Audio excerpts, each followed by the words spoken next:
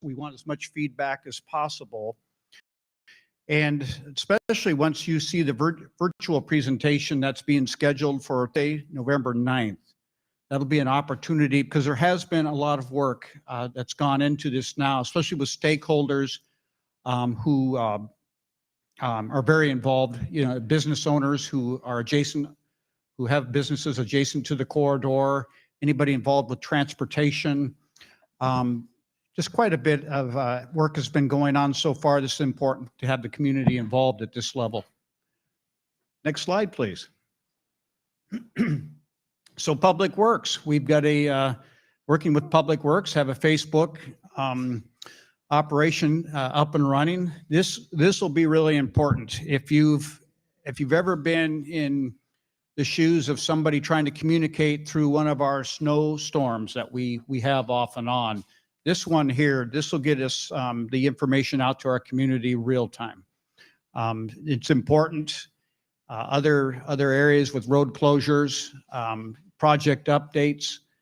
Again, you see a lot of work around the city. This is where you'll be able to actually access what's happening real time. So up and running. All right, next slide, please. Most of you have seen now the Lower Washington Avenue is all but complete. Most of the work is done, and there's going to be a pause in that project now and until late January. As you can see up there on the screen, full closure and detour of 11th Street in Washington is expected to occur in February and last approximately 4 months. Local access will be provided and no impacts to the Manette Bridge. There's going to be other just inconveniences I want you to be aware of. So starting in February, a pretty intense 4-month period to try to get this done as soon as possible.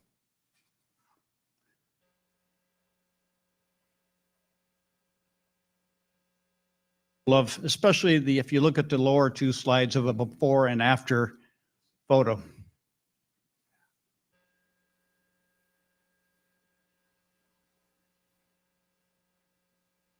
So I would encourage you to join me this coming Saturday out at Jarstead Park and take the tour.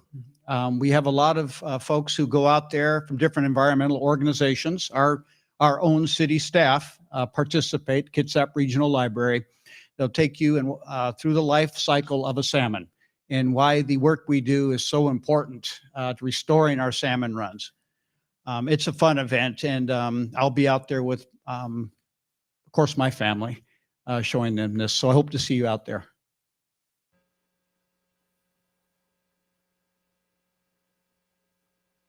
Just came in this afternoon. We have been awarded the Creative Art District certification. So I just wanted to get this on your radar. Washington Arts Commission has just notified us. I will bring forward all of the individuals that made this happen, and we'll recognize them as soon as we receive the letter in our office. We'll make sure we do that. This is great work by the team that put this together. All right, so that concludes tonight's report, Council. Excellent, great news all around. Thank you, Mayor. All right, next up we have the consent agenda.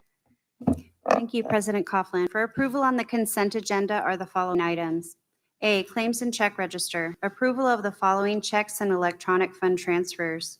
1, check numbers 404693 through 404869 and EFT numbers V38590 through V38592, V39533 through V39631 in the total amount of $2,709,877.26.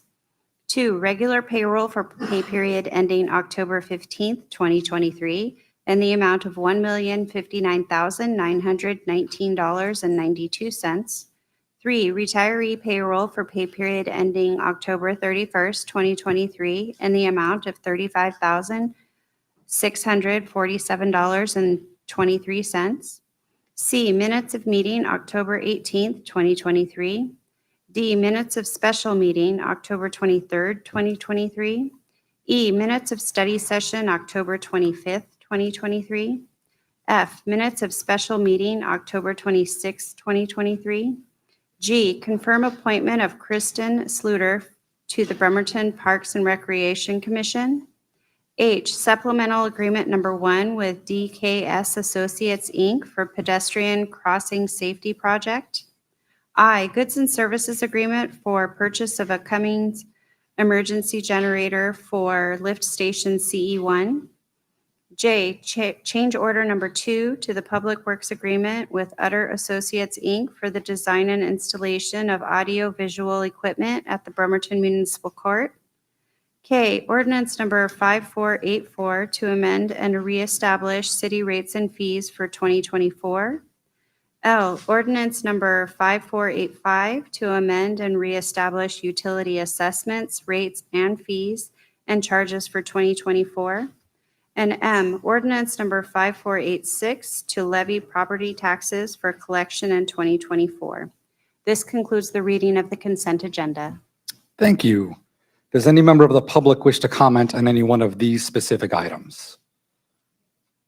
If so, please either come to the podium or raise your hand on Zoom. And yes, we'll go to Mr. Roy Runyon online. All right, can you hear me? Can you hear me, Council President? Yes, I can, Mr. Runyon. Please go Okay, ahead. thanks. If you hear any feedback, just let me know. I've got an external speaker running. First of all, I ask that someone on the council pull down these the 3 items, ordinance 5484, 5485, and 5486, items K, L, and M, for more thorough discussion and questions about the rate increases proposed. Barring that, under item K, ordinance 5485, you have the city rate and fee increase for 2024. So you're increasing the ambulance transport, and we pay EMS levies. We have general fund. We have other taxes we pay into the general fund, and so I'm opposed to those increases. Vote no on that. Vote no on the consent agenda because that's included as one vote. Ordinance number L, ordinance 5485 is the big one. So for water utility service, so you talk about affordability of rental housing and housing in general. This is just going to drive up the cost for everybody. Landlords, myself included, are going to pass some or all of this cost increase to our renters. So that's problematic. So vote no on the consent agenda because specifically item L, on the 5/8" water service, that's a 49% increase. 49%. How can you justify that? Vote no. That concludes my comments on these. All right, thank you.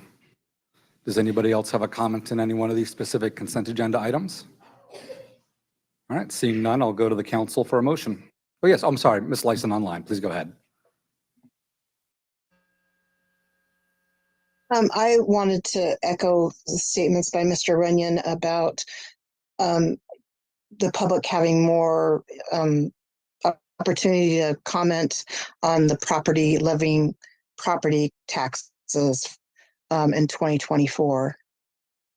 Thank you.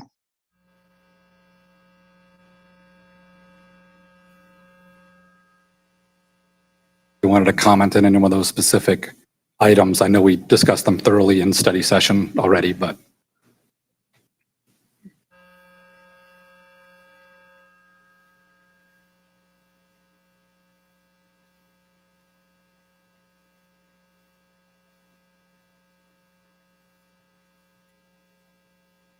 Or the comment, it was that the cost increase on a 5/8" water service was 45% increase. I just did the math really quickly. It's like 3%. It's much less than that.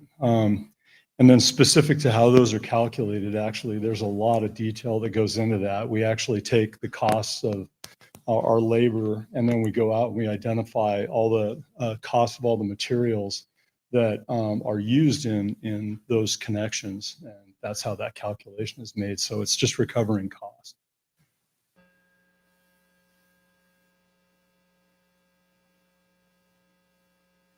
public questions for consent agenda, I'll go to the council for a motion.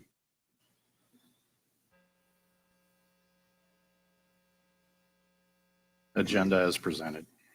Second. All right, I have a motion and a second. I call for the question, or I call for the vote, please. Councilmember Chamberlain, Aye. Yes.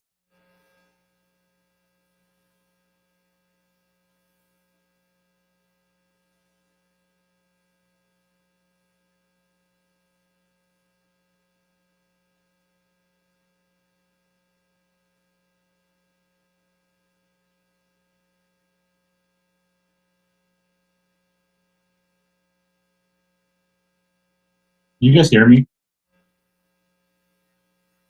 Now, that one's good now. I'm losing audio from the dais mics, it seems. I also am, and I was going to say something. There's quite a delay when I hear it.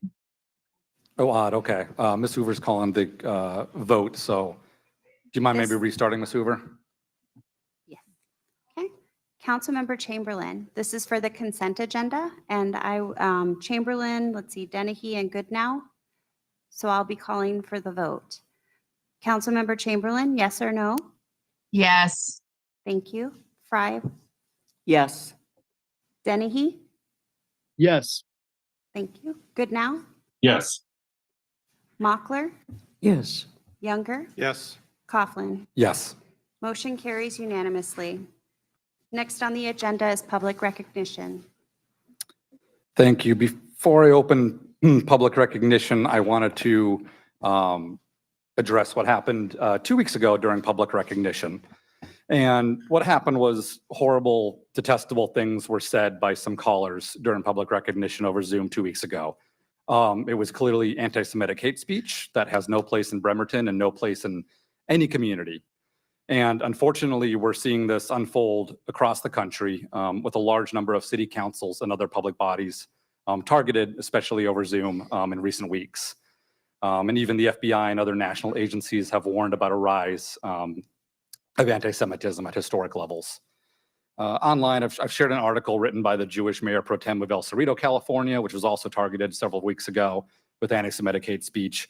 And he describes how, as difficult as it is, he had to let the public speaker speak, even though what they're saying was vile. And I've reiterated this to some folks and talking with our city attorney. It's again due to the First Amendment and open public meeting laws. As much as we may disagree with some of this vile filth that was spewed by these people, it is legally allowed up to they know how to go right up to the line without crossing it. So if I shut them down without them crossing that very clear line, the city is open to lawsuits and potentially the Bremerton taxpayers' dollars going to these hate groups, which I will not allow to happen. That said, we as a council last week discussed how we can best combat this hate speech and address it without violating the law. And one option that we've agreed on is that for the time being going forward, we're not going to be taking public recognition over Zoom, and that's in line with the Washington Open Public Meeting Act and First Amendment. So we're going to be limiting public recognition, which is being able to speak on any topic, to in-person only here. We're still going to have public comment, which is specific to an agenda item. So if somebody goes off topic, I'm able to stop them. So that will still be allowed on Zoom. But public recognition will be in person only. And it wasn't a decision we made lightly because this council especially really values that public feedback. We found Zoom in general to be a great tool to get feedback from folks. But unfortunately, we're not going to subject the rest of the public to this hate speech. So we've made that decision going forward. I know myself and the mayor have been talking to Rabbi Katcher of our local synagogue, who's here today. I want to personally apologize for not reaching out to her directly after this happened, but I thank her for reaching out to me. I know we're having some great conversations on how we can continue to address this rise in anti-Semitism and what we can do locally for meaningful action. So we're going to continue to do that. So that said, public recognition is an opportunity for attendees to address the council on any issue not already on tonight's agenda. Also, now that it's election season, please refrain from any comments on political campaigns or ballot measures. Again, no public comments accepted via Zoom, but if you'd like to speak in person, please line up at the podium and wait to be recognized. We just ask that you state your name for use in the meeting minutes, whether you live or work in Bremerton, and we'll limit comments to 3 minutes each or less. A reminder that any comments on the budget or, sorry, if I can keep it down. Any comments on the budget or item 7A regarding the Fisher Plat, please wait until those specific items are called. All right. Or email anytime, but you have to, if they're speaking here tonight, yeah. All right, with that, I'll open public recognition and we'll start here in the room. Please go ahead. Mary Lou Long, longtime resident, District 6. The Kitsap Sun opinion column has a letter from Rabbi Emily Ketcher I read this morning. Hate speech has no place here. That should be read by all.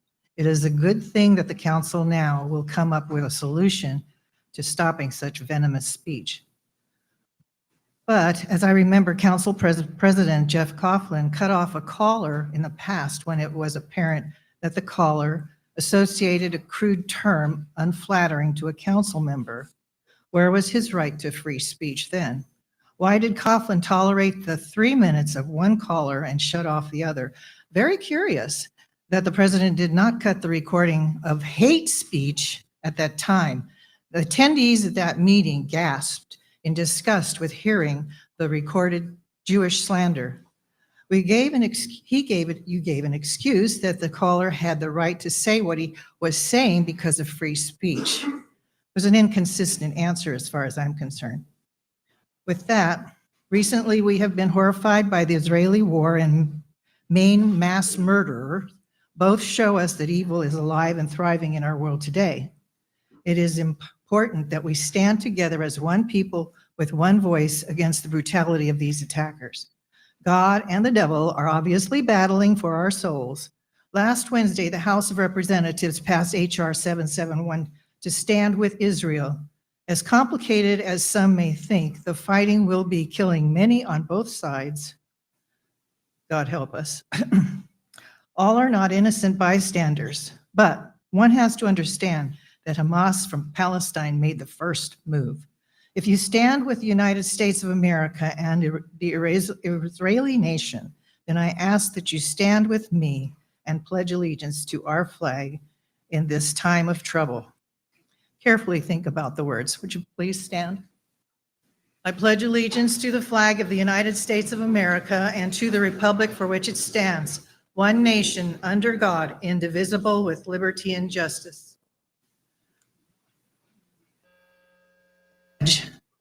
To the council and the citizens of Bremerton, because I do believe it's necessary for us to continue to remember who we are.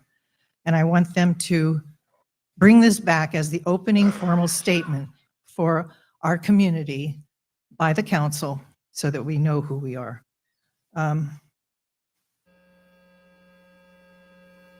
16-year-old boy at Bremerton High School, that there was going to be a rally in support of Palestine. This would be dangerous. This would be a dangerous idea, and it could move an unstable person to act out and cause serious injury to others. I suggest that the parents instruct their children to stay Council out of this fight President. And that's and 3 support minutes. their country, as those making the decisions Thank on you. our behalf know much more. Thank you than very we. much. Point of order, point Thank of you very order. much She's. for comments. Okay, well, thank you very much. All right. Yes, sir. Please go ahead.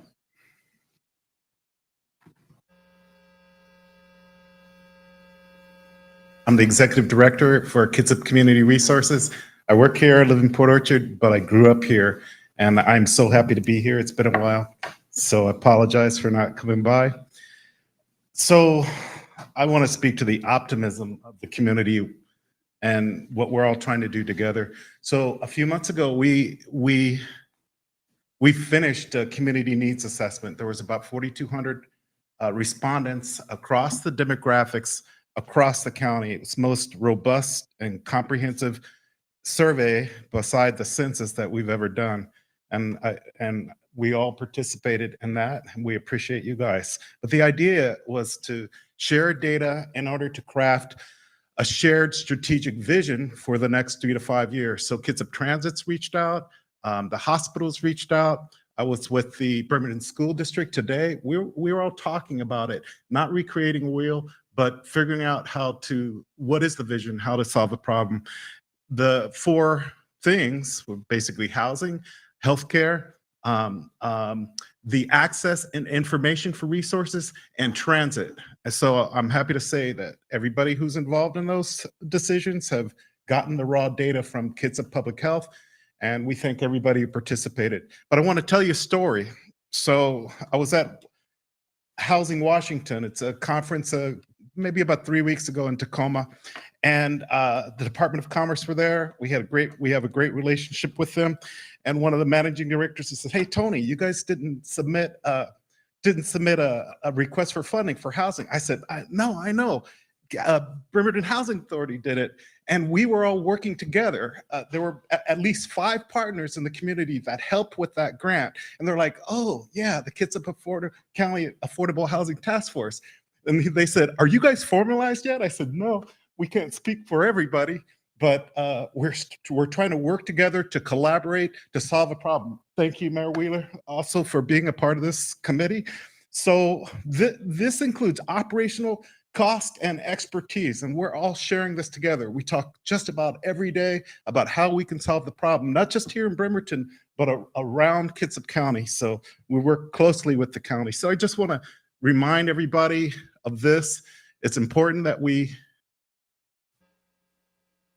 involved in everything that we do, and there's a solution, okay? And we're working towards that.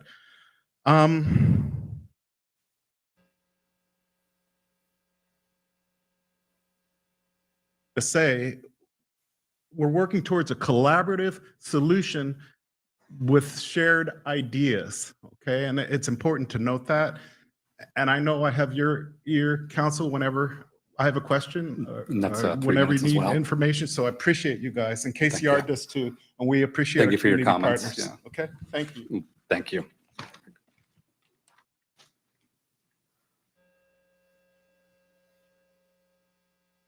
By Emily Katcher, and I am the rabbi of Bremerton's only Jewish synagogue, Congregation Beth HaTikva. We're a small community, but we love where our synagogue is. We love our community. We love being the Jews of Kitsap County. It's wonderful for us. We're very proud of our connection to Bremerton. We've been there since 1947. I also want to express my appreciation for the council's response, making a plan to deal with bad hate speech coming out in the public comments, at least making a gesture to saying that people should speak in public. That's a good idea and a good response. And I appreciate the responsiveness of local law enforcement to the worries of the Bremerton Jewish community. That being said, I'd also like to speak to the content of what was said.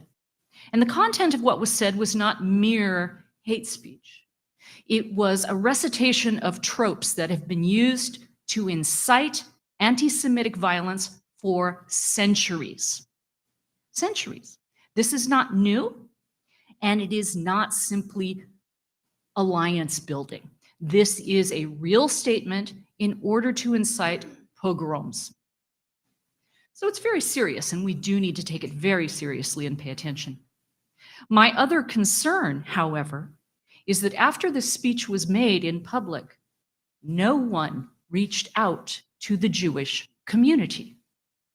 I did not hear from a soul about this until a very kind lady who had been to the October 18th meeting had written me snail mail through the USPS, and she'd sent me that, and I received it at the synagogue a week later.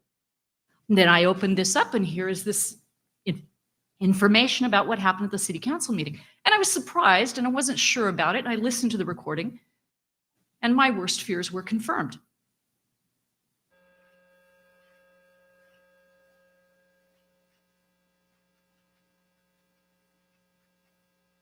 My community was raised, and no one told me. No one told any of us. I did not know until last Shabbat. Have a good relationship going forward, and I look forward to working with you. And I know your hearts are in the right place.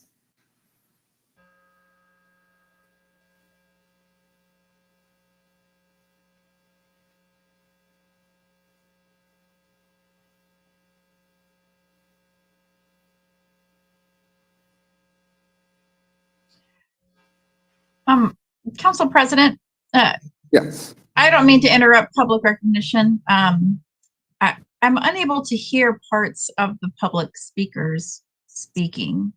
Darn, thank you for that. Thank you. Can you, is it sound like internet cutting in and out, or is it speakers not being close enough to the microphone? Are you able to tell? No, I'll tell you what it is.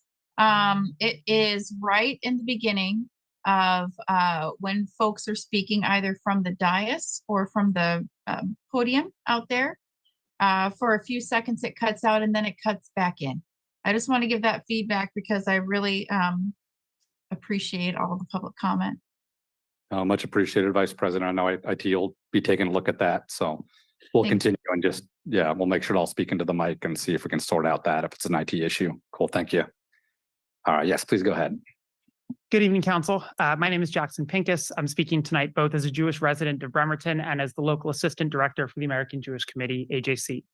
Soon after my partner and I first moved here, a routine drive home from Lowe's turned scary when a car with a bumper sticker reading 88 is just a number passed me.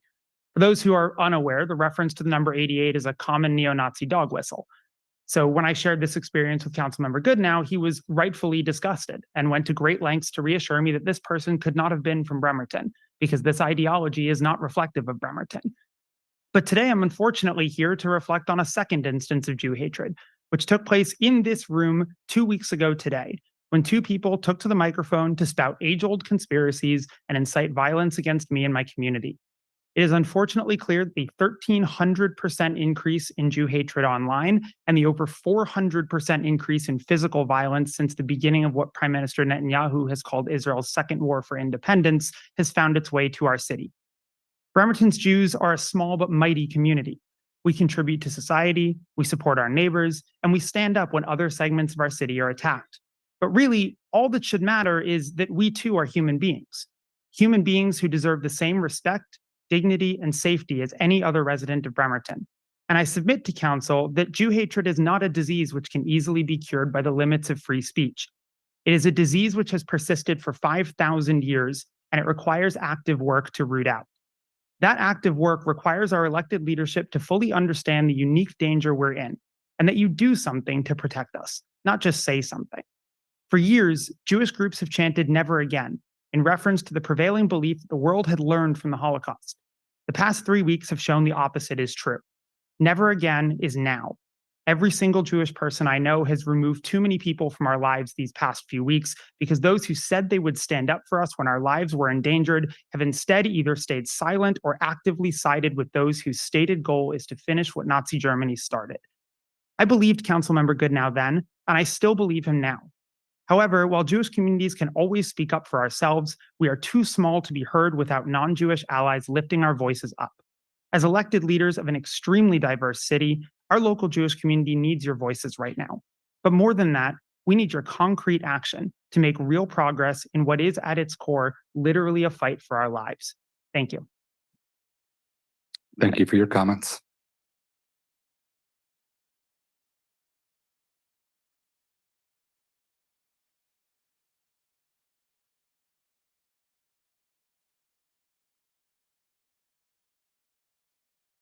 Opportunity to speak to you today. I'm Diane Iverson, resident of Bremerton. I'm here today to show my support for a road diet on 6th Street. Sorry, but I'm a little emotional from the previous speakers. The City of Bremerton's 2007 non-motorized plan describes in graphical detail a future road diet on 6th Street, otherwise known as a 4 to 3 lane conversion.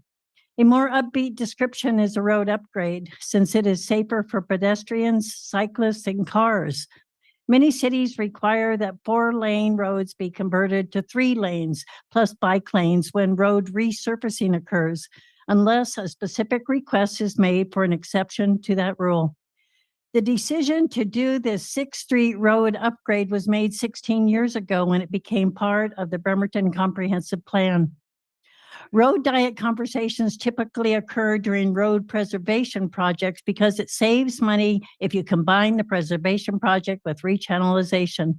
Once the road is resurfaced, it doesn't cost any more to lay down new lane markings as replacing the old ones.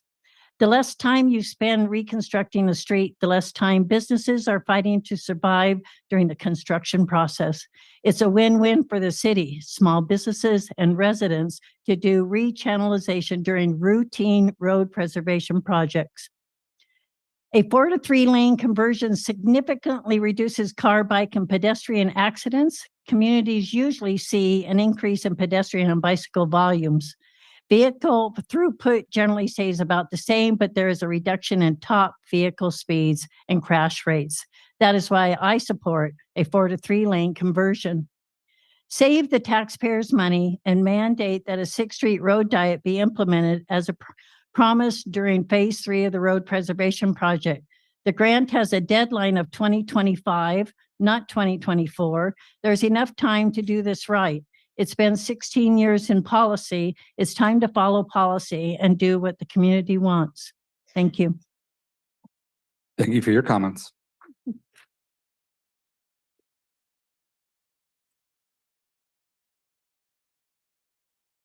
Good evening, council members. Although not on your agenda tonight, but certainly of great concern to the hundreds of residents of Shorewood, Madrona Point, and Bay Vista neighborhoods, 9 of which are lined up behind me, representing several dozen who have given input to our comments tonight, is the notion of the city determinedly pushing through a particular type of homeless shelter at 100 Bay Vista Avenue without adequate consideration of the needs of our homeless population or the safety of the neighborhoods in which we live. Our biggest concern is that to many it appears our mayor is inexplicably insisting on dictating a solution without the meaningful input of critical stakeholders, promoting to this council only the model he has already chosen, and limiting your ability to consider this issue holistically. Worse, the mayor may use informal or formal declaration of an emergency, which will further circumvent this council's decision-making authority and allow the city to force a shelter through without the voice of the people or the council elected to represent us. We want to be clear about 2 things. Building a structure on an unprepared site is not an emergency response.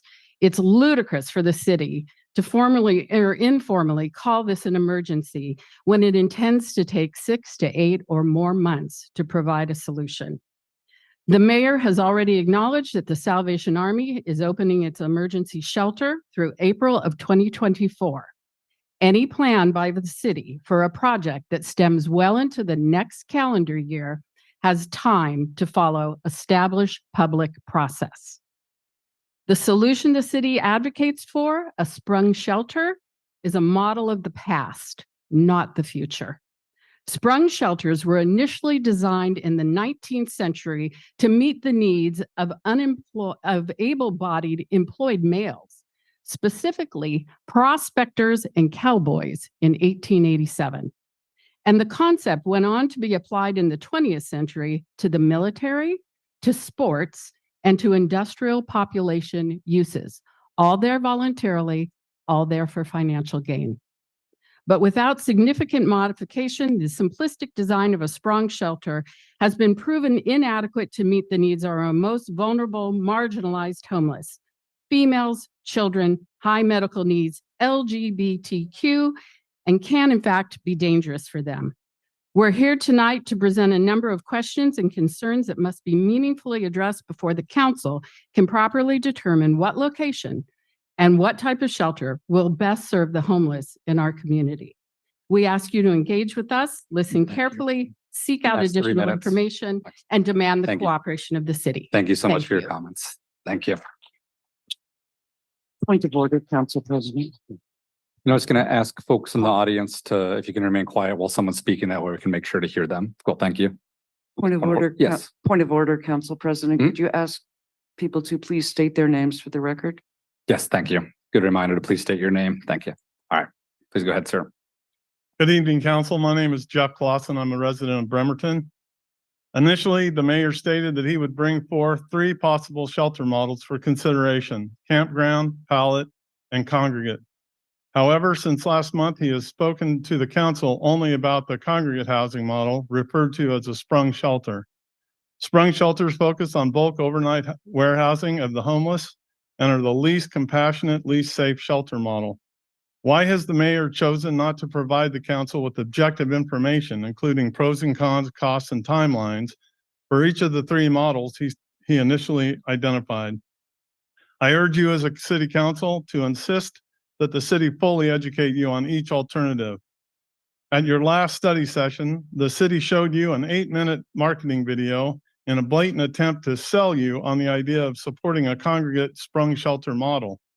The facilities successfully portrayed in that video were located in industrial or core city areas, not at all like the urban neighborhood that the city proposes be used for the Bremerton project.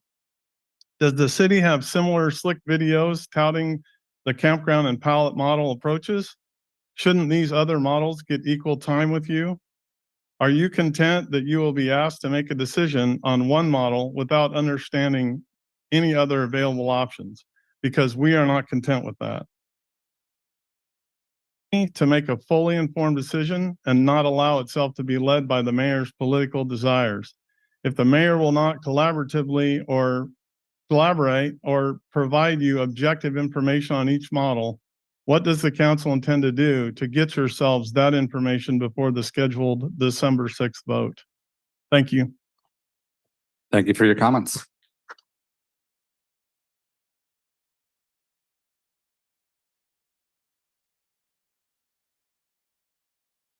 Son saying the preferred alternative will be what provides the opportunity for folks to be able to transition from being homeless. The mayor has settled on the congregate warehouse model, which researchers show has the absolute least chance of successfully transitioning homeless people into stable housing. And he has championed his choice without providing any details at all to the public or the council. Can the city articulate a full description of this proposed shelter and its intended purpose? Can you walk us through what 24 hours or perhaps 2 weeks in the mayor's shelter will look like? Site facility, or will it provide full-time, longer shelter? For the people who come here.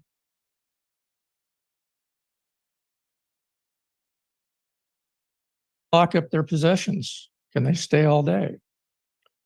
Is there a laundry? Is there medical assistance? Are support services available? Where will they park their cars? Yes, some of them do have cars. Some of them have been living in them. How exactly does a homeless person transition into stable housing unless they have a safe place to leave their valuables while they go to a job interview or access support services? As they strive for self-sufficiency, how do they make this transition without a guaranteed 24-hour shelter spot to return to after they work all day or all evening or all night?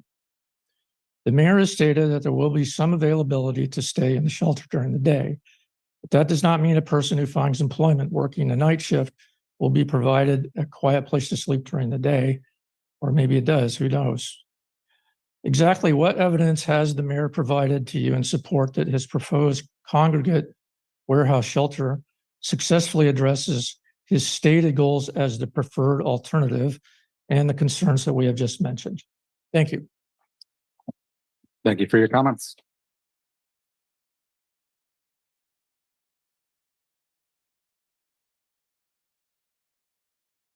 Yeah, there we go. Thank you, council members, for the time. My name is Bree Medley. I'm a resident of Bremerton as well. I was here last week to bring up some questions about this, and I have asked pointed questions and have not yet received answers. So I'm coming to City Council on behalf of my neighbors and everyone you're hearing from as well.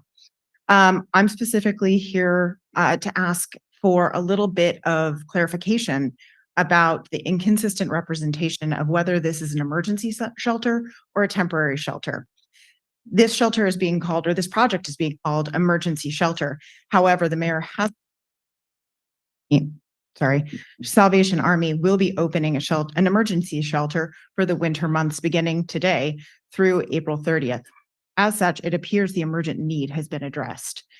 When a city council member was asked why the city council has not been included in the decision on project site or type of structure, the council member informed us Mayor Wheeler had said that he had diverged from usual procedure because it was an emergency situation. However, Mayor Wheeler has stated to myself directly that he has not declared a state of emergency. All noticing and public outreach will be in accordance with the local and state laws. That statement appears to be disingenuous as the site selection appears to be completed, portions of the design site contracts have been executed, and selection of structure is appearing to move forward without public outreach or city council approval or input. We understand that he does not have to appear before council until the cost expenditure rises above $100,000. But when one of our neighbors noted this kind of rolling expenditure, it was noted and indicated by the mayor that this necessary move was to resolve an emergency situation. So finding an understanding of what emergency means here would be very, very important. Ask as it relates to procedures, for there to be some understanding associated with what kind of support structures and facilities and our agencies do in fact endorse this publicly. Our key social services and safety agencies, we would like to understand which of them actually support this model. Whatever this model may be, we still are not clear what that model is, but we do not believe that any of the agencies, or maybe we just haven't seen it, publicly support this system. Peninsula Health Services, Kitsap Mental Health, Kitsap Community Resources, Bremerton Housing Authority, St. Vincent de Paul, Rescue Mission, Kitsap Public Health, CHI Franciscan, the police chief, the fire marshal, this Bay Vista Residents Advisory Council. We want to work together as a community to provide a really solid support for our unhoused neighbors as well as the community members that will be affected by it. Thank you. Thank you for your comments. I think we're going to swap out microphones here. All right, thank you, Dave. Please Hello, go good ahead. evening. My name is Dan Album. I live and work in Bremerton. And sorry, let me adjust this. Thank you for your time this evening. Adding to the previous comments concerning the shelter, I'd like to ask the city for clarity on who will staff and maintain this facility. We've heard that the city intends to ask the Salvation Army to staff and run the facility. We have concerns about that due to the fact that some of our currently unhoused population have already fully rejected organizations with religious ties or been denied services by that establishment. And it is our understanding that Salvation Army cannot accept anyone with medical issues, for example, incontinence or other high medical needs. In addition, the drop-in congregate model has no apparent ability to screen for violent criminal history prior to admittance. What is the city's backup plan if the Salvation Army cannot or will not provide the necessary staffing? Who will be providing security for this facility? Additionally, which entity will provide maintenance and repairs in this facility? If it is the city, is this an efficient use of existing staff, or will the city be asking for even more employees to cover this work? Also, we'd like to note that cities across the country that are better resourced and more fully staffed than Bremerton have failed in their attempts to directly manage homeless shelters. How has the mayor proven to you that his staff has the expertise, the experience, and the time to manage this shelter directly without it resulting in the same failure that other cities that are better resourced have experienced? Thank you for your clarity on this. Thank you for your comments. Good evening. My name is Kate Wilson. I live in Bremerton. I'm in District 6. Big questions. We've been talking about this. I'm concerned about the business community as well. Why is the city not reaching out to local businesses near their proposed site to let them know what is happening? Is the plan just to get this passed through City Council and then let businesses fend for themselves? or pack up and leave our area. This is anecdotal, but I already know people that go to Winco in Silverdale rather than use the one in Bremerton. And so this is a concern. Our business neighbors on Kitsap Way have dealt with the increased challenges of homelessness for several years now. Many of our fast food and restaurants, coffee shops now limit access to their lobby or close them entirely.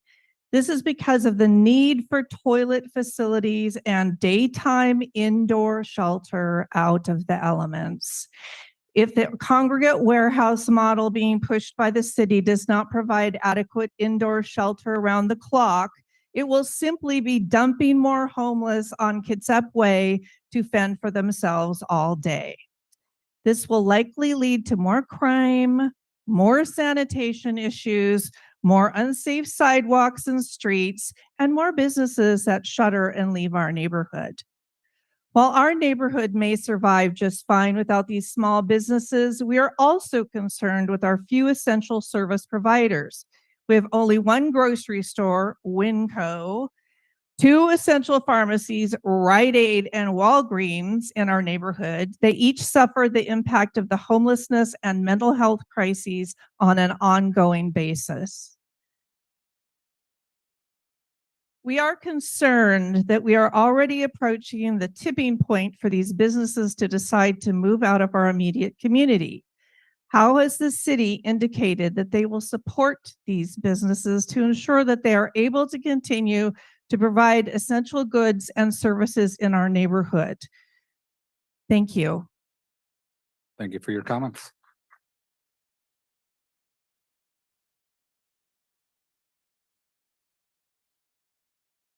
Name is Zach Mann. I am a resident of Bremerton and I also work here. I'm here because I love my neighborhood and we have lots of children in our neighborhood. I come from Bay Vista and we're diverse. So we have military families there.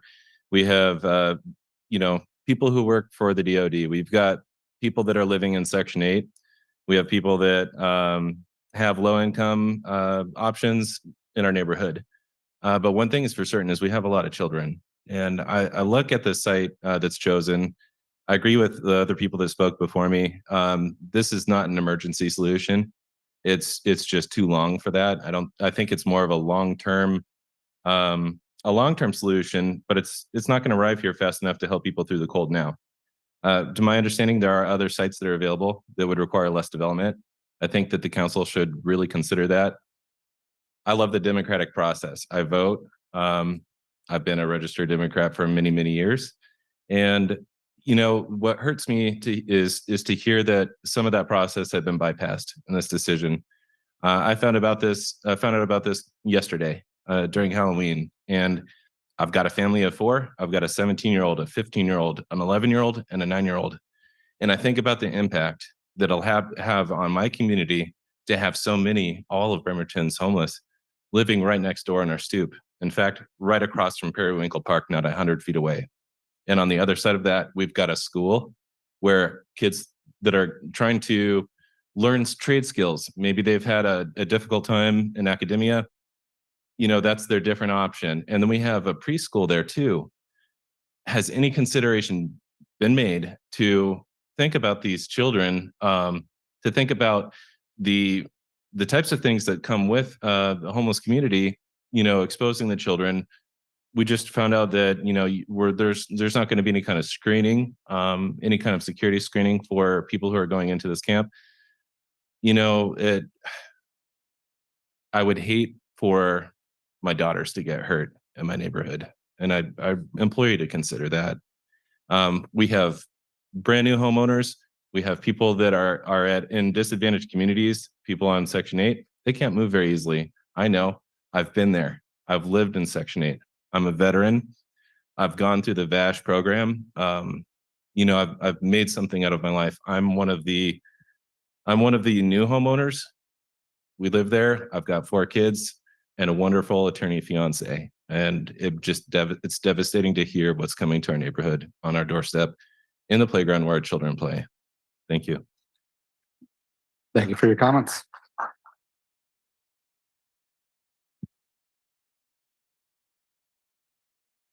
Hi, my name is Nick and I'm a Bremerton resident as well as a former member of the Bremerton unhoused community. I want to give a voice to our unhoused, especially the gender diverse and trans community, because we continue to live in the shadows. During my more than 2 years on the streets of Bremerton, I used the Salvation Army as a place to sleep, food, and bathroom facilities. They are the reason I'm here today. However, dormitory living comes with a price. I had no privacy. Sleep was difficult, scary, and uncomfortable. My health was impacted by everyone around me. My physical safety was not guaranteed. I would sleep with my arms through my backpack straps so no one could steal it from me. I was assaulted many times. Twice I fought back, and twice I was removed from the building for defending myself, sent back to living on the streets. Being eligible for services is one thing. Being able to access services is another. But before any of that comes into play, you have to want it first. You can't force people to use a shelter. There are basic needs that everyone has: food, shelter, safety. But these are symptoms of a bigger issue. I see 3 things as necessary to be proposed solution: privacy, dignity, and opportunities to address the root cause of being unhoused. I would like to ask the City Council to ask the mayor how his proposed plan will address these 3 issues. Thank you. Thank you for your comments.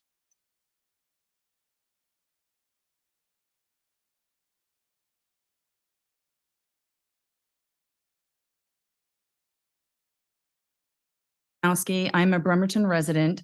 I am also a domestic violence advocate and have been for more than 25 years.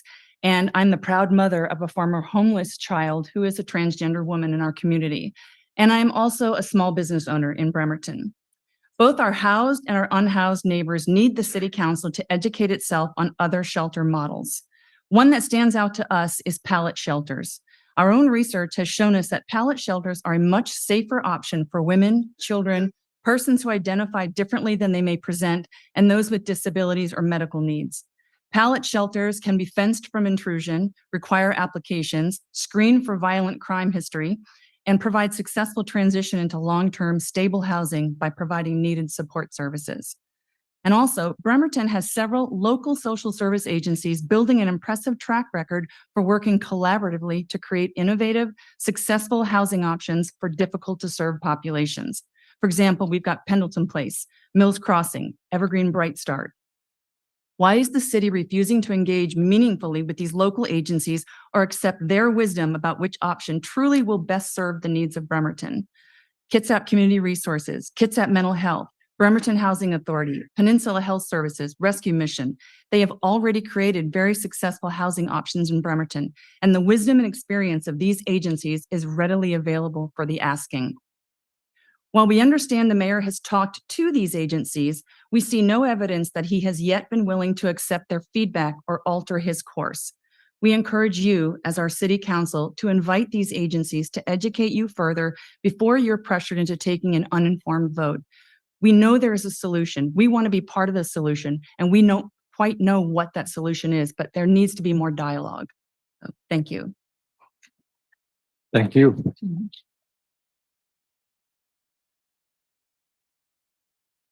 Ready? Thank you. Hello, my name is Amy Waterman. I'm a resident of Bremerton. I'm the last in this collection of people who are speaking to you this evening. Thank you for letting us speak with you this evening. I just want to summarize what everyone has said before me. The homeless issue in our city is growing more desperate as time goes by. We understand that our city leaders are due to address this issue, this plight of our unsheltered neighbors. We absolutely insist that you take action only after engaging in a transparent, collaborative, informed process. The mayor's proposal, while well-intended, is inadequate to meet the needs of our community.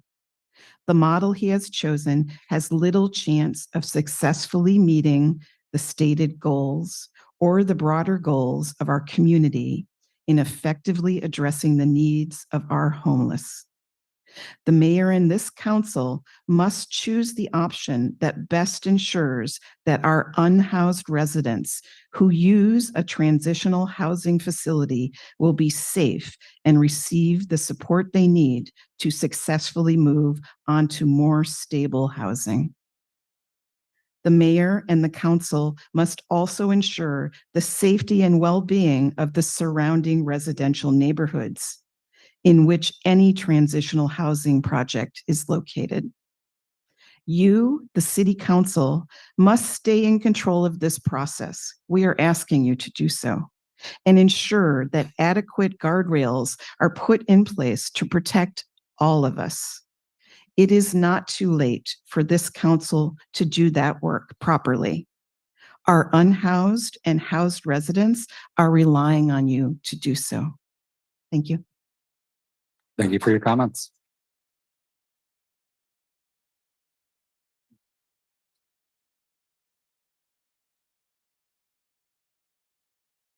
My name is Judith Krigsman and I live in Illahee. And I'm sorry, one second. I think Dave's going to help you with the mic so we can hear you.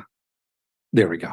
Please go ahead. On October the 18th, I came to the Bremerton City Council to speak on an agenda item. About 30 minutes in to the meeting, a Zoom bomber called in with a hate message against us Jews. I come from a family of Holocaust survivors, and what happened at this meeting is unacceptable, and I was horrified. And at this meeting and called out inappropriate and stop this hate. No council member did anything. I then walked out for a minute and re-entered only to hear another hate Zoom call. Nothing happened to stop these insightful anti-Semitic calls. What was our council thinking? Police report with the Bremerton Police Department. I have notified our 2 local Jewish congregations, and the Anti-Defamation League is currently investigating what took place in this room on October the 18th.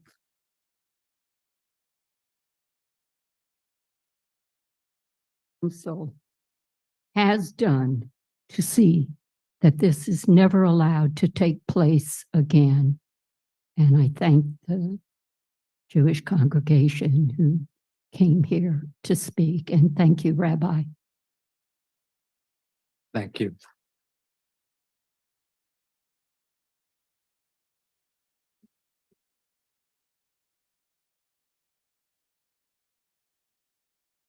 Good evening. My name is Brian Schaefer, and I'm a resident of the Bay Vista community.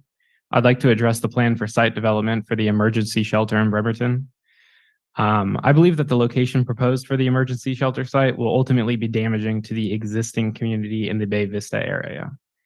As you all know, among the homeless community, mental illness, crime rates, both violent and nonviolent, and drug use are all far higher than the typical population. The proposed area is adjacent to a community of younger families with children and is less than a mile away from multiple schools. By proceeding with the proposed location, there's a very high likelihood that you expose all the families and children to these issues. My wife and I moved into our community looking for a safe location to grow and raise our daughter, but now not only do we feel that is no longer the case, but we also feel like our representatives are not acting with the community's best interest in mind. My request to you is that you please find a different location for the emergency shelter. With the housing market the way it is, those who are opposed to this development cannot leave and are trapped in our own homes. Thank you. Thank you for your comments.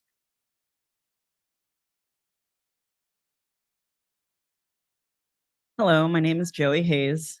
I've been coming to the council meetings and the study sessions since the beginning of July, when we were focusing on the anti-camping legislation. And I was pretty disappointed with the ordinance that came about, which felt like a whole lot of talking that led to nothing. Nothing about not including the behavioral exemption. Nothing about what we do moving forward. Just tacking on if shelter beds aren't available.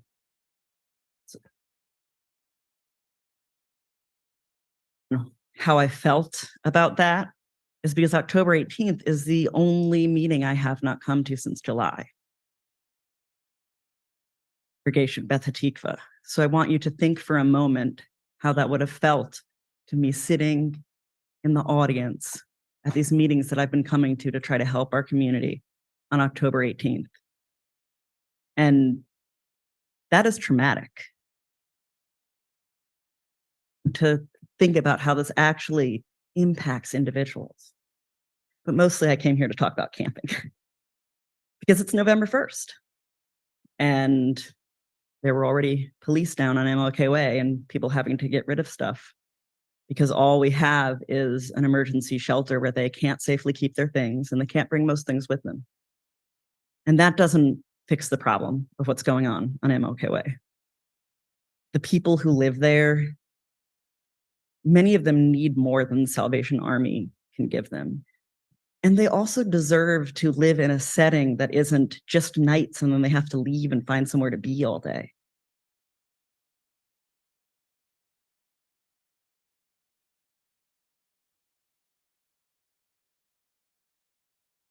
Emergency overnight shelter, someplace if you lose your housing today, you can sleep there that night.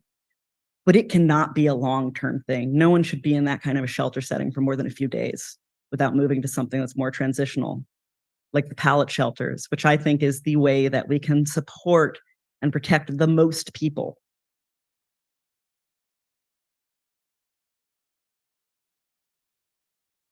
That type of, you heard what was said about living in that type of congregate setting, sleeping, holding onto your backpack. You can't work nights because there's nowhere to sleep during the day, just feeling so unsafe, being kicked out for defending yourself against assault. That's not a way anyone should have to live. That can't be what people are doing for months and months. Thank you. Thank you for your comments.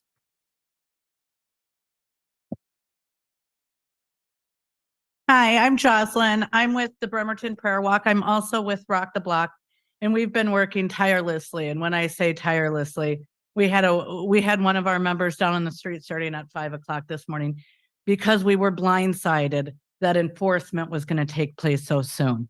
And so when I'm talking about a collaborative effort, when we speak of a collaborative effort with everyone, the mayor, the city council, the police department, which was just doing their job today, with Captain Lance at the Salvation Army, it would have been nice if we could have prepared our people. We were preparing them and we were getting them ready to get to another place, but the Salvation Army just opened. They didn't even have a place to put their stuff right now. And Don Michelle will tell you more about that, but we need a collaborative effort right now. The Salvation Army is the first one to tell you it usually draws people in. These are people who are already there. There is not enough shelter space at all. So why we start with enforcement before we at least get an idea of how big this problem's going to be coming the winter season, because a lot of people who have been on the street have not been on the street during the the summer months. They've been in other places. And so when the cold weather hits, we're going to be overrun, and we're already starting with enforcement. I said when we first started talking about this, and it's not about me at all, so I don't want you to think that, but I said, if you're not going to help us, at least don't hinder our efforts. And Mayor, today, you hindered our efforts. This council has hindered our efforts by passing it without any kind of an idea of how it's going to be enforced. There should have been a slow. We've got plenty of vacant buildings around here. Offer rebates. We got lots of greedy people here. Offer them rebates. Let us run the places. I mean, we can go ahead and fix it. Don't hinder us. These are people. I can guarantee you every single person down there. We just lost a girl, Katie. Another individual, James, I am so glad existed in this world. And every single person down there, I can tell you, we've talked about hope. Katie had talked about coming off the streets finally, and it's been a long time coming. Don't push our vulnerable into places we don't even know where they're going right now, and we need to help them. And so I would just implore this city, everyone just halt for a second. We had one company out here one group that was out here because they were from the Spokane fires and they couldn't find residents and they had family who couldn't house them. And we need a state of an emergency here. There are people that are on the streets that have done nothing wrong. I mean, even as we talk about tough love, and ma'am, I agree that there should be some tough love, but that all begins with the premise of love. And we're not starting with love here at all. We are not even close to where love is. And so I would encourage everyone right now to just stop. Let's declare a state of emergency. I hear the homeowners every single day. I understand. I get it. They don't want to I'm be so where sorry they're to not say a few wanted minutes either. there. Thank you. But thank you for your comments. Kelsey Stedman, Jocelyn's a tough act to follow, and Dawn Michelle is going to wrap us up. So I am a nurse and a Rock the Block volunteer. It's hard to even know how to spend this 3 minutes because there's just so much happening right now with it being November 1st. I feel like we're trying to combat misinformation that's being put out. I feel like we're trying to get meetings with people that no one responds to. And I have to give kudos to Sergeant Garrity of the BPD and the navigators because they did actually invite us to come down and help tag trash that's actually trash. But we were told, okay, on the 1st, we're going to post notices that in 72 hours, we'll be removing anything that's left. Nothing about what was going to happen to people. No one could answer the question, no matter who we asked. What are you doing on November 1st so that we can get the message out to people down there? There's so much confusion today, partly because the ordinance itself is still confusing. Accessible does not mean available. And I have been asking this since the first draft of this. We need to amend it. Available shelter needs to be immediately available. To get into any shelter besides Salvation Army, you have to go through coordinated entry. Coordinated entry is open Monday through Friday, 8 to 10:30 and 1 to 3, except I love all the things that is coming through KCR. It's not their fault they're understaffed. They're so understaffed. People line up at 5 a.m., 4:30 a.m. to get a spot. And by 8 o'clock when that opens, there's a line of 30 people and 6 to 12 get those spots for the day. So there's not even a way to get services that are there. And then if there is a shelter bed available, you have to be able to be contacted, right? So you come up on the wait list. The wait list is 200 people for coordinated entry shelters. So that's a lot more than 80. And that's not even including all the people on MLK. We have taken names and date of birth, and we can guarantee you that there are many people on that street that don't even have an application in with Housing Solutions Center. There is not enough capacity. And the ordinance is really confusing. No one can answer me what the definition of a disability is and how that is different from voluntary action. The American Disabilities and Rehabilitation Act defines substance use disorder and alcohol use disorder as a disability. Section 1557 of the Affordable Care Act also does. The American Disabilities Act says that substance use is a disability. So if we're going to say that substance use is voluntary, those two parts are in direct conflict. And the only people that are making those determinations are shelter staff workers or BPD. Neither of them are trained. Neither of them have the authority to differentiate voluntary action versus a disability. And that is unacceptable. I have a lot more to say, but I'm going to end it there. No, thank you. Thank you for your comments. Good evening, Council. Good evening, Mayor. Dawn Michelle Wilson, born and raised in Bremerton. I'm exhausted. I've been on the block all day, and I'm here to tell you it was utter chaos. Unnecessary, utter chaos that could have been avoided if some questions had been answered, if more clear communication had been had. And quite frankly, I work really hard to create a working relationship with law enforcement, to create cohesive relationships with the people on the block and law enforcement. There's a couple cops in here tonight that I consider my friend, and I was on the block arguing with them today. That's unacceptable. And quite frankly, Mayor Wheeler, you should be ashamed of yourself. It was unnecessary. It didn't have to happen this way. People were supposed to be arrested at noon today for being on the block. The shelter opened at 9 a.m. I've been walking that block for weeks alongside of the navigators and Bremerton Police Department, telling people they have this amount of time and that amount of time, and the shelter opens on the 1st, and you guys have till Saturday, but you have to get your stuff gone and all of those things. Do you know how many of those people, do you know how hard I worked to gain those people's trust? Do you know how many of those people told me today, Dawn Michelle, you lied to me? I had to get in my vehicle 3 times today and break down in tears and then wipe the tears and get back out and try it again. Because at the end of the day, what I don't want is anybody to be arrested. I don't want our law enforcement to have to deal with any of that either. It's not fair to them that they're pitted as the bad guy. This is not a police problem. This is a community problem. Every person down there is somebody's someone. That's somebody's mother, father, son, daughter, sister. We as a community have to come together. And again, Rock the Block reached out to you, Mayor Wheeler, and asked to meet with you so that we could get some of these clear directions and answers to the upcoming thing. You redirected us to Heart and Real. Who was there with us today, by the way? Breaking down in tears right alongside of us because it was so chaotic. Again, I want to say, Rock the Block got number 36 off the street today. And we're going to continue.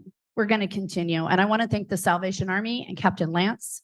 Captain Lance was out there with us today. Everybody that could be out there was out there.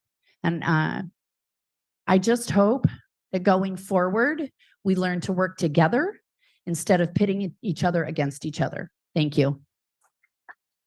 Thank you for your comments.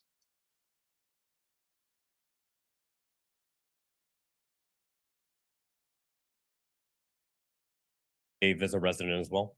I've come here to share my concerns like many others have regarding the proposed Bay Vista encampment and its impact on the future safety of the residents within the Bay Vista community. I have 17 years of experience in the public sector security, and I hold a bachelor's. You're going to adjust the microphone for you. Sorry. I apologize. I have 17 years of experience in the public sector security, and I hold a bachelor's degree in security management as well. In the course of my education and career, I've become familiar with a security concept called crime prevention through environmental design, also known as CPTED. While CPTED is commonly used in the government and business settings, it does have relevancy within communities. CPTED has 5 principles: natural access control, natural surveillance, territoriality, activity support, and maintenance. In 1972, a man named Oscar Newman wrote a book called Defensible Space. The significance of that book was so great that the U.S. Department of Housing and Urban Development, through their Office of Policy Development and Research, asked Oscar to prepare a case book to assist the public and private organizations in implementing defensible space theory. While this council and the mayor may not accept the public's input on the design of this encampment, I fully trust and expect that this council and the mayor have a willingness and a public duty to listen to the legitimate concerns of its citizens, to include the ones that have gone before me. Oscar identified that the defensible space programs share the common purpose of restructuring the physical layout of communities to allow residents to control the areas around their home, which is territoriality. The proposed encampment takes away from that control. In doing so, there will be multifaceted consequences for the city of Bremerton. We're looking at the increased financial costs of providing adequate security over the course of this, as well as socio-political costs of the city's security shortcomings. The proposed encampment will increase the number of non-residents transiting through the Bay Vista neighborhood, which is a natural access control. And this will lead to a higher crime rate, which over time will result in the homeowners either selling or renting their properties.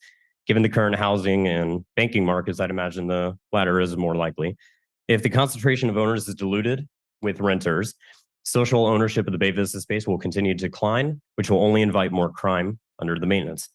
While this may sound alarmist rhetoric to some, property management is a fundamental concept to CPTED, and this very scenario was realized in Dayton, Ohio in a 5 Oak community. It was a neighborhood where Oscar Newman conducted a case study and CPTED implementation. Additionally, the proposed encampment is directly across the street from a children's park, as many have said. To my understanding, its occupants will be those who are not eligible for other accommodations due to a history of violence or continuing illicit drug use. I've witnessed drug use and their physiological effects on the playground myself with my 2-year-old daughter. Consumption across the street will increase the occurrence in the park and negatively impact the health and safety of the children who may utilize it.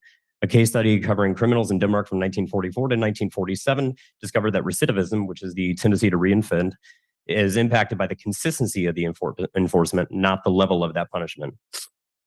To my knowledge, this city has failed to outline a security plan for that Bay Vista, and I believe this is my time. Thank you. Thank you for your comments.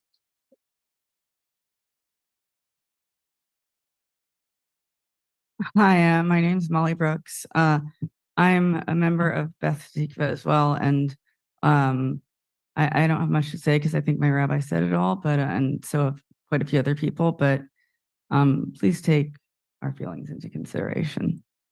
I'm actually up here to talk about voluntary. I'm sorry, to talk about voluntary ineligibility. As a mentally ill person myself, I can tell you there have been times in my life where I would not have been able to function at a place like the Salvation Army. As a matter of fact, I volunteered in a shelter and had stopped because due to my autism, I couldn't deal with quite that level of noise. I've lived in group living, but I had my own room. Please consider pallet shelters where people can have their privacy. You'll see a lot less of this behavior, both the drug use and mentally ill behaviors, if people have a place to go for solace. Pendleton Place has barely had to kick people out. And it's a place where everyone's mentally ill and they have their own rooms. We really need another Pendleton Place. And I also have to tell you, if you make more than around $770, you don't get Medicaid and you can't get into a group home. You have something called a spend down, and that means you lose services every 6 months until you spend a certain amount of money on healthcare. I make too much money to get any of the services in this state that are available. I've recovered because of the services I got in Pennsylvania, where I believe the spend down is at $1,400. And the services, but even then, the services that were available to me there, such as a day treatment program where I took classes, which is one of the things that helped me recover. We just don't have those things here. We don't have services to help people enough. We have some, but we don't have enough services to help people get better. And you don't get them if you have Medicaid. So how are people expected to be able to find recovery if services are limited and if housing is limited? And if they're kicked out of places and forced to live on the street or arrested because they've engaged in a behavior that got them kicked out, now there's voluntary ineligibility. They apparently chose to behave that way. So you can get arrested. And once you have a criminal record, you can't get into some of the housing.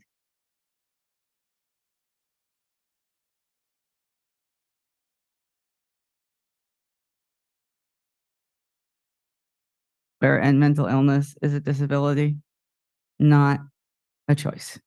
Thank you. Thank you.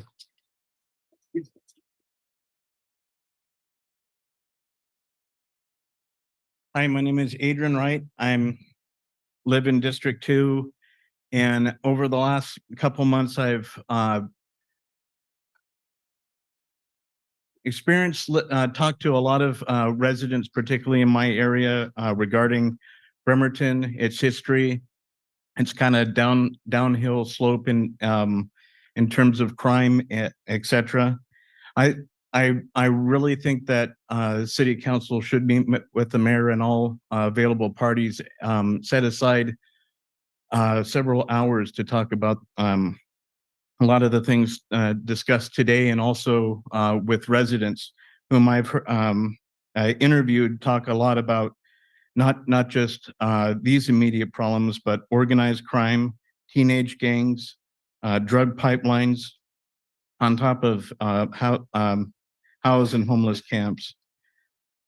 I think and I believe that Bremerton is going in the direction of Seattle, Tacoma, Olympia, which is my hometown, etc. And I really think that this needs to be taken very seriously and immediately. Over the last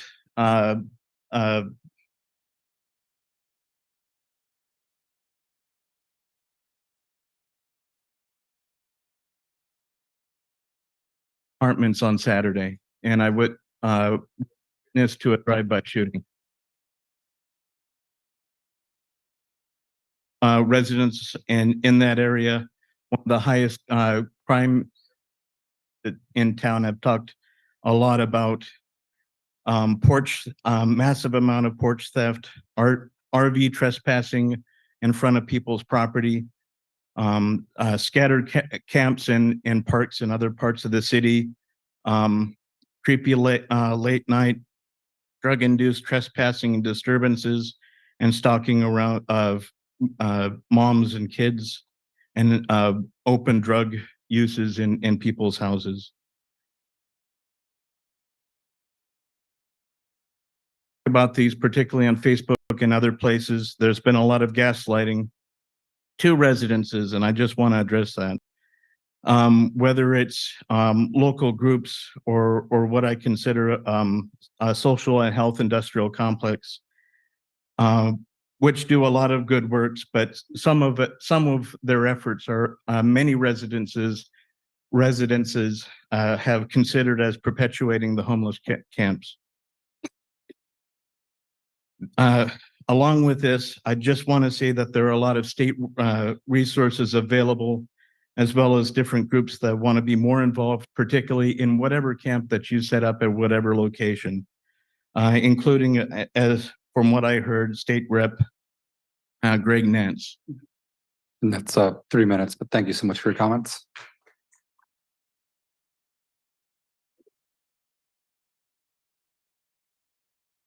Hi, my name is Adam Durrell. I'm a resident of Bremerton. I'm here to support the 6th Street bike lane. I could give you guys facts for the next 3 hours on this if you wanted me to, and speak till I'm red in the face. I'm a financial analyst in my day job after all. Don't think that'll actually get the ball across the line. I'm going to speak from the heart because my wife and my small children experience the cost of inaction each and every day. I stand before you today and on behalf of my 4-year-old, my 2-year-old, and my unborn twins that will be regularly riding on this road. I bike on 6th regularly, primarily to take my sons around town. If you guys are around town, look for me. I'm the one in the bucket bike. It's very distinct, wave. But let me tell you why I bike. I bike because if you haven't seen the joy in your children's eyes when you tell them you're going to take them on a bike, you're missing something real special. Quality of time we get together, it's so rare, so cherished by them and myself. As a father with soon to have 4 kids and a full-time job, exercise is vanishingly rare. I also cherish that. It also gives me a great opportunity to connect with my community. Let me tell you how many times I've had a conversation with someone while driving in a car, going past them. Let me tell you how many times I've had conversations with folks that I pass on a bike. Too many to count. Support the bike lane on 6th. First of all, in the current form, I'm at the mercy of distracted drivers or those that don't know how to interact with bikes. Cars, statistically, have gotten much bigger in the last 12 years since CAFE standards were implemented by the federal government. Increasingly, drivers have infotainment systems and cell phones to distract them. Another reason is induced demand. If you don't know what that is, I encourage you to look it up. That's a key reason why this bike lane needs to be implemented as well. But perhaps most emotionally for me is getting buzzed by speeding drivers every time I ride on 6th. It's hard to properly describe the fear of God and the chill that'll go down your spine when a driver swings a 5,000-pound hammer on wheels within arm's reach of your vulnerable children sitting there peacefully on a bike. I have 4 kids that need their dad, not an apology from a motorist and a police at the scene of the crime. I love this city, and it's strongest when we talk and interact with each other instead of flying by on insulated boxes. Thank you for your consideration. I know you'll ultimately decide to prioritize the safety of our most vulnerable people moving around the city. Thank you. Thank you for your comments.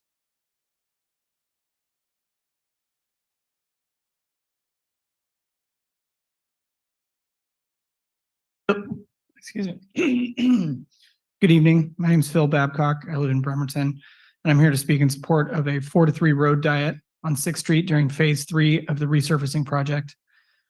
Like Adam, I have 2 children and am a bike enthusiast. I lead weekly bike rides around Bremerton that connect our city parks. It's a chance for the kids to play and get some exercise, as Adam mentioned, that is hard to come by. I'm very excited about the Kitsap Way, West Kitsap Way study that's coming up. It shows that the city is committed to building an infrastructure of non-motorized traffic. And when the West Kitsap Way project is complete, along with the mixed-use paths on Warren Avenue Bridge and Elmira, you could ride your bike from Illahee to almost all the way to Uland Tree Farm, which would be amazing. But there's no plan for 6th Street. So that critical middle bit of infrastructure is missing. We have the opportunity right now to do a 4 to 3 restriping during the phase 3 resurfacing, making a relatively easy completion of that network.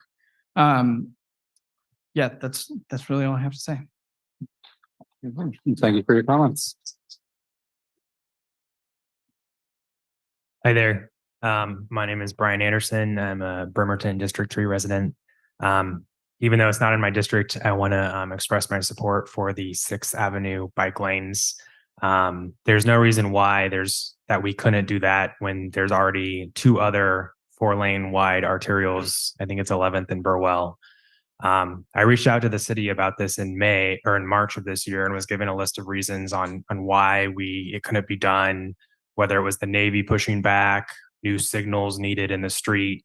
But given the point that was made earlier by Diane that, this has been on a listed project since 2007, it kind of seems like there's not the political will to get it done. And I also want to acknowledge, there's a lot of guys up here who look like me who want these bike lanes. But I think it would benefit other people who don't look like me. So folks living in different situations could use these bike lanes. Maybe they don't have a car, but they could use these bike lanes to transport safely to services. So it's not just, white guys who benefit from bike lanes, even though it seems like we're the ones who want it. So think about that. And appreciate the time tonight. Thank you. Thank you. Good afternoon. Sanjay Stone. I work in Bremerton. I live up in Silverdale and I bike commute. Come here for support of pedestrian and bike improvements for 6th Street. As mentioned previously, it's already in the non-motorized downtown plan and the sub-area plan. And the bicycle improvements and pedestrian improvements would have outsized impact for businesses, as well as provide safe access for students and people going to parks and schools. As a bike commuter, it is really scary riding my bike every morning at about 5:30 in the morning. When I get over the Minette Bridge, it's awesome. I really appreciate what's there now, but there's a lot of gaps, and 6th Street would be filling in one of those major gaps for me. Also, I just really think that it's important to focus on making things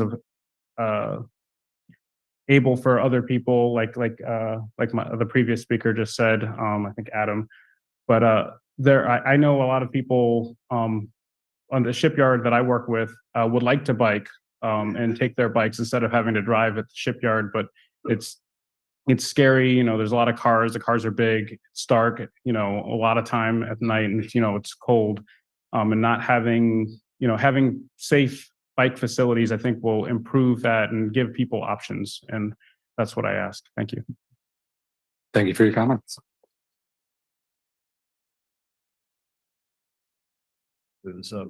Hi, I'm Sean McGinty, and I'm a resident of Bremerton. And I'm also here to support the 6th Street bike lane.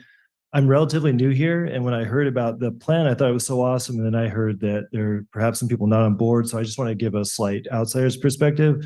I moved up from Oregon to take a job as an English professor at Olympic College last year. After my wife got a job with the state of Washington and fell in love with this area after visiting my parents who'd retired in Port Orchard. We have 2 children, ages 5 and 9. And while we were looking for places to live here, we were looking for a bikeable, walkable area. We looked all around Kitsap County, and Bremerton is one of the only places in Kitsap County, aside from Paulsbo, perhaps, that has a really walkable infrastructure and actual neighborhoods where you don't just drive your car and are separated from your neighbors. It's got room to improve, of course, but I think it's one of the best places around in terms of that. And I don't think I'm alone in my desire to have a safe, bikeable, walkable area for my family. When many people think about what they like in a city, if you ask them what their favorite places are, they often talk about places where they can walk around. You could think of like, Pike Place in Seattle, or there are places like that in Portland, Oregon, or downtown Bremerton, or the Charleston neighborhood. Portland, where my wife is from, is nationally known for its walkability and bikeability, and has built a strong tourism industry based on that fact. Last weekend, I had a friend visit me, a college roommate from Sacramento, and I was so happy to show him around this area. And one of the things that impressed him about this city, aside from how beautiful it is, was how easy it was to walk and bike around as compared to, say, Sacramento or Silverdale, which is full of busy roads that are unpleasant or unsafe for him and his wife and his 2-year-old daughter. I think that any forward-looking municipality should be focused on creating safe, walkable, and bikeable streets. But obviously, you don't have to take my word for it. If you just get online, there are all kinds of economic and health benefits. They're pretty obvious, but including increased retail spending that benefits local businesses, increased tourism, increased property values, and the enhancement of overall community health. The United States, frankly, and the area is full of busy, unsafe roads packed with cars. And a city can really set itself apart by creating places that are safe for people, encourage them to be outside. To me, the fact that 6th Street connects two very walkable areas, downtown Bremerton and the Charleston area, makes it almost a no-brainer to make it walkable and bikeable between the two. I was out with my children last night walking around the neighborhoods of Bremerton where I live in that area.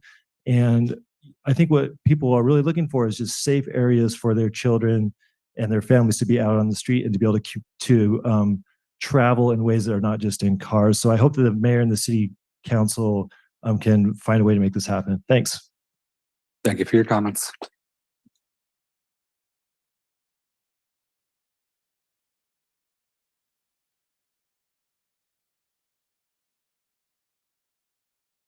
Rick Peterson. I live in District 3 in Bremerton, and I'm here this evening to respectfully request that the council and/or mayor do what it can to direct the Public Works Department to follow Bremerton's existing complete streets ordinance in their upcoming work on 6th Street to give it the road diet that the city has long ago, many years ago, incorporated into its plans.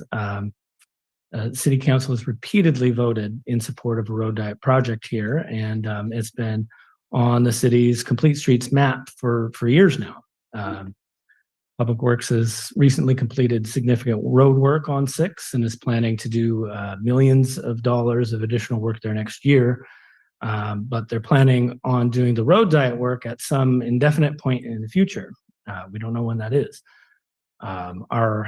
Bremerton's Complete Streets Ordinance says that the Complete Streets program shall apply to all phases of city transportation projects, from the very first planning stages through construction. And this includes reconstruction and retrofit projects, such as the upcoming work on 6th Street. I understand that Public Works did apply for a separate grant to pay for the road diet work that they didn't win. But the ordinance doesn't say that we need to build planned complete streets work when it's convenient, or if or when we might win a grant. It says that this work should have been incorporated as an integral part of the project from the beginning. So looking forward, I'm not asking Public Works to do anything that's massively above and beyond their funding. Other cities have shown that they can do road diet projects like this for a reasonable amount of money when done in conjunction with other maintenance, like is upcoming. And the city has already paid for and produced the detailed traffic engineering drawings for the road diet project. So everything's all set up. We just need you or the mayor to please direct Public Works to take a step back, refocus, and pair this road diet work with the upcoming maintenance work that's on the way. Even if it means delaying the project by a year. The city's grant funding is still available through 2025, it looks like. And that's much preferable to waiting some indefinite amount of time, maybe years, for them to win grant money that maybe we might not ever win that. So So sorry to have to stop you there in 3 minutes. People are getting hit on the street all the time. Thank you. Thank you for your comments. Good evening. My name is Doug Grimes. I'm retired Navy. Grew up in Connecticut, and now I'm a resident of Broadway Avenue in Bremerton. I got a little concerns, but recently, last Friday night, we had a homeless tent just pop up in front of our house after midnight. Kind of got me irate when I got out of bed in the morning and walked out to the street. After I was done ranting and raving, I kind of simmered down and talked with these people, and they were down on their luck, I guess, and I had an intelligent conversation with them, and they said they didn't exactly like living on homeless, but they were waiting on something better. And then I think yesterday I got a terrific phone call from Mayor Wheeler, and we had a good conversation. He explained everything to me, what's going on. There's no simple solution to the problem, and these people, I'm sure they don't want to be homeless, but some people down the other end, yeah, I don't know, it looks a lot different. These people said they came down to our end to avoid the drug dealing and other maybe crimes, but I've talked to police, and I think an outreach lady yesterday, and they've been very professional, and they're doing the best they can. I don't think anybody likes to see homeless people, and I've grown up in the Navy. Everywhere I went at the time, I didn't see any homeless tents at all. So in the last 10 years, it seems to be getting worse everywhere, I guess. And everybody on our street would come out and act like shipmates and help a little while people down on their luck instead of hiding in their rental properties. Maybe some of this wouldn't continue. But I went out there, and at least my wife today, before they got I think the Salvation Army got them somewhere to stay there, and we gave them food and other things, and it just makes it a little better when you try to deal with people like a human being. I feel better. I don't like seeing them having to leave. I hope it's more than temporary, but at least it makes me feel better seeing them get under cover somewhere, especially when I think it's going to have heavy rain tonight. So I thank the mayor. Everybody may give him a hard time. I think he's got a tough job to do in the council too. I think he's terrific. I want to thank him very much again. Thank you. Thank you for your comments.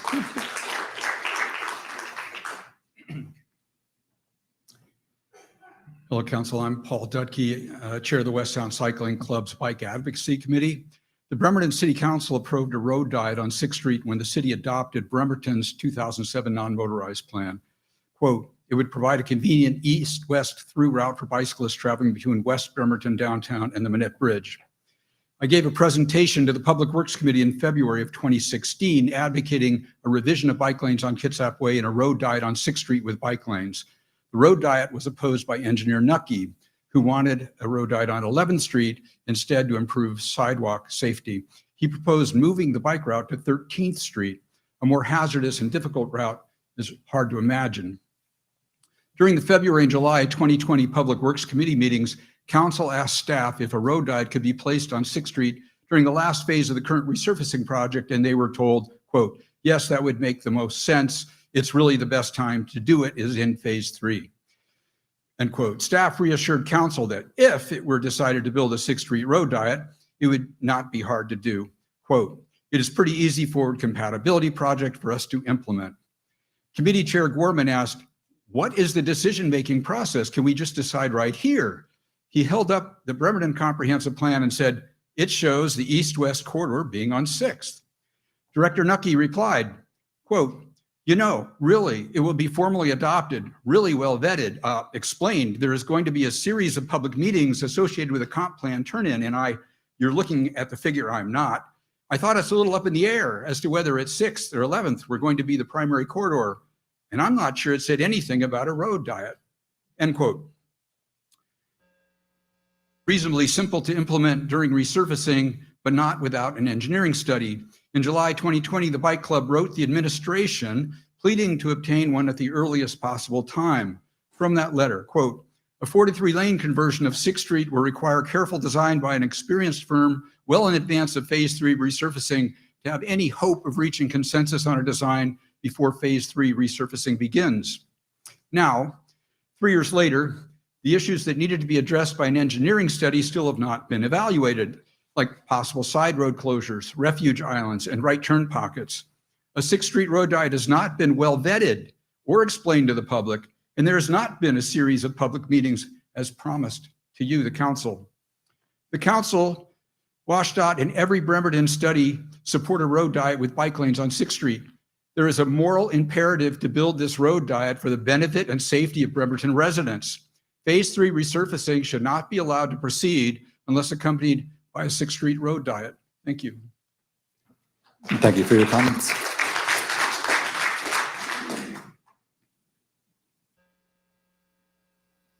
Schultz.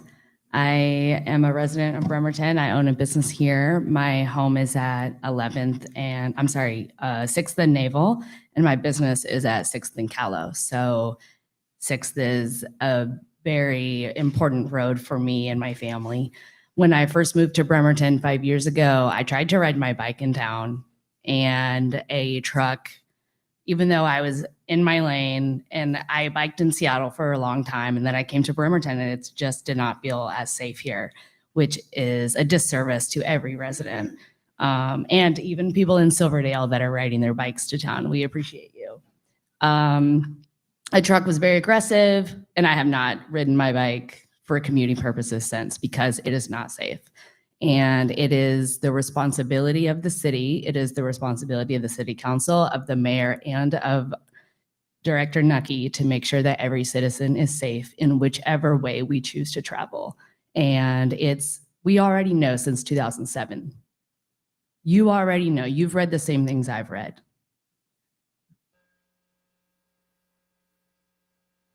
Will we be actionable in keeping Bremerton residents safe? Thank you for your comments. Hi, this is Beth Anderson, and I'm here to support the 6th Street Road Diet. My son and his wife live on 6th. They own a home there. When he was looking for a home, this house was one of the few that he could afford. The realtor tried to talk him out of it because it was on 6th Street. But there's actually a fair amount of people who live on 6th Street, and certainly a lot of people who live adjacent to that. So it's not just people passing through like me, and who, true confession here, I am a cyclist. So I have my own reason for hoping for improvements on 6th Street, but also for the people like my son who live there, who walk their dogs there, that may end up, deciding to stay there and have children who walk to work. So it's not just cyclists. The road diet will make it safer for pedestrians as well, and the people who live there. Thank you so much. Thank you for your comments. Hello, Jane Rebelowski, longtime Bremerton resident. I here am to hopefully convince council not to allow Public Works to do a full maintenance project on 6th Street without bike lanes. We are going to invest an awful lot of money into 6th Street. Each intersection, before they can repave, has to have new upgraded ADA ramps based on old costs. That's about $175,000 an intersection. Public Works Director Nucky at the last budget workshop we had said, well, we might need to put in right turn lanes. We don't know. We're not sure. We haven't studied it. The only logical place that could possibly need a right turn lane is at Naval. We're doing a project on Naval in several years. So what they're proposing is we're going to build all these ADA ramps, and then we're going to rip them out so that we can put in turn lanes possibly. And then when you start putting in turn lanes, then you have to start moving signal heads around because you don't have enough signal heads. Just put the paint on the ground, give us 6-foot wide bike lanes. It makes it safer for pedestrians, safer for cars. And if they don't want to do it, don't give them the city match for the repaving project. Make them wait until they have a plan that they are comfortable with before implementing any repaving on 6th Ave. Thanks. Thank you for your comments.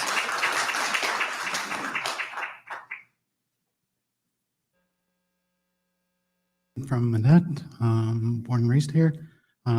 First, I'd like to support the bike lanes on 6th.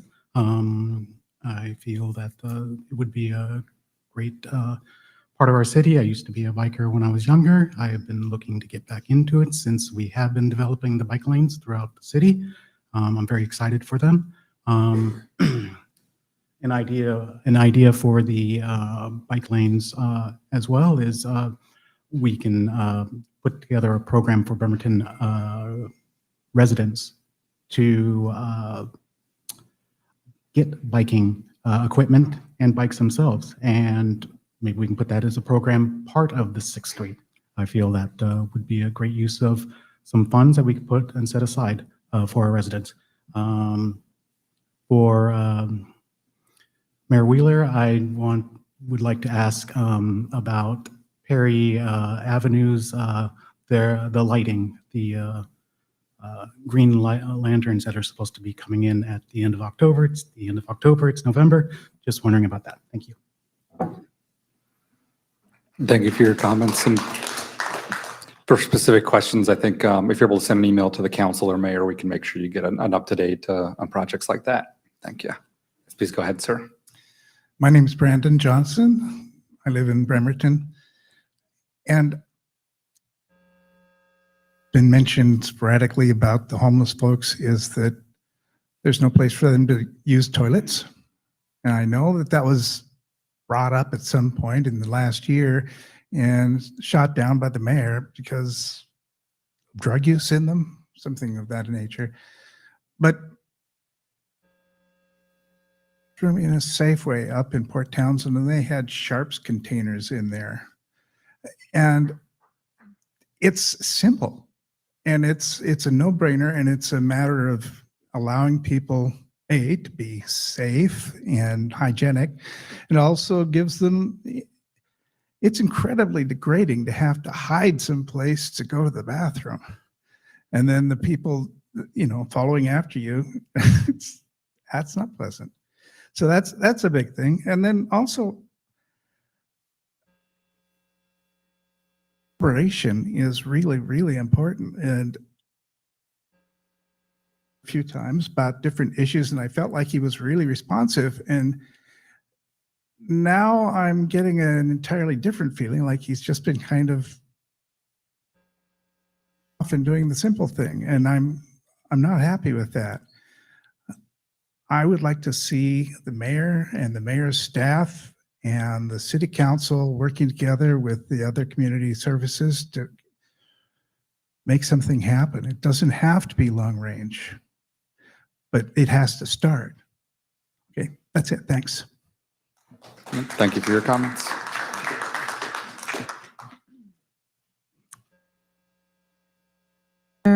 Navy Yard City. This has been an emotionally exhausting meeting for all of us. I've come to make an announcement, and I feel funny to do it now after all of this, and to like have saved it till last.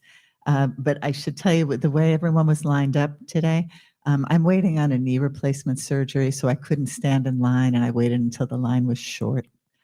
So I've come tonight to announce that in collaboration with Gather Together, Grow Together, and Rock the Block, a conversation with the mayor will happen on November 14th here in the City Council chambers.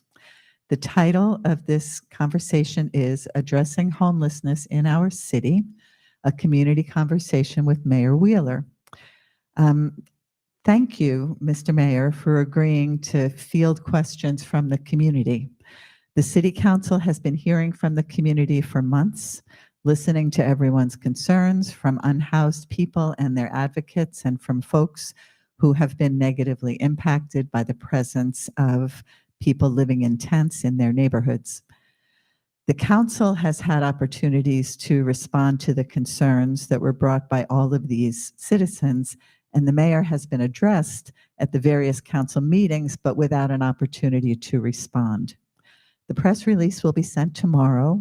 The event will happen on the day before the next council meeting, so tonight is our only chance to make this announcement for the benefit of everyone tuned into the City Council meeting. So you're hearing it here first before the newspaper. This will be an opportunity to engage with Mayor Wheeler. He will be available from 5 until 6 on that evening. We'll have beverages and light snacks available, and I recommend that the public gather a little earlier, maybe for fellowship and to eat some snacks together, no later than 4:45, so that we can get started immediately when the mayor arrives at 5 o'clock. Thank you. Thank you for your comments. I'm Travis Merrigan from Bremerton. Emotional night. My heart goes out to my homeless neighbors and my Jewish neighbors. My heart's with you guys. I want to make sure the council understands what we heard last Thursday when Director Nucky was talking about his plans for 6th Street. For 17 years, the plan on 6th Street has been a road diet. That's a very specific thing. You go from 4 lanes to 3 lanes, you put in bike lanes. It's safer for pedestrians, it's safer for bikes, and it's safer for the cars that are not slowed down by that action. Instead, what we heard was about a $4.1 million grant that the city applied for. Luckily, we didn't receive that grant, because what that grant meant to do is something radically different than a road diet. Okay, we heard 2 words from Director Nucky. One was right of way, and the other was turn pocket. Hey, what does right of way mean? Right of way is the land that the city owns. What they intend to do is spend hundreds of thousands of dollars to buy more land to expand the street at certain intersections, right? So instead of a 4-lane road or a 5-lane road, it becomes a 6. The problem with that is it's very dangerous, because now you have a much longer crossing distance. It's very expensive, spending money that the city just does not have. We don't need to spend $4.1 million on that. And the third thing that's unfortunate, it was done in secret. Simply no one knew about this $4.1 million grant until we dug it up. Mr. Nucky never explained it. He was just going to get the grant and start building, right? In opposition to the 17-year history of this body saying repeatedly what the city wants is a road diet, which is inexpensive, which can be done very quickly. Okay? So when you're hearing the Public Works Department say they can't get drawings together, what they're saying is they won't get drawings together. They refuse to do it because they have a very different vision for what 6th Street should be. It should be wider. It should have faster cars. It should have more opportunities for cars to turn. And people on that street, including the students that go to the 5 schools that are on the street, the park on the street, all of the businesses, they should just scurry off to very narrow sidewalks, and best of luck. It's a very different vision from what we're pushing. It's a very different vision from the 10 votes that the City Council has taken in favor of the road diet. I encourage you to do whatever is in your power, and there's a significant amount of power in this body, the power of the purse, to prevent Mr. Nucky's version from taking place on 6th Street and to build the road diet inexpensively and quickly next year. Thank you. Thank you for your comments.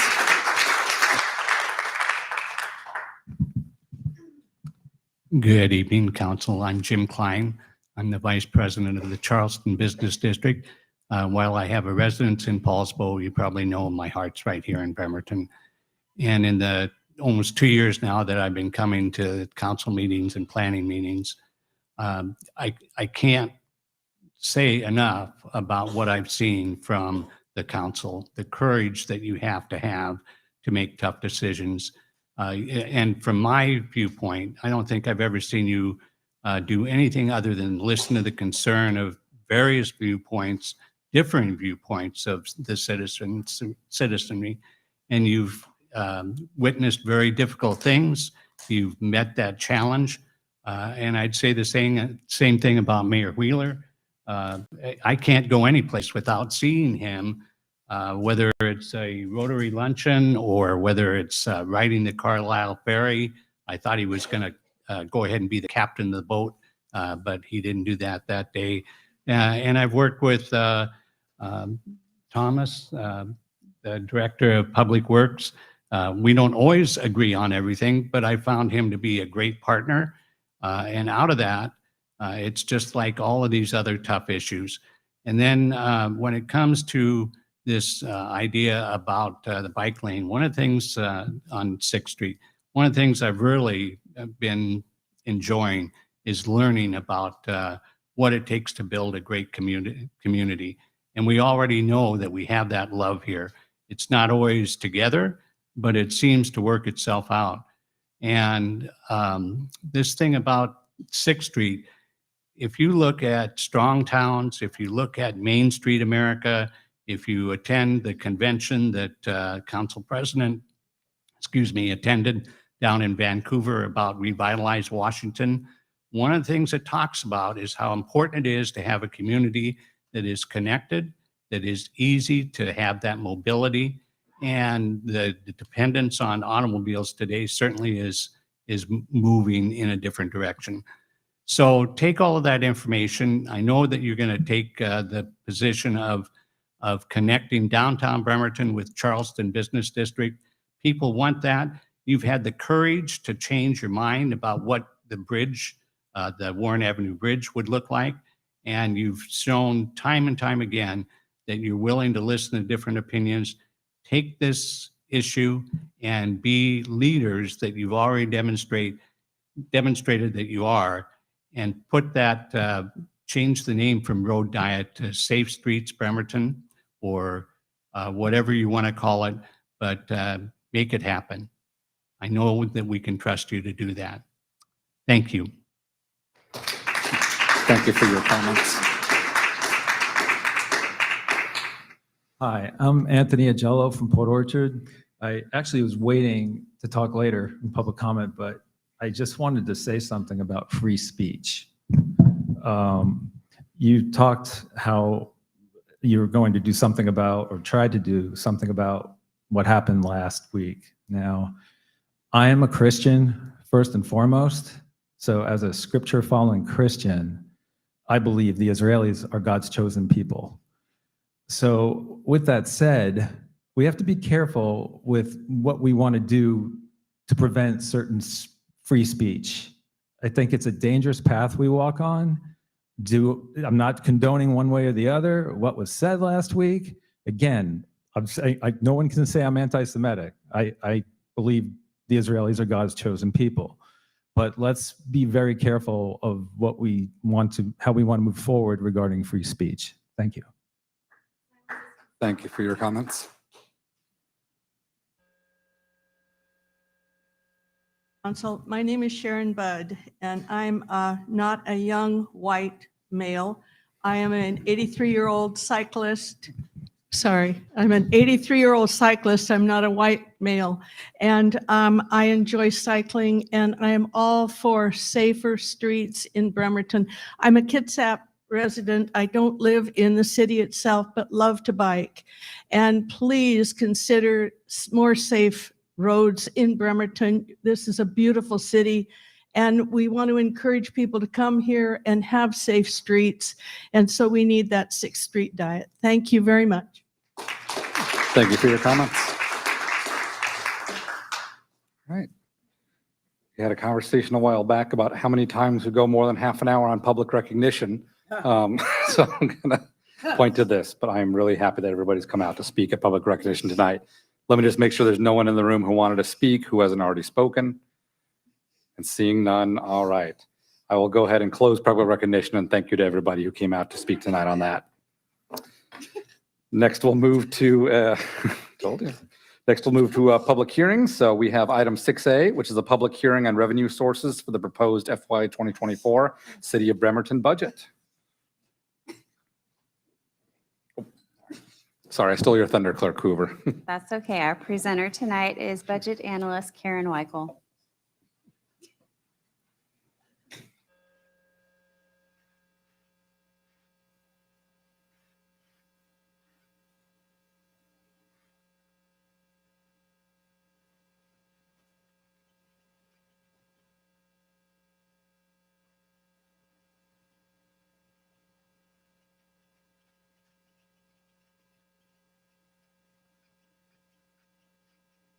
Council, Mayor, and the public. I am Karen Weichel, Budget Analyst for the city. There we go. Tonight's presentation will include two separate public hearings, one for the 2024 revenue sources, and the first of two public hearings on the 2024 proposed citywide budget. We present these together as they go hand in hand. We will also be presenting the property tax levies for the general property, EMS, and voter-approved public safety bonds. These are required to be submitted to Kitsap County by November 30th. The presentation will also include an overview of general rates and fees and utility rates. For budget was filed with the city clerk and was available for viewing beginning October 18th. We have conducted two budget workshops that were open to the public to view. The first was October 23rd and included a budget overview and governmental funds. The second was October 26th and included public works and utility funds.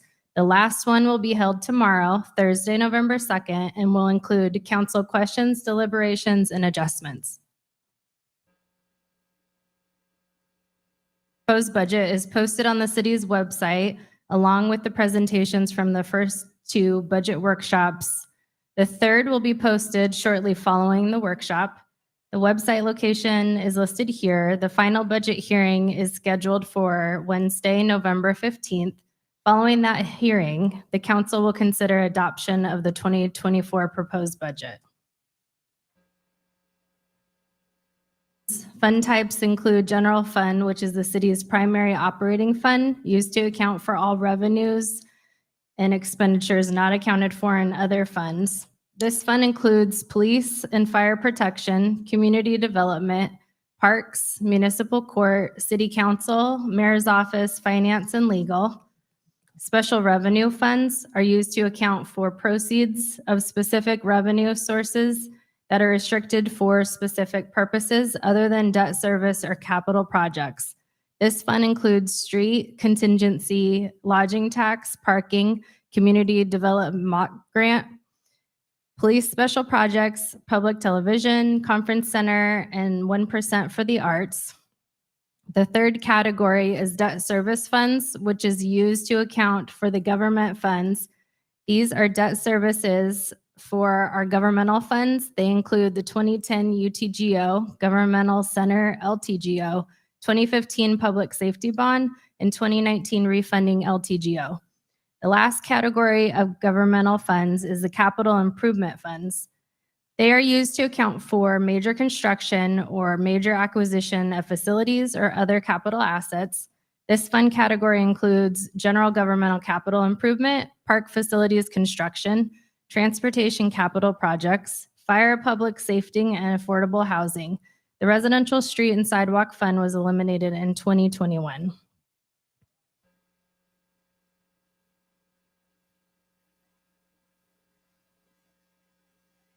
Funds are generally self-supported activities. Enterprise funds are made up of our water utility operations, water capital, wastewater utility operations, wastewater capital, stormwater utility operations, stormwater capital, Gold Mountain Golf Complex, and utility debt reserve. Other proprietary funds are internal service funds, which serve internal functions for the city and include our fleet maintenance and fleet reserves, information technology, risk management, employment security, and accumulated leave liability. It authorizes 402.23 full-time equivalent or FTE employees and includes total personnel costs of just over $59 million. Summary of proposed staffing changes are listed here and equal a 0.09 FTE add for the previously council-approved part-time bailiff position for the municipal court.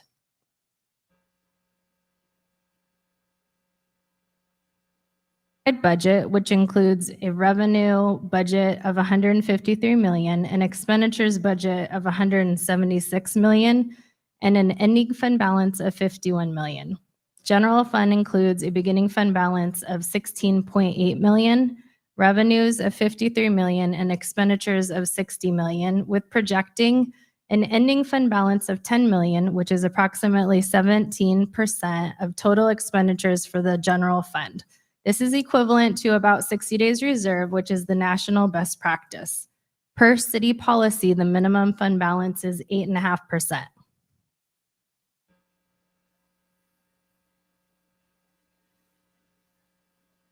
The citywide expenditures, including fund balances, the city has an overall decrease of 10% compared to last year's budget. There is an increase in personnel. This change includes cost of living increases. There is also an increase in estimated medical and dental benefits. The change in debt service is related to paying down existing debt, and normal fluctuations year to year with capital and transfers are to be expected. Here's comparison year after year and budget comparison to 2022 actuals. As compared to last year, citywide budget has a decrease to expenditures of 9%. Expenditure budget comparison to last year. This shows the total difference in percentage change by expense category. The city's general fund has an overall increase of less than 1% compared to last year's budget. Here shows the percentages of citywide revenue sources. Charges for services remaining the largest revenue category at 40%. Taxes are the second largest revenue category at 29%.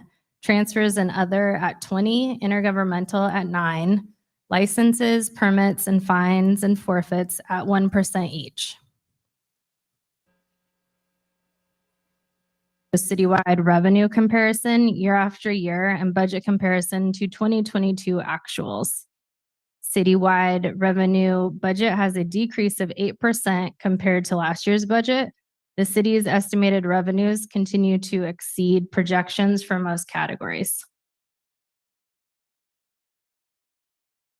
No comparison by revenue category looking at the 2023 budget to the proposed 2024 budget.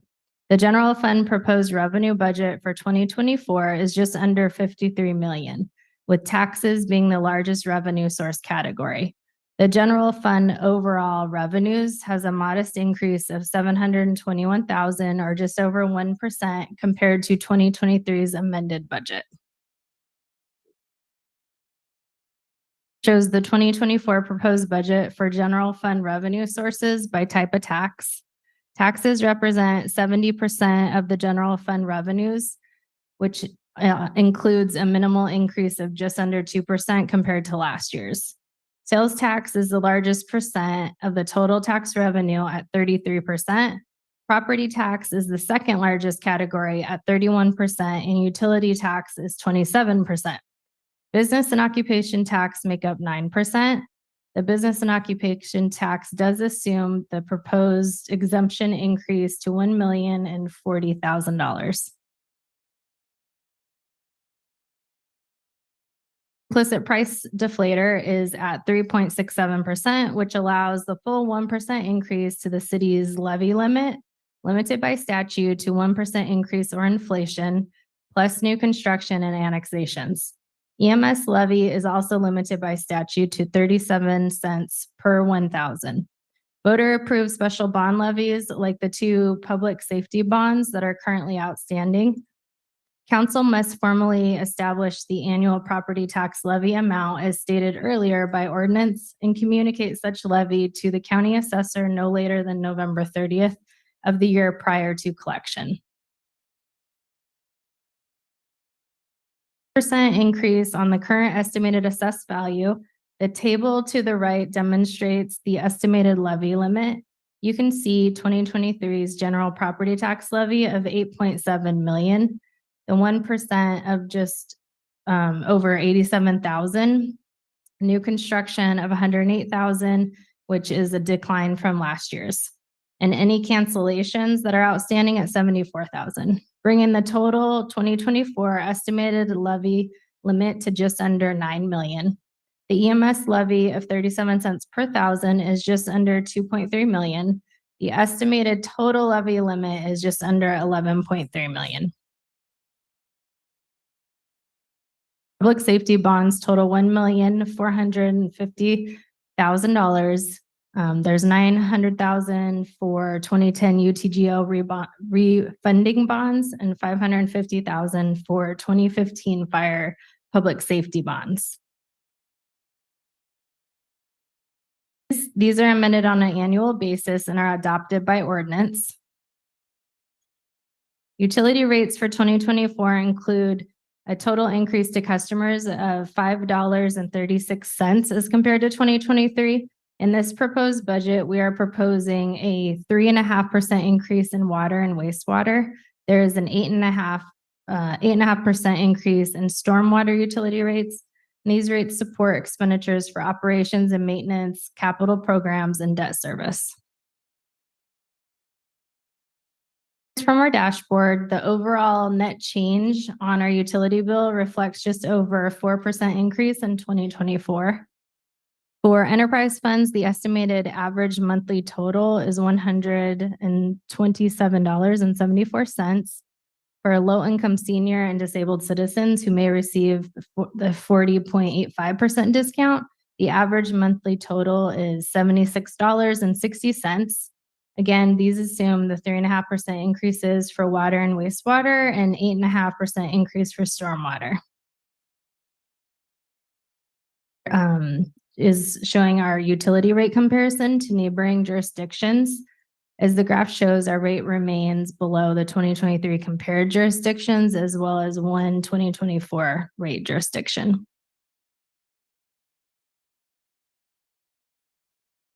The 2024 proposed budget for general fund includes no new funding requests.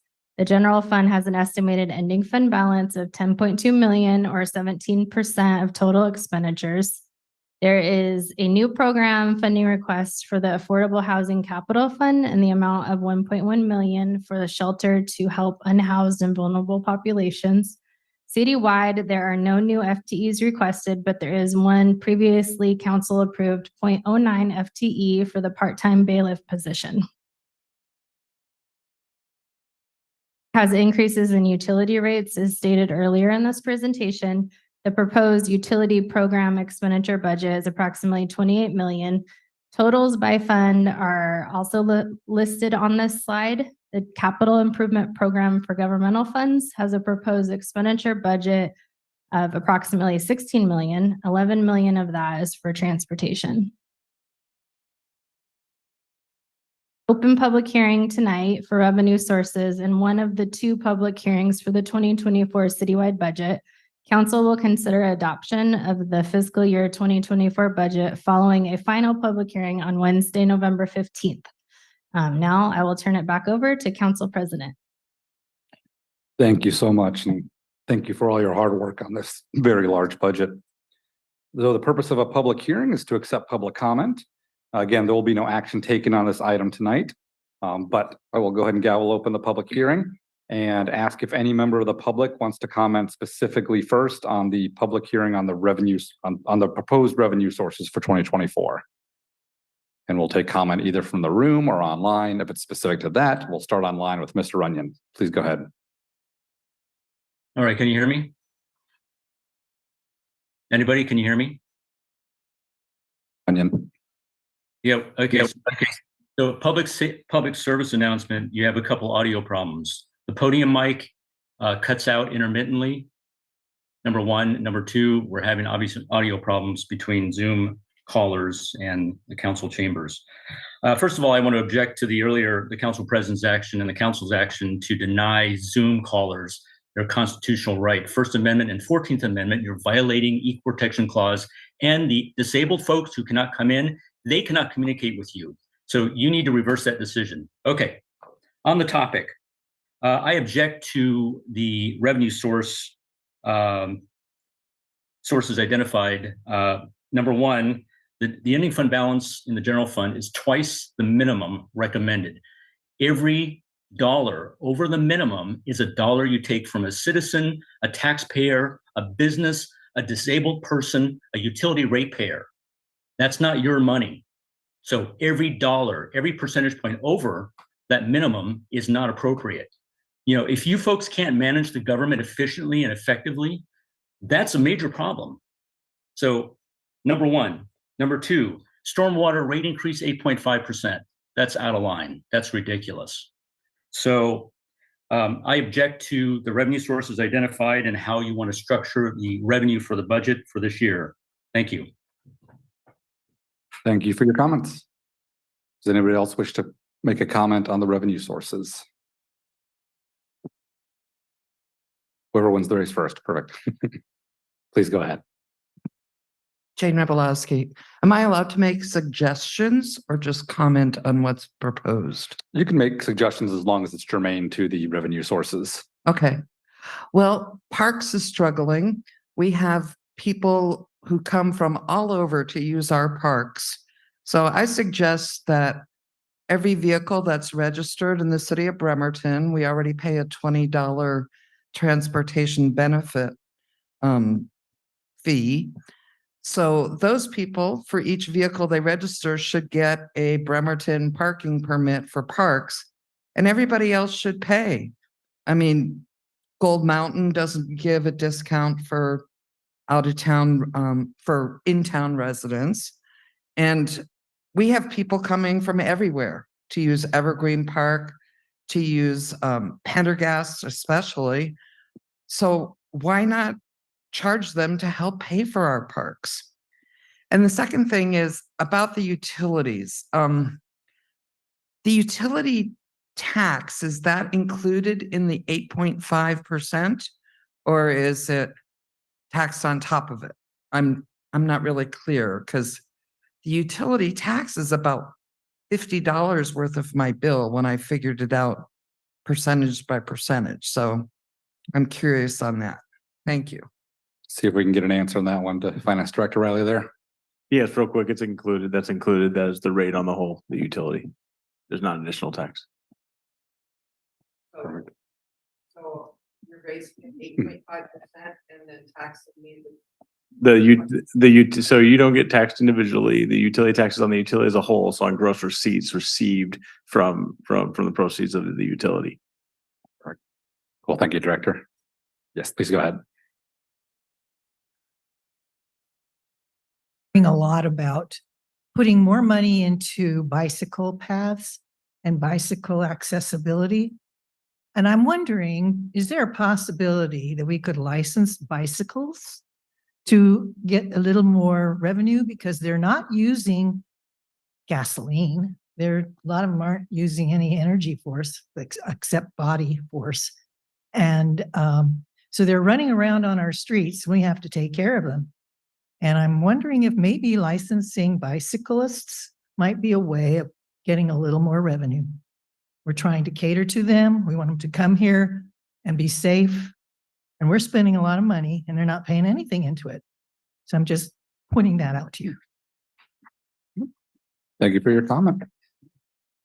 All right. Any other comments for this public hearing on revenue sources? Making sure no more online. All right. That said, we'll go ahead and close that public hearing, and I'll let Ms. Hoover take it for the next one. Item 6B, public hearing, first of two on the proposed fiscal year 2024 City of Bremerton budget. Oh, that was part of it. Oh, that was included. Oh, thank you. I already read that one. All right, we'll go ahead and open the public hearing. So this can be comments on anything regarding the proposed 2024 budget. So same thing online if you want to come to the podium or raise your hand on Zoom. We'll go ahead and start with Mr. Runyon. Can you hear me? Yes. Okay, thanks. Yeah, again, audio is a problem. Hopefully we get that fixed. Put I that did work on it, yeah. Budget item. So I object to the budget as drafted. A couple of things I object to specifically. The 1.1 million you want to use on affordable housing programs. And I haven't reviewed it. I don't know if part of that's pass-through money from the federal government, not sure. But I'm sure there's general fund money. I think there's a council policy to spend 1% of general fund on homelessness. We're not a homelessness agency, folks. There are organizations, we have the county, we have nonprofits who are going to be much, much better than the city of Bremerton ever will be at providing homeless services and homeless housing. I don't think that's appropriate. This is called mission creep for anybody who's been in the military. You know, the politicians want to go beyond what the scope of the mission is. So you become overextended, it becomes unsustainable, and it's just not the thing to do. So please take that 1.1 million out. If it's not pass-through money, if it is, not a problem, but watch the matching. But working with other agencies and nonprofits in this county will help solve the issue. It's not a simple issue. So that's my main comment. I do object to the rate increases. I object to the GFC increases, which is going to hamper development. We heard a lot about homelessness, and you're going to hear more about the later on the other agenda item to extend sewer service. But if you're raising the cost of development, that makes housing less affordable. I find it interesting. You want to put $1.1 million to deal with affordable housing, and yet you do things that cause housing to be more unaffordable. Does that make sense? And another note, the Planning Commission, in the minutes of the Planning Commission or the packet for the next Planning Commission meeting, city staff has identified one of the primary causes of unaffordability of housing to be government regulations.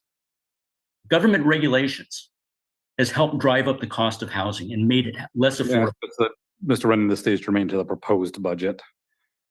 Right. It is relevant. It's all relevant. You have to think holistically. The predilection is to censor folks who say things you don't want to hear. That's too bad. You're going to hear them. Thank you. Okay, thank you for your comments. There's one other hand online.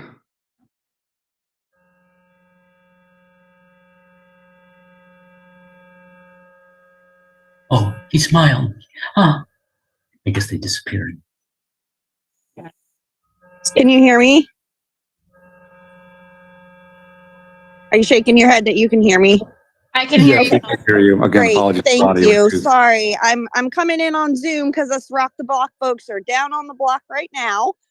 So I am Kelsey Stedman, working down Bremerton, born and raised down there. I just wanted to highlight a few things about the 2024 budget. I feel like I heard from City Council talking about a 1% going towards homelessness services. I do acknowledge that the budget includes the funding for the security guard for Stand By Me. I just want to be really clear that Stand By Me does not do outreach outside Salvation Army. They can only provide services in Salvation Army, on Salvation Army property. They can't go into encampments. They can't go to houses. They can't go anywhere other than Salvation Army. That does not meet all the needs. They're also just Monday through Friday. And often their one staff member gets pulled to other locations. And then they have an SUD person 1 day a week and a mental health person 1 day a week that also gets pulled to other sites if needed. The behavioral health navigation program, awesome program. We've been working with Rochelle and Honolulu this week.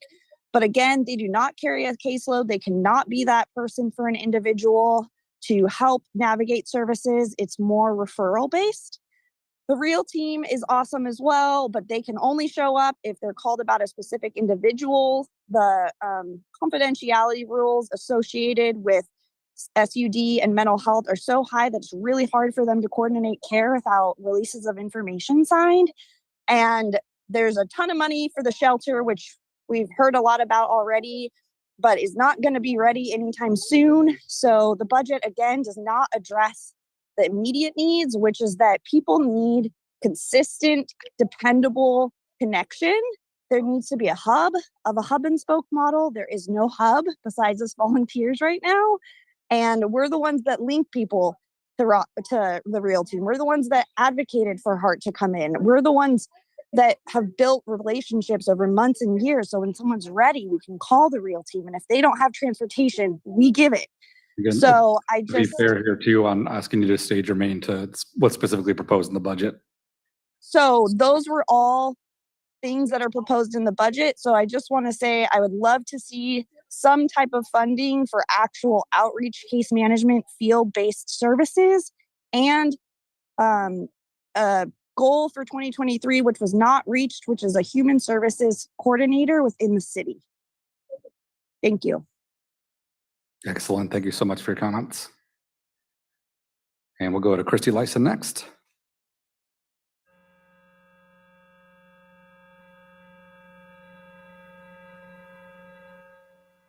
Good evening. I want to know can you hear me?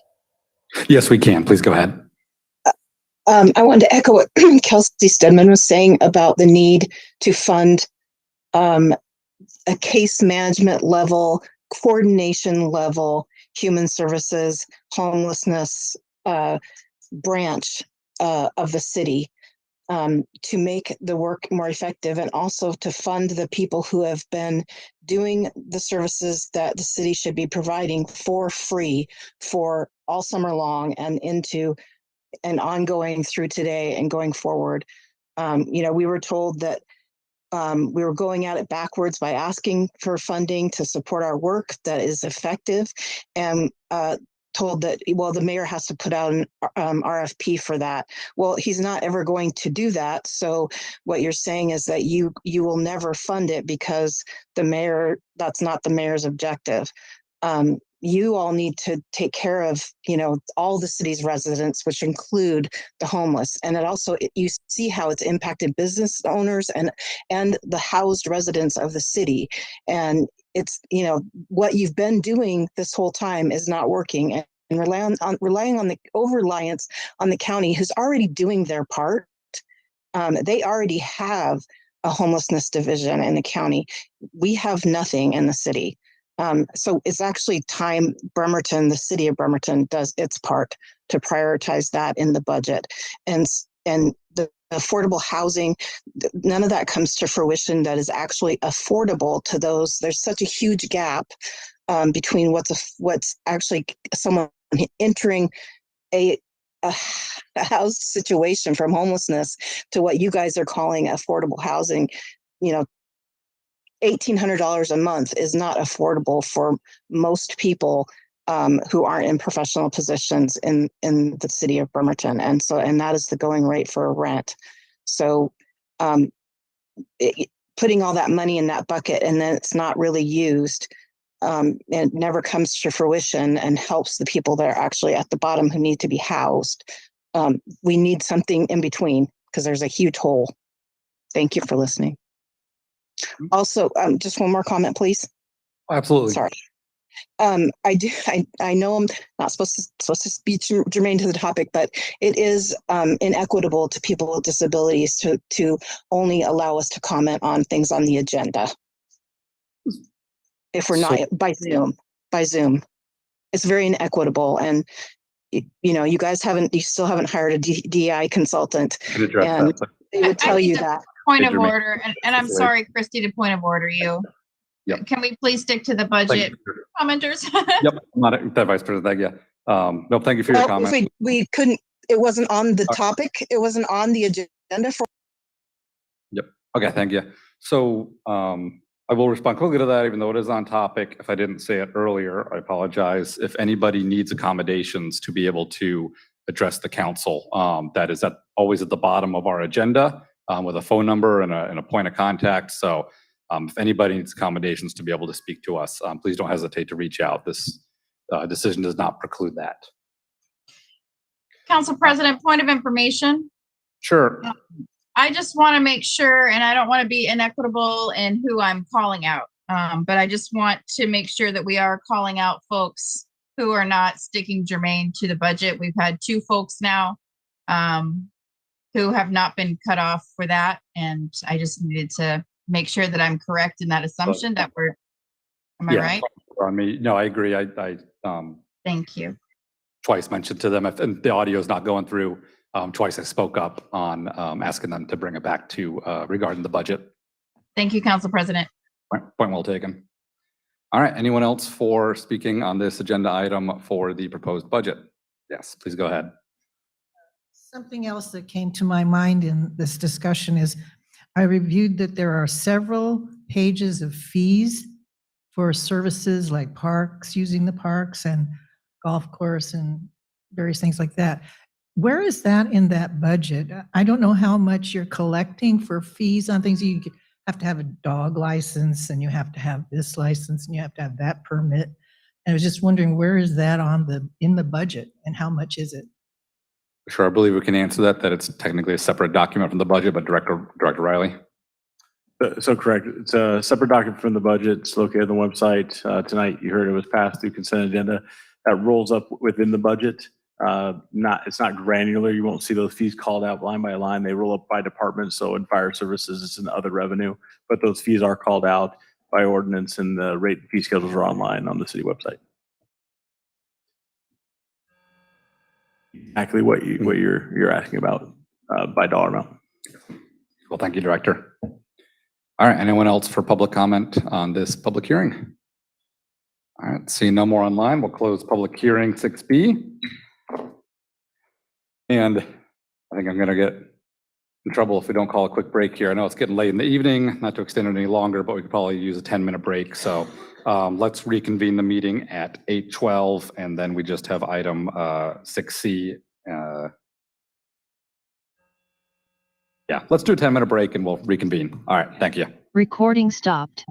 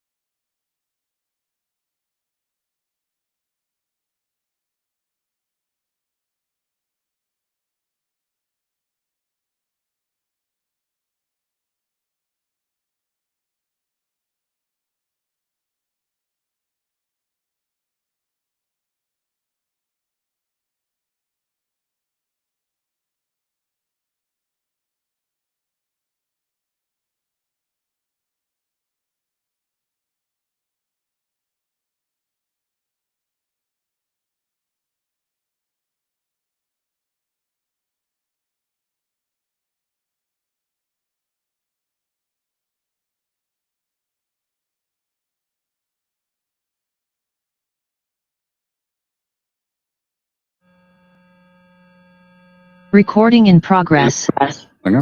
8:13, call the meeting back to order. And Suver, if you want to announce the next item. So item 6C, public hearing on resolution number 3368 to approve community development block grant home funding recommendations for inclusion in the 2024 CDBG Home Action Plan. Our presenter tonight is CDBG Administrator Sarah Lynham. Welcome, Ms. Lyman. Good evening. Can everyone hear me? Yes, we can. Okay, awesome. Thank you. Thank you, Council President, City Council members, and Mayor Wheeler for allowing me the opportunity to present this evening. What I'm bringing forward is the 2024 CDBG Project Review Committee's funding recommendations for insertion into the 2024 CDBG and Home Annual Action Plan. And hopefully you guys are able to see my presentation. Yes? Yes, we can. Perfect. Okay, perfect. Thank you. Okay, just some quick background information about CDBG. We receive funds from the Department of Housing and Urban Development as an entitlement community. CDBG funds can be used to address a wide range of community needs, including acquisition and rehabilitation of housing, public facilities and infrastructure improvements, economic development activities, and services for low-income and special needs populations. Back in July, the Council passed the annual policy plan, which outlined our funding priorities for the program year and included other important application information for agencies wishing to apply for CDBG funds. The application review cycle ended August 31st, and those recommendations are what we will go through this evening.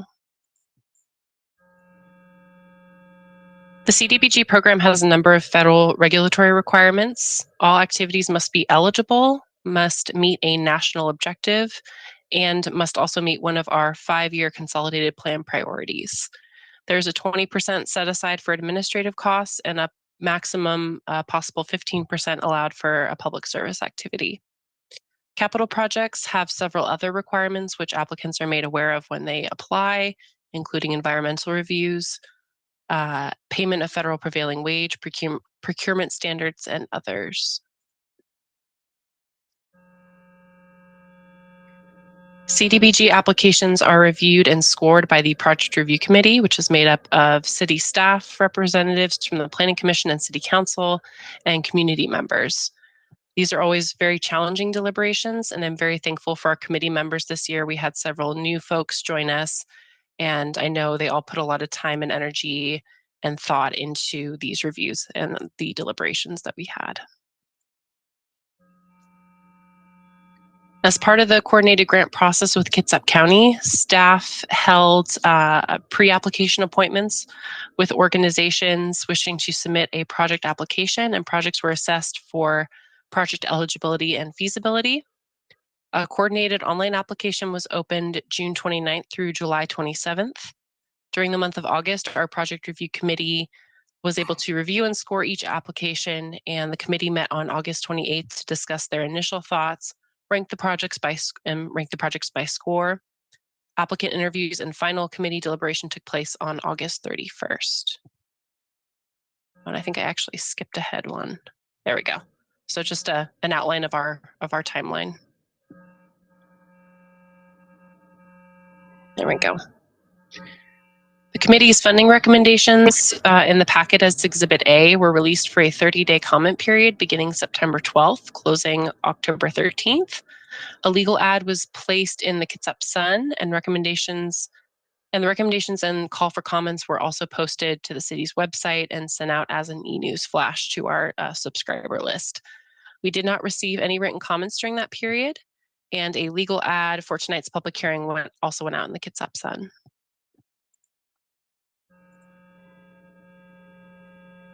This is taken directly from our policy plan, and it gives a breakdown of the availability of funds. We begin with an estimated funding based on the amount received the previous year. So that's that $375,000. 20% of that is amount is our estimated, 20% of that amount plus our estimated program income is set aside for grant administration. There is a maximum allowance of 15% for a public services project if the project review committee recommends a public service project, but this is not a requirement. And so our total estimated availability for available funds for projects was $300,000.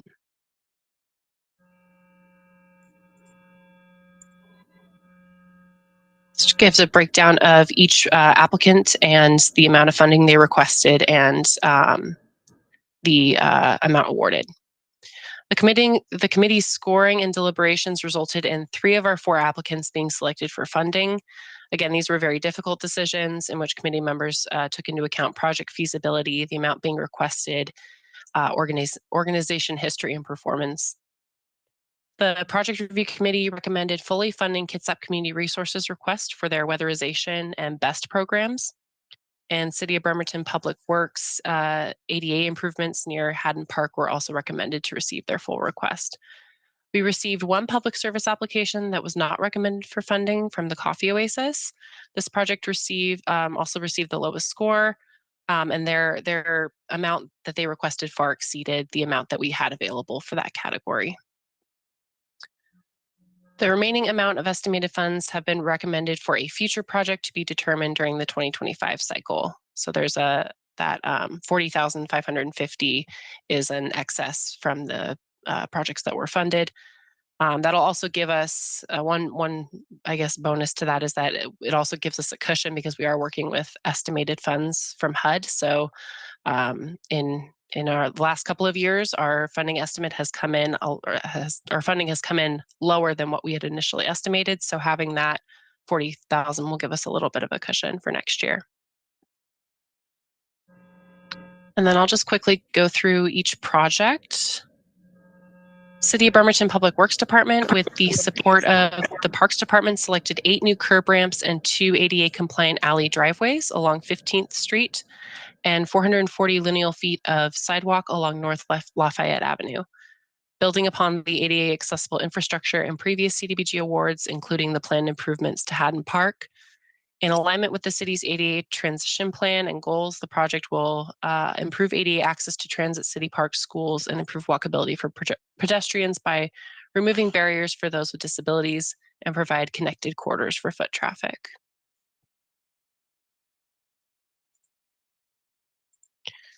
The weatherization program through KCR has been a successful grant recipient in years past. $70,000 will benefit weatherization and minor home repair services for 8 homes within the city of Bremerton. The funds will specifically be used for contractor labor and materials to install weatherization measures, and health and safety improvements will also be prioritized for those 8 homes. The KCR BEST program is designed for low-income individuals and those with limited funds who are interested in mastering skills necessary to start or expand their own business. Program-wide, BEST plans to provide their business basics training to 48 unduplicated individuals, have 30 businesses started, host at least 10 workshops and networking events, and create 20 new jobs while retaining 8. In addition to the 8-week business course, BEST offers ongoing support to their graduates as well.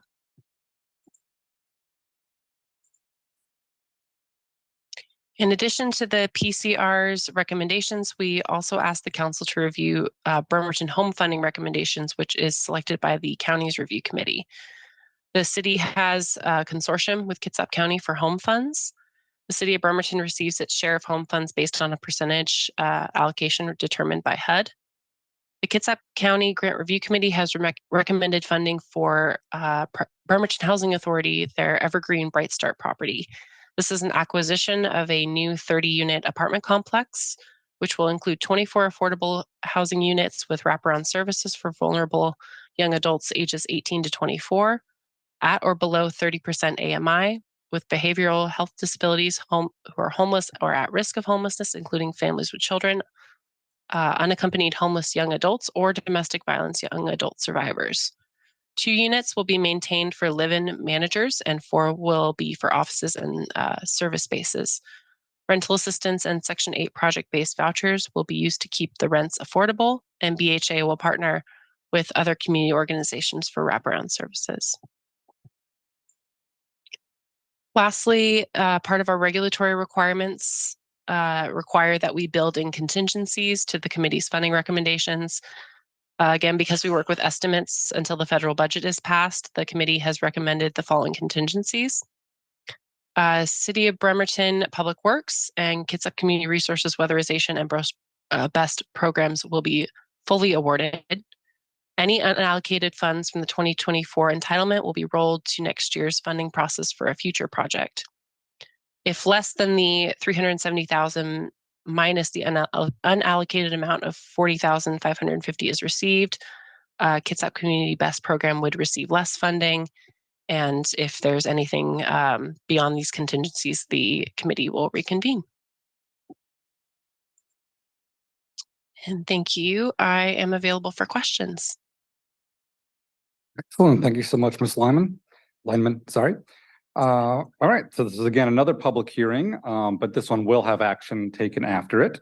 So I'm going to gavel open this public hearing and ask if any member of the public wishes to comment on this item, either in person or online. Runyon online. All right, can you hear me? Yes, we can. The audio seems to be working better now. Anyway, yeah, I want to comment on this issue, couple items. I'll break it down. Number one, the City of Bremerton Public Works and Utilities Project, pedestrian network improvement, infrastructure improvement. That's in the district I live in.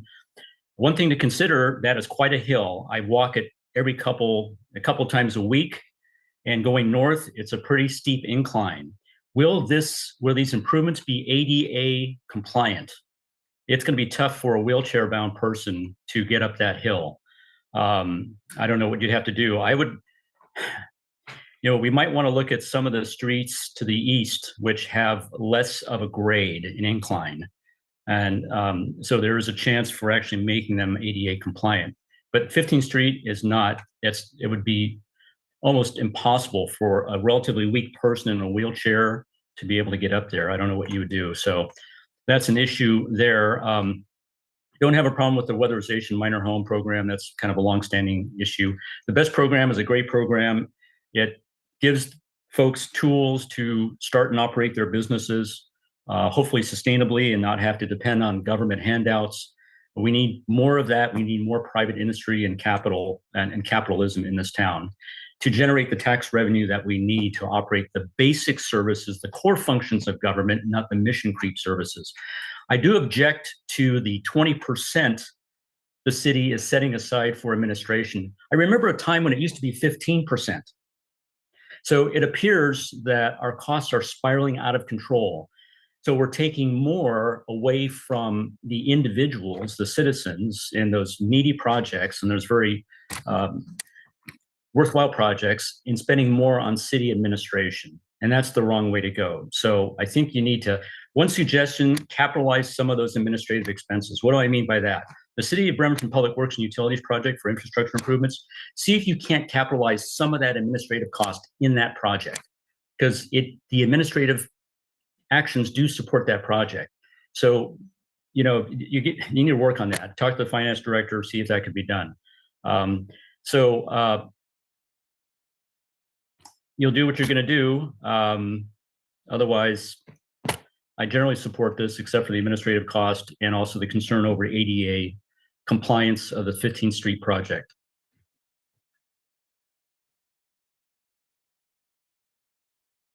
Those questions when it comes time. Yes, please go ahead. In the room.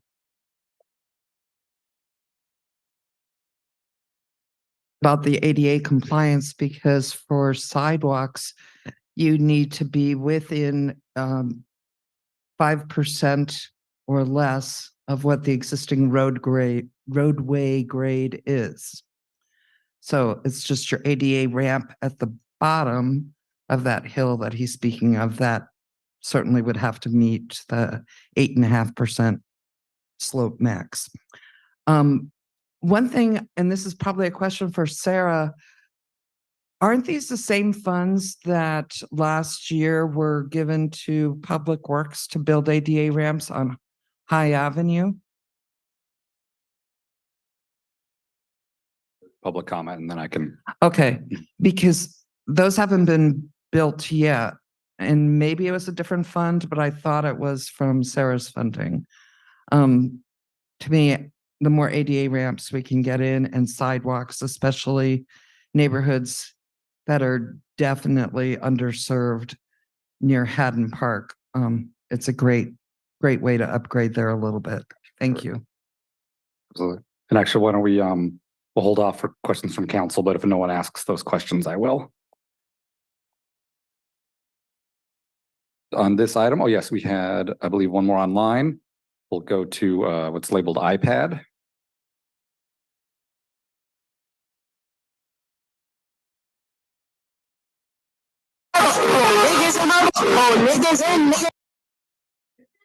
Okay. That was not intelligible. All right. Anyone else for public comment on this item? Yeah, I was worried when it said iPad. All right. Seeing no other public comment on this item, we'll go ahead and close the public hearing and we will go to the council for a motion. Yes, Councilmember Younger. Move to pass resolution number 3368, approving the 2024 funding recommendations to be included in the 2024 action plan to HUD and authorize the mayor to finalize and execute the agency grant agreements with substantially the same terms and conditions as presented. Second. Oh, we have a second from Vice President Chamberlain. All right, motion and a second. We're open for discussion on this item. And Councilmember Younger, floor is yours if you wish. Thank you. We did talk about this in study session. Nothing really controversial here, as Mr. Runyon indicated. These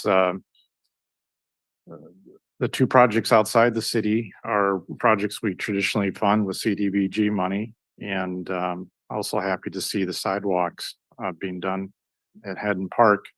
I'm most excited then actually about the leveraging of that money from the city of Bremerton's allocation on the home fund project, $5 million apartment project. We had extensive discussion tonight already on public comments about the underhoused and people on the fringe, and this 30 units will go a ways toward that. Much more to do, but I was very happy to see that home recommendation and the city participating in that. That's all I have. Yeah, so I got to be part of this team. It was a wonderful opportunity. Sarah was on maternity, by the way, when she was facilitating us. And she did a fantastic job, even with a brand new baby at home. And I, you know, it was a tough decision to not fund one of the programs. We really did a lot of research. So the one program, the Coffee Oasis, I just want to provide clarity on that. We did a lot of research, and yeah, they were asking for more funds than we had available. We even considered divvying, making it a smaller amount for the programs. But what it really came down to is they just didn't meet the standards for they didn't meet standards for the program for federal compliance. And so while verbatim you know, they said that they met the standards, we just didn't have the documentation to back it up. And so it's not that we don't value the work that Coffee Oasis is doing. It was a tough call. I'm super excited to get more sidewalks for Anna, and that's all I really have to say about that. Thanks. Any other council members for comments or questions?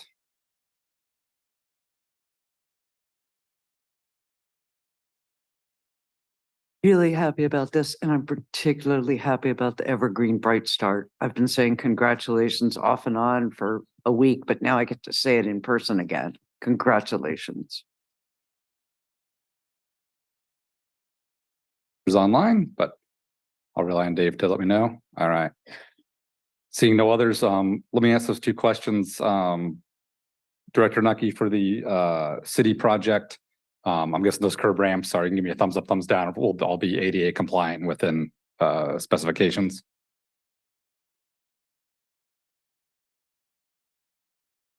and did a great job explaining that. I wasn't aware of the 5%, but that sounds right.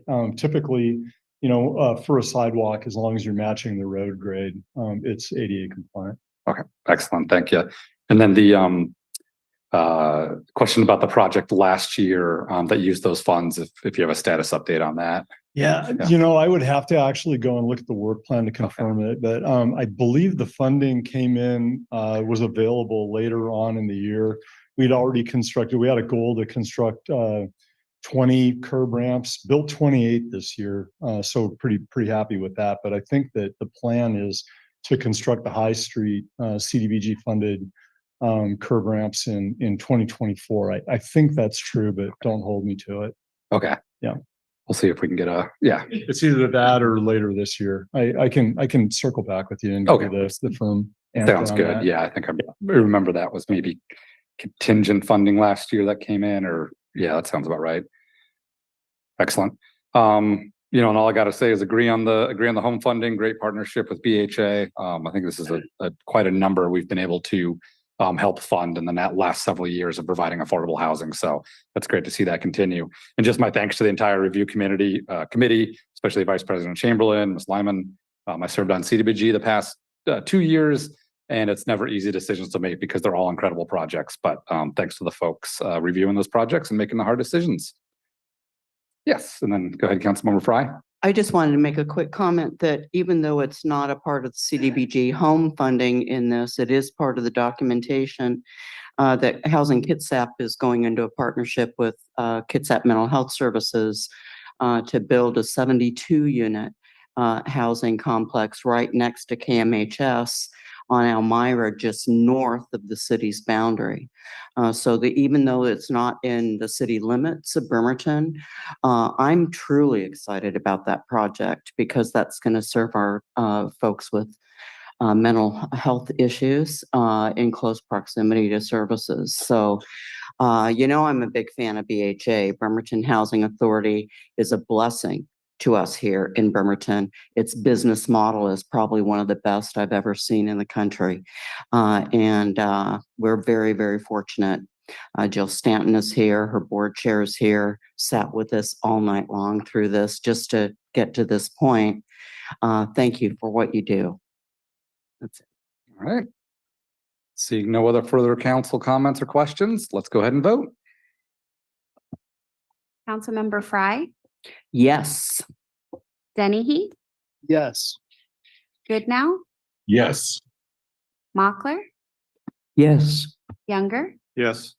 Chamberlain, Yes. Coughlin. Yes. Motion carries unanimously. This concludes public hearings. Next on the agenda is general business. Item 7A, resolution number 3367 to approve the extension of wastewater utility services to the Fisher Plat located within the East Bremerton urban growth area. Our presenter tonight is Managing Engineer Janelle Hitch. And thank you, Ms. Hitch, for being here. Let me just say a quick thanks to everybody who's commented previous and who's stuck around late in the evening for this as well. Please take it away. Okay, good evening. I think I have a PowerPoint presentation on. There we go. This is a little bit summarized from the last couple of times that I presented it. So if you have any questions, please let me know. The Fisher Plat has a wastewater service request, and that's why we're here tonight. They're located outside city limits within the jurisdiction of Kitsap County. They are within the East Bremerton urban growth area, which is designated a wastewater service area for Bremerton, and this area was included in 2014 wastewater comprehensive plan. So BMC 1503.040 requires annexation when they are outside the city limits, and when annexation is determined to be infeasible, the city council must decide whether to provide the wastewater service. So annexation has, you go back to slide, annexation has been to be infeasible. The city's Department of Community Development conducted an annexation study, and the development that we're discussing, the Fisher Plat, is in orange on here, and the property owners also own the parcels in purple. The annexation study area.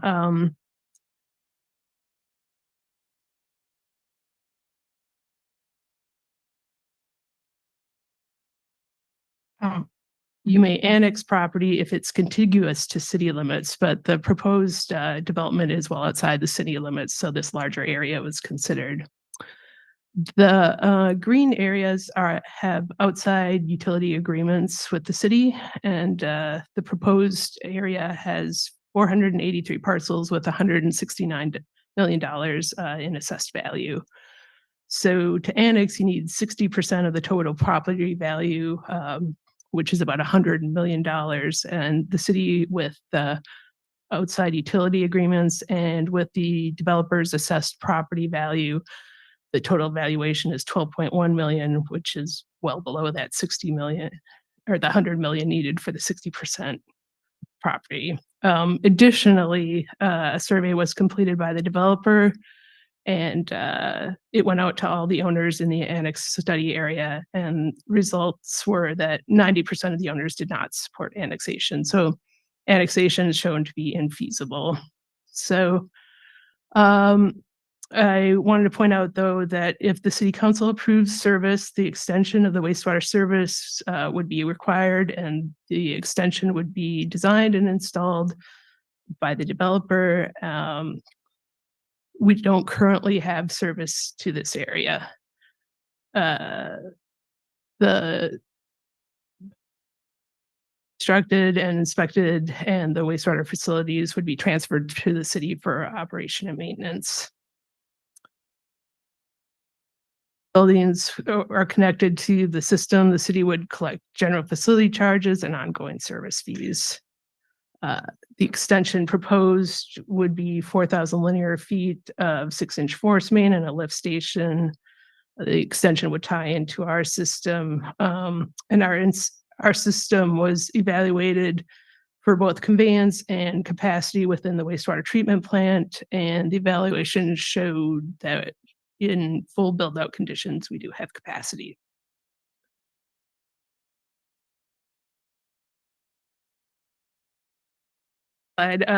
Thanks. So per BMC 1503-040B1, where annexation is not feasible, the council must decide whether to provide the wastewater service. I think at the study session last time, we talked about having street standards. If this was accepted, that the developer would build to the city street standards. And we've included a provision. It's part of the outside utility agreement that would have to be signed by the developer. That's included in your packet starting on page 133, and it's item 3 on page 134. So just wanted to point that out for you. So I know Matt Rasmussen's here tonight if you have any questions for the developer. Perfect. Thank you. Much appreciated for you all being here. So first we'll go to the public and ask if any member of the public wishes to comment on this item. And if so in the room, please line up at the podium or raise your hand on Zoom. Let's go ahead.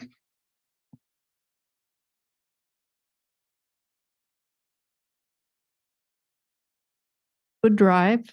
I did send you some comments today. I don't know if you saw them.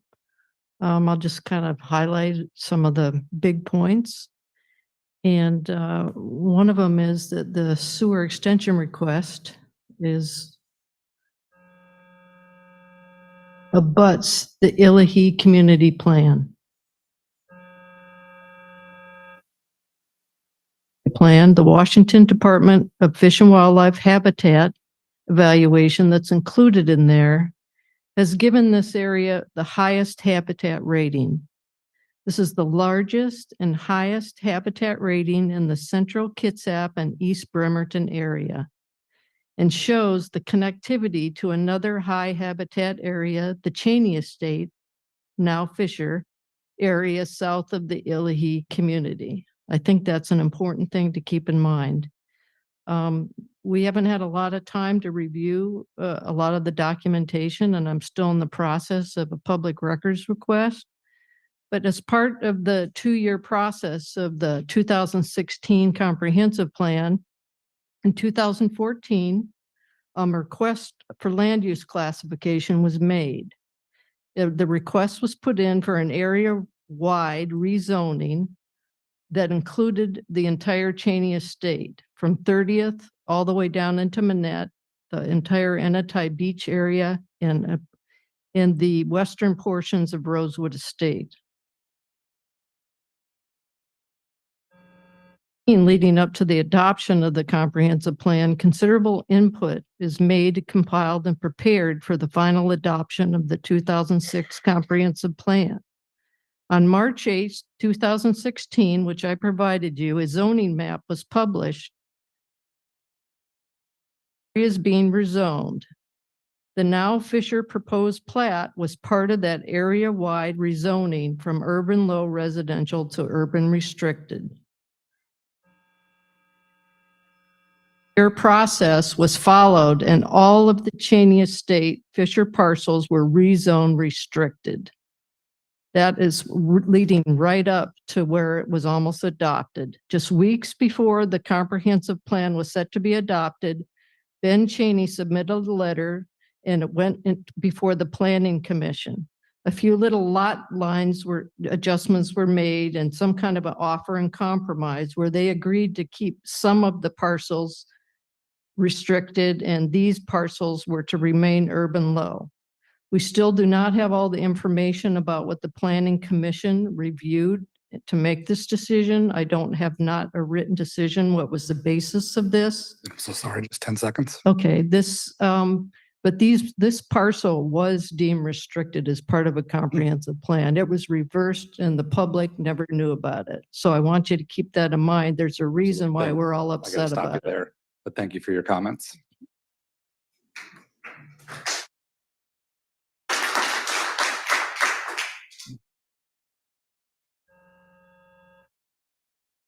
The food web and food chain are very essential to life.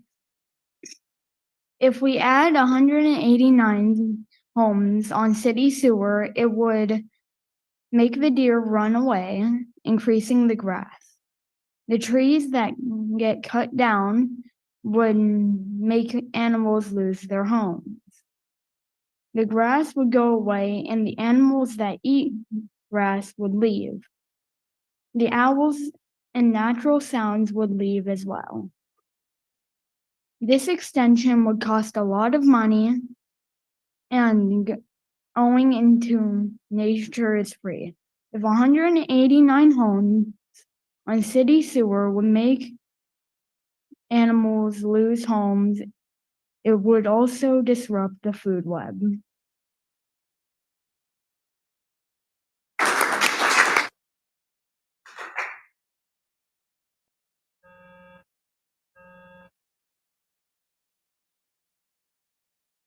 I'm a Kitsap County resident.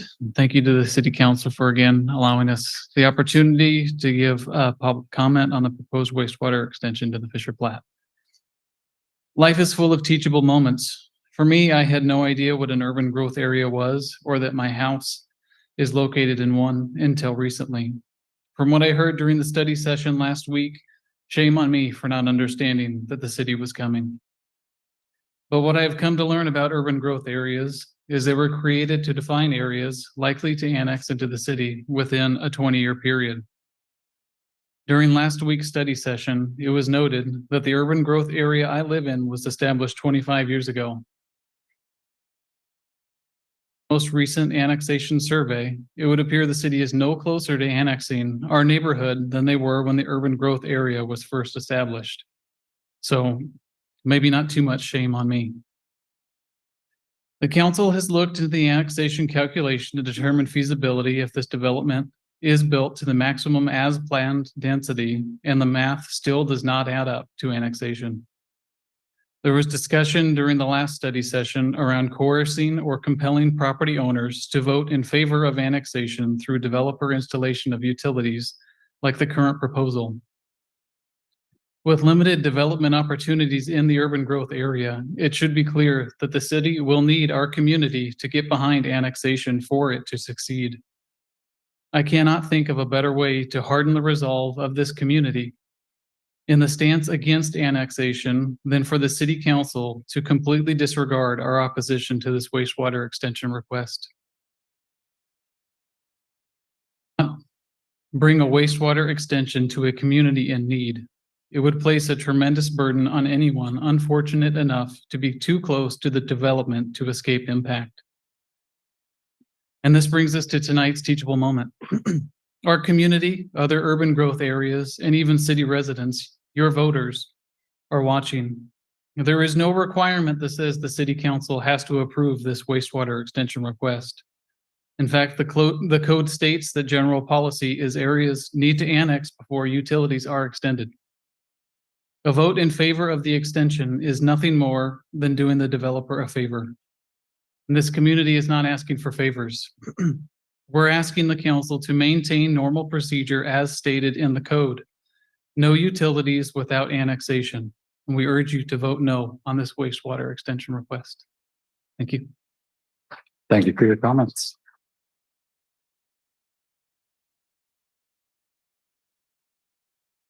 Port Orchard.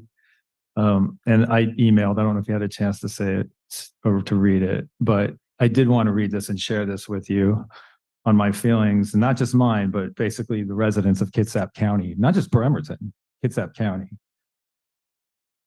The Fisher Platte issue is an exact parallel to Joni Mitchell's Paved Paradise, Put Up a Parking Lot song.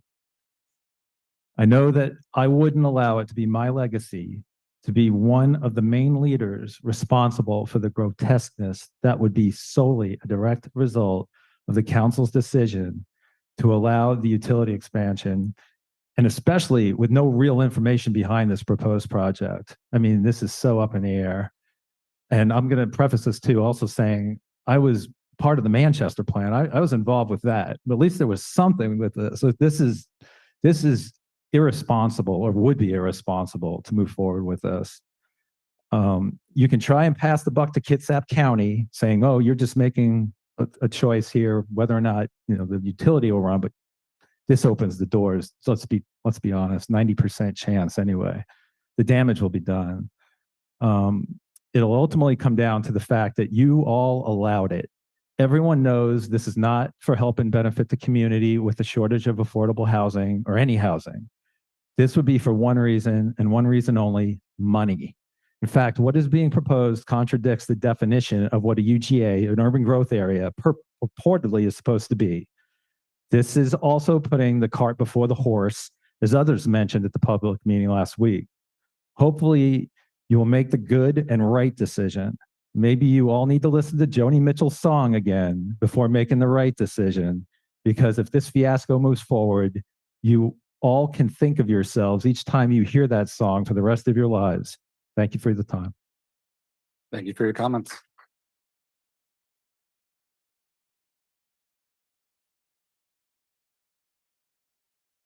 I live on Viewcrest, which is just to the north of the Fisher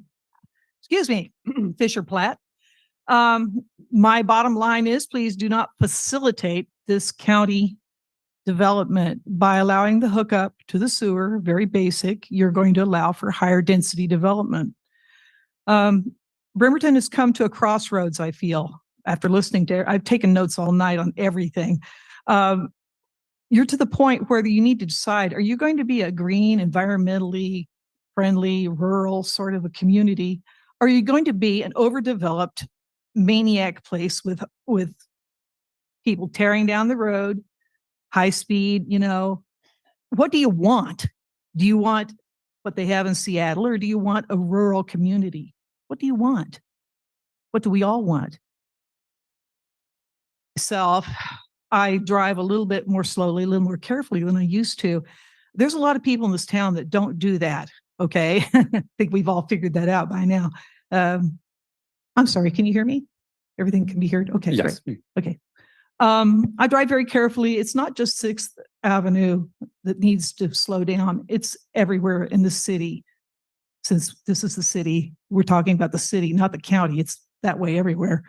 When you put this development in, when you facilitate this development, you're looking at more traffic, okay? And it's not going to bring in people that ride bicycles. It's going to bring in people that are driving cars, okay? So it came to me after listening to the bicycle people. Gosh, there were, I took count actually, there were 12 people that got up and talked about 6th Avenue and the problems down there. They want to ride their bicycles. There's a lot of people that ride bicycles here, a lot of people that walk. There's a lot of handicapped people in wheelchairs, okay? There's a lot of this sort of thing. So 2 sources of revenue you might be looking at rather than looking for sewer hookup fees. You might be looking at cameras to ticket speeders on 6th. Hey, that looks like a good investment to me and you'll get good revenue back. And also you might be thinking of the license the bicycles, which another one of our members mentioned that. I already had it jotted down. Great idea. Anyway, again, to reiterate what I said to begin with, please do not facilitate the sewer hookup. Okay, let's bring it down. And what everybody else says about the environment, I agree. There's a lot of critters, and I personally heard an eagle, up in the canopy the other day walking around out there. So there's things in that forest. Let's not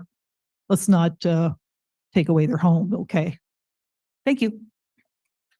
Thank you for your comments.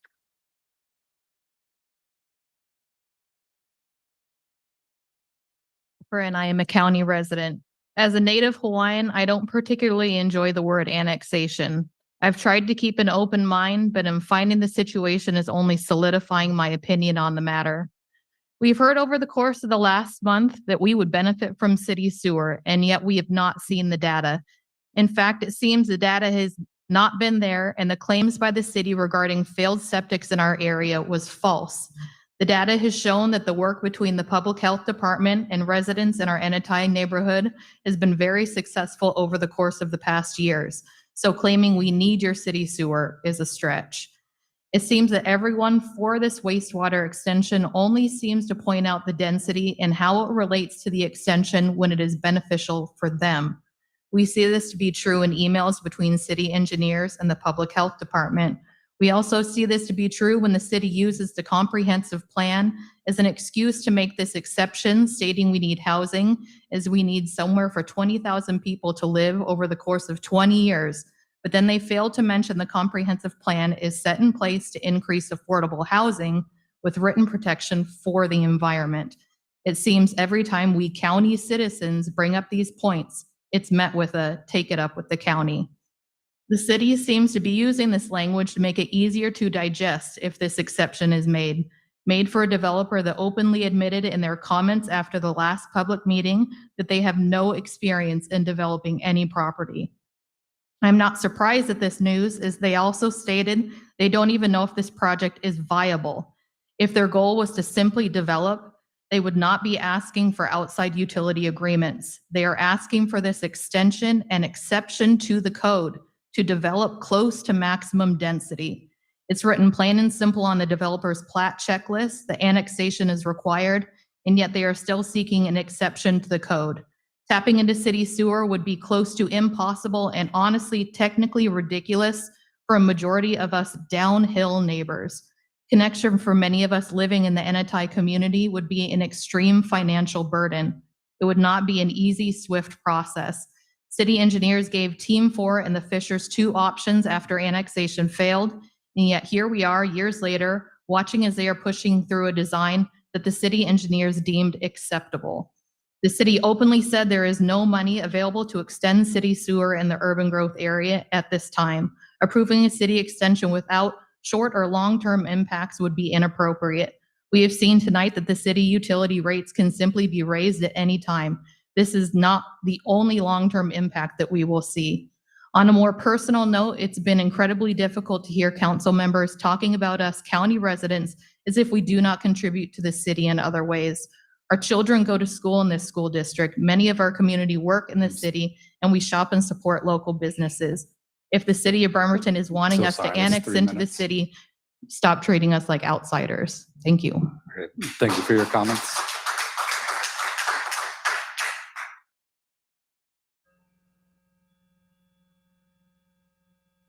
Just 2 questions for the council.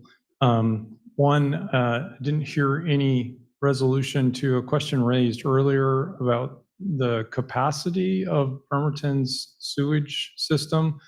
If you look at the published numbers from the 2014 study on the website, and then take into account the annexation potential increase, you could be looking at adding a budget item to your budget for increased capacity to the sewage treatment plant by 2025, which I think is in the budget, but I'm not a budget expert. So that seems like that would be a problem. The second question is, it seems unclear who would be responsible and report any sewage outflow problems. And I think that needs to be squared away before this sort of thing happens. If there's a big sewage system and there's a problem with it,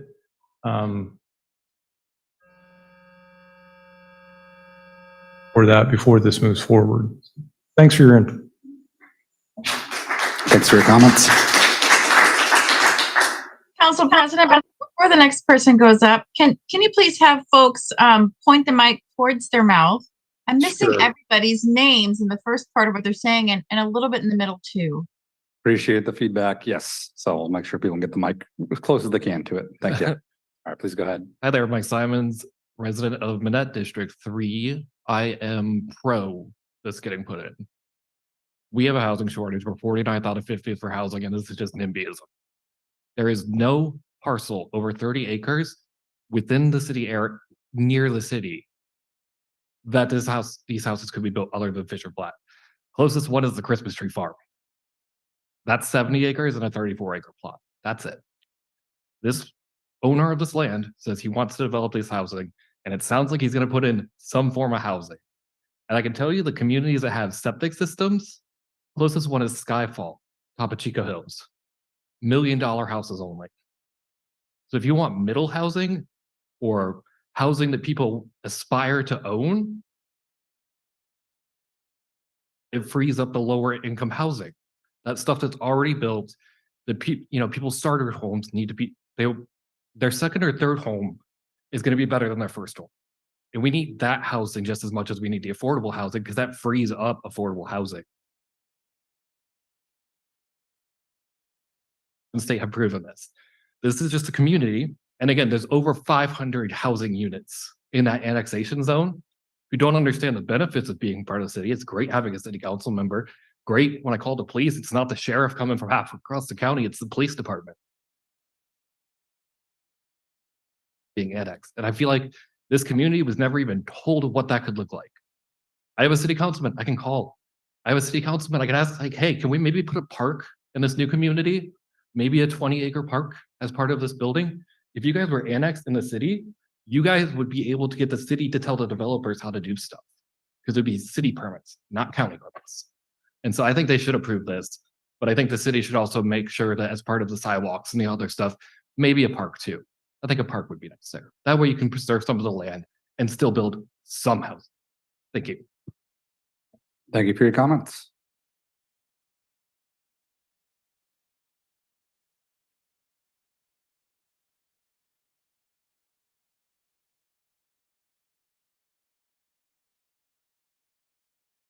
With Kriegsman, and I live in Illahee.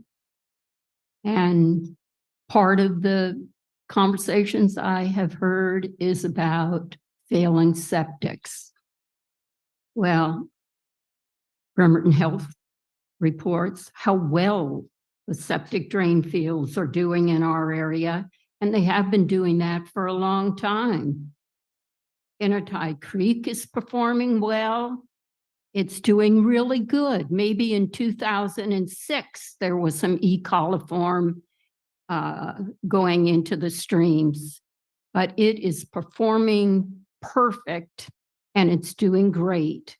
However, the wastewater treatment plants are not faring so well.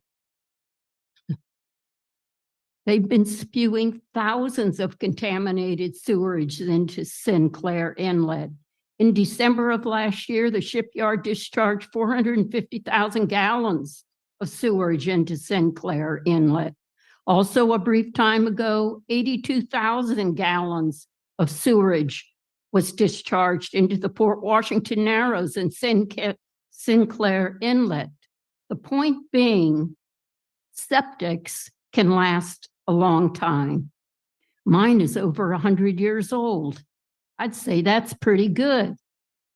One must admit that an on-site septic system would give more protection to the environment than ever, more than these frequent sewerage spills.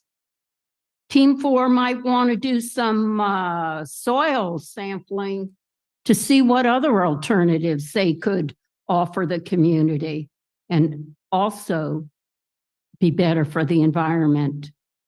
Something to be said about working in harmony with your community and especially nature. Sewer availability request is certainly the cart before the horse and not ready for approval. And I tell you,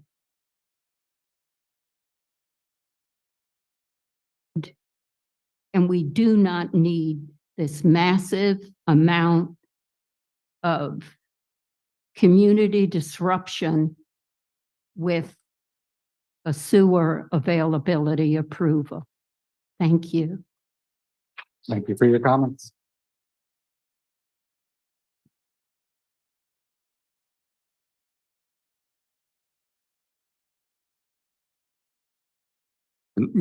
Tilting the microphone up towards you. Excellent, thank you. Can you start my time over? Oh yeah, absolutely. Thank you. My name is Eric Nemeth, entrepreneur, inventor.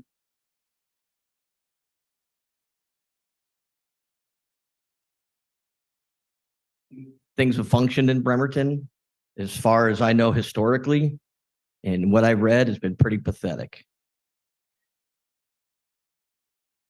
We need to name it Wheelerton instead of Bremerton and start all over again. Can I ask you, keep your comments germane to the wastewater sewer extension? Yeah, Thank you. and it's speaking to the engineers that have orchestrated everything in and around Bremerton to the extent where we're putting a lot of faith in saying that what they're going to do is going to function well.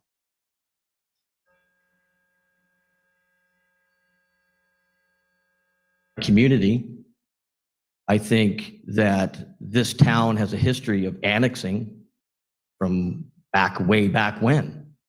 And I think that's, if you were to vote the way the Bremerton's been and annexing and doing anything you can to and extending the sewer, then vote for it. You know, I don't see that as being something that's conducive to what we know as a community. We haven't to this point organized our position and the information that we have. We have people that have information about why this wouldn't work beyond what's even been discussed, right? But these people don't want to come out publicly because they're part of other. So it's like this whole mess of who knows what about what, and how do we bring it to you in a timely manner. I appreciate John Fisher's ability to make money at business. I aspire to do that. Unfortunately, I've taken other positions to do it. So I commend what he's trying, what he has done. What he's trying to do, not so good. And I guess that my point is that I'm actually glad this has come to be because it's woke me back up. And when you talk about community and you talk about neighborhoods, that's what we have, and you're disrupting it. And I think it's a dangerous game to play without having all the information from us. We haven't gotten the time to put it together. We have people in other situations. We don't have to start fresh. We have other examples. We can bring it to you in a timely manner. That's what I'm saying. I mean, to vote on this tonight, I don't even know where it's at, if you're voting on it or what. It's just premature. You just don't have the information. You don't. Good luck. Thank you for your comments.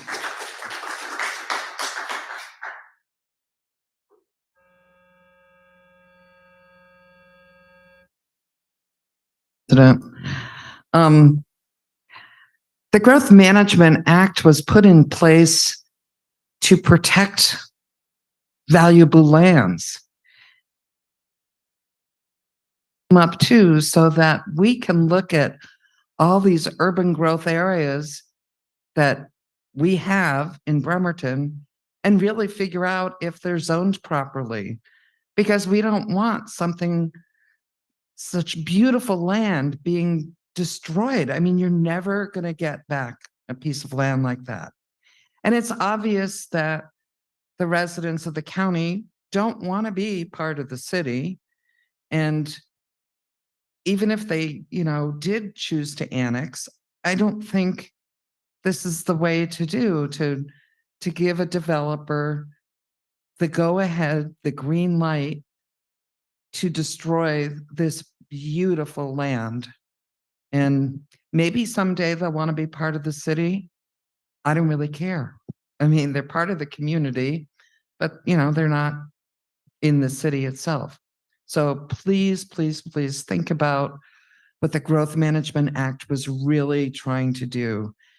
And the intention was to save properties like that and develop closer to urban areas. Thank you.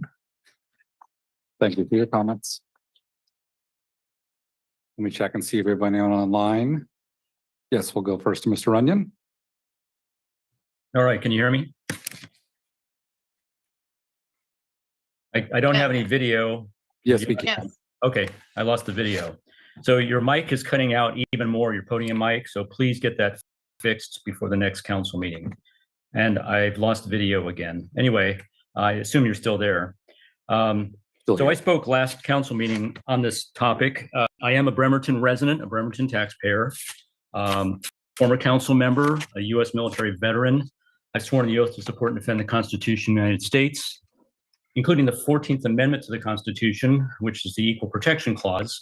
The developer has a right to petition the government for this extension, no matter what anybody feels about who that person is individually in their interactions. They need to be treated equally by the government.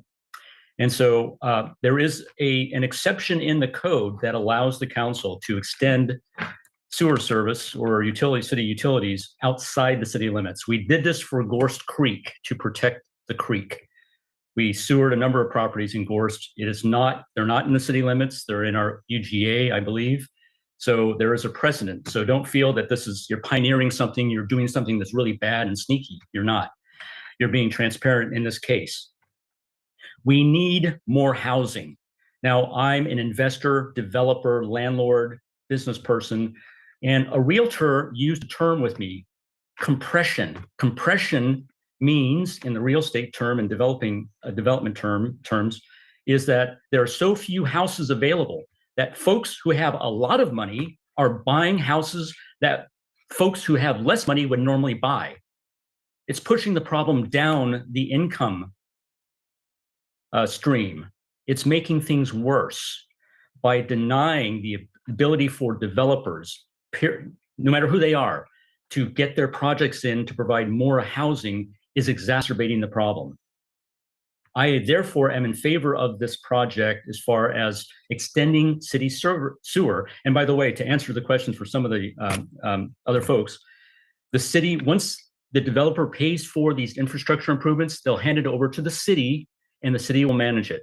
The other thing is you folks need to require the developer to put on title or in CCRs that anybody who buys property will not object to annexation into the city of Bremerton. We did it in Gorst. You folks need to make sure it's in the agreement to provide city sewer service to the developer. Ensure that nobody will object to annexation. Anybody who buys any of those properties in that development will not object to annexation. Put it in the titles for each of those properties and put it in the CCRs. Thank you. Thank you for your comments. Or next, on.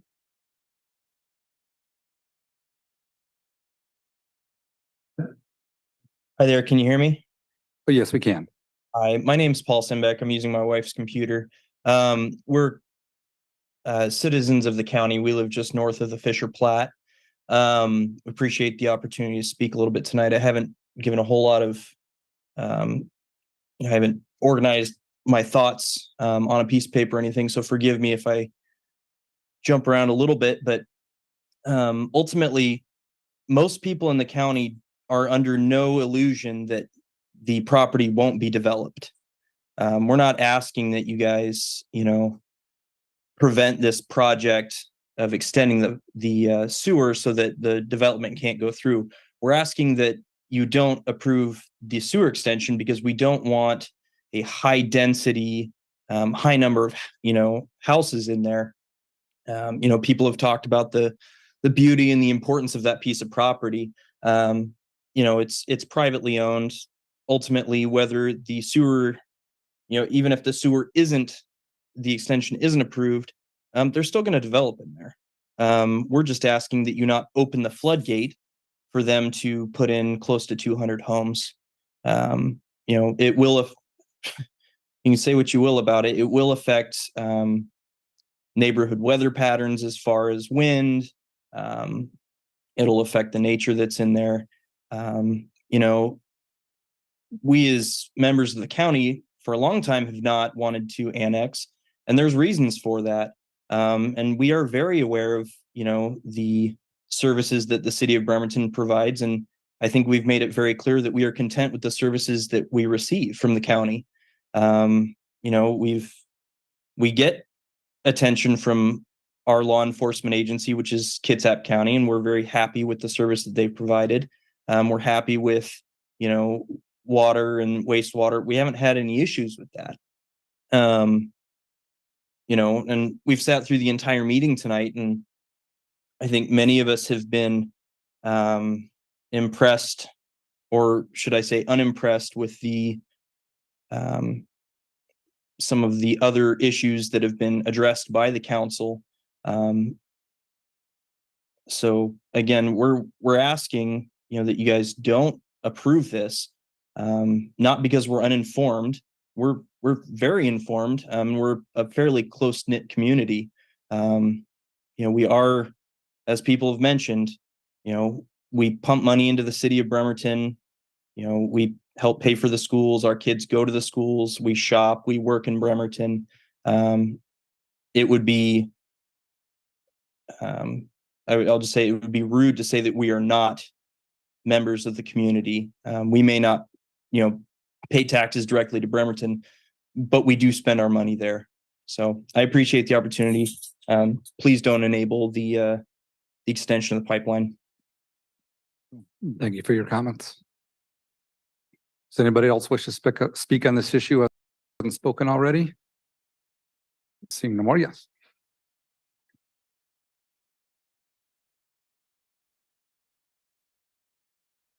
And I'm with Team 4 Engineering. I'd just like to reiterate some of the points that we made through various presentations and answering questions through this whole process in the last, 3-4 weeks now.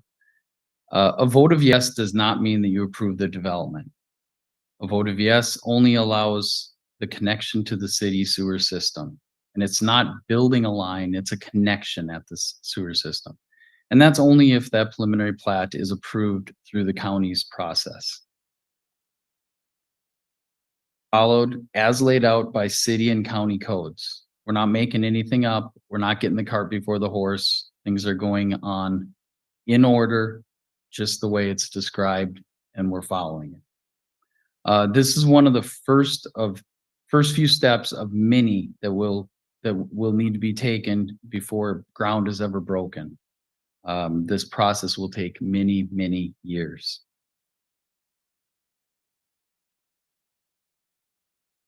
Okay. The 2014 comprehensive plan and 25 years of approved planning.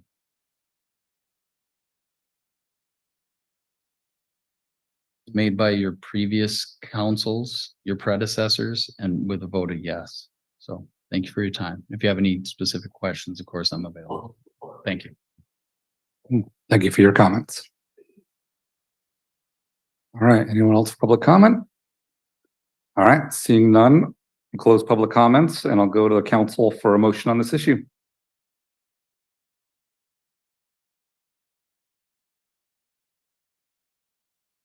Resolution number 3367 to allow the Fisher Platte properties to receive wastewater service from the city of Bremerton.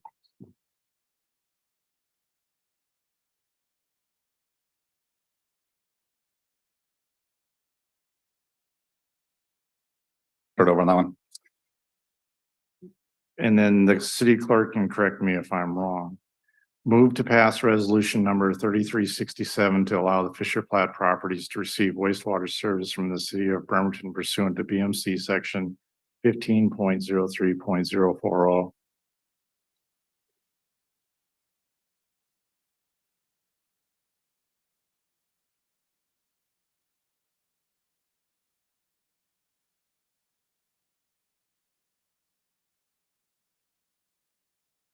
Withdraw that motion to make a new one. I withdraw that motion.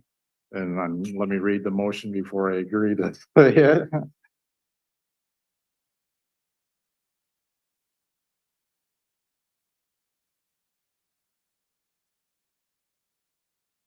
Number 3367 and authorize the mayor to execute the outside utility agreement in substantially the same form as presented in Exhibit B. For a second?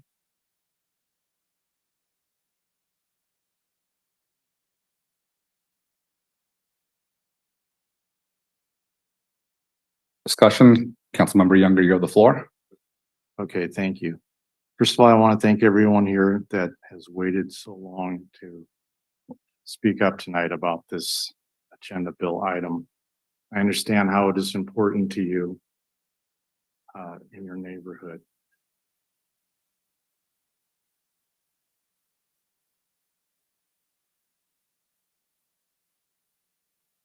And talked about due process.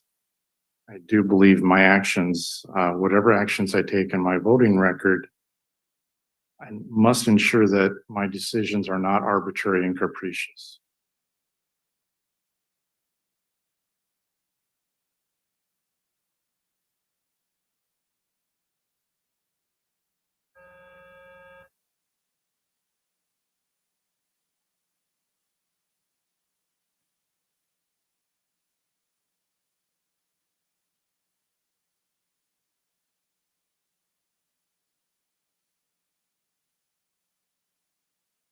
Younger, do you mind trying to get it, moving the mic closer and see if that fixes it? All right, can you hear now? Okay, so okay, I'll have to speak like this. No worries. So I was the council president in 2016. Earlier in the year, I had expressed frustration. We had a study session about how do we get more people to annex into the city. And I found out our current code provided for outside utility agreements, but the developer did not have to automatically annex into the city. So working with the city attorney, came up with crafted this ordinance, and the intent, the legislative intent, again, I was there, we voted on this, was to require a developer that is not adjacent to city, within the city limits, to go ahead and petition annex to come in. If they did not, and it was determined it was infeasible, which was what happened, right? The DCD did their survey and it was determined infeasible. Then the council can approve it if it determines it was infeasible. That's like the section 1 of this ordinance that's before you today. Okay, it's infeasible, okay? Now, have a basis not to approve that. The developer did what the council asked them to do. Try to annex into the city. Didn't work.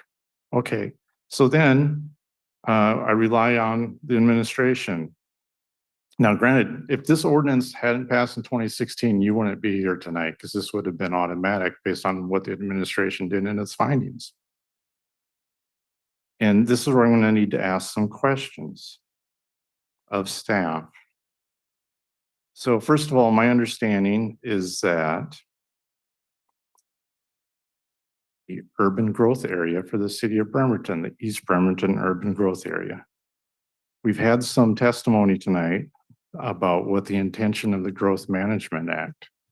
I don't know the background of everyone here, but I do have a DCD director, Ms. Spencer, that might be able to shed some, I'm sorry to put you on the spot, Andrea, that might be able to shed some light on the intent of the Growth Management Act. And also, what does it mean for this area to be in the East Bremerton urban growth area, and what are we supposed to do as a governing body for the city of Bremerton if a property is within the East Bremerton urban growth area? Ms. Spencer.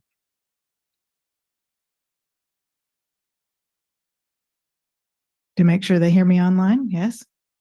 Okay. So the urban growth area for the city has been well established for a long period of time. You heard during public testimony during your first hearing that this is a established UGA, urban growth area for the city of Bremerton.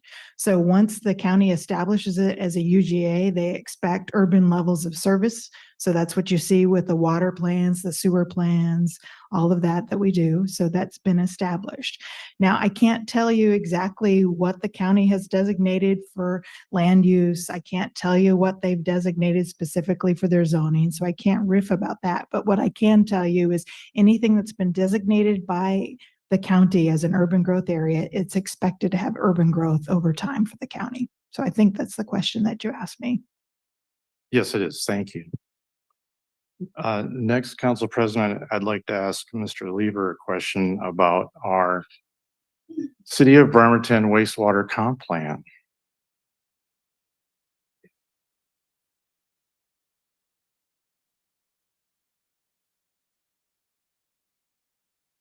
What your position is within the city, but in particular, can you just briefly summarize what our wastewater comp plan says as it pertains to this area of property in our urban growth area? Okay, so mic check. Can everyone hear me? I'm Ned Lever. I'm the city engineer.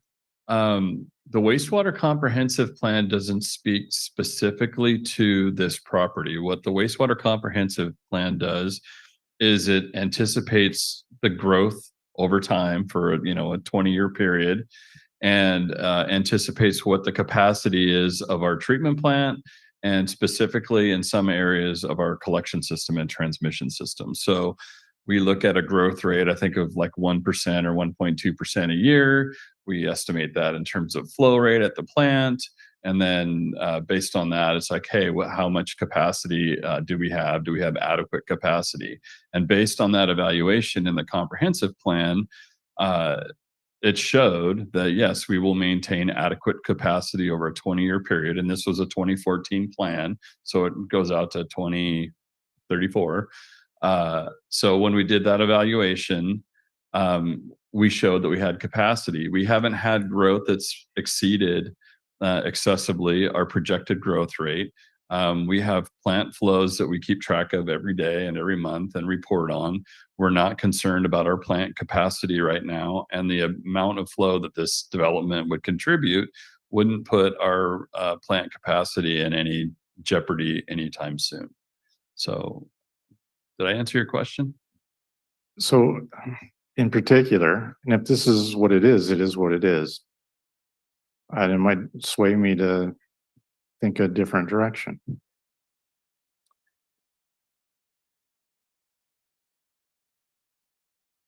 And the county designating this area being under the urban growth area, does that work hand in hand then with the wastewater plan? In other words, since this is a UGA, are we expected to provide sewer?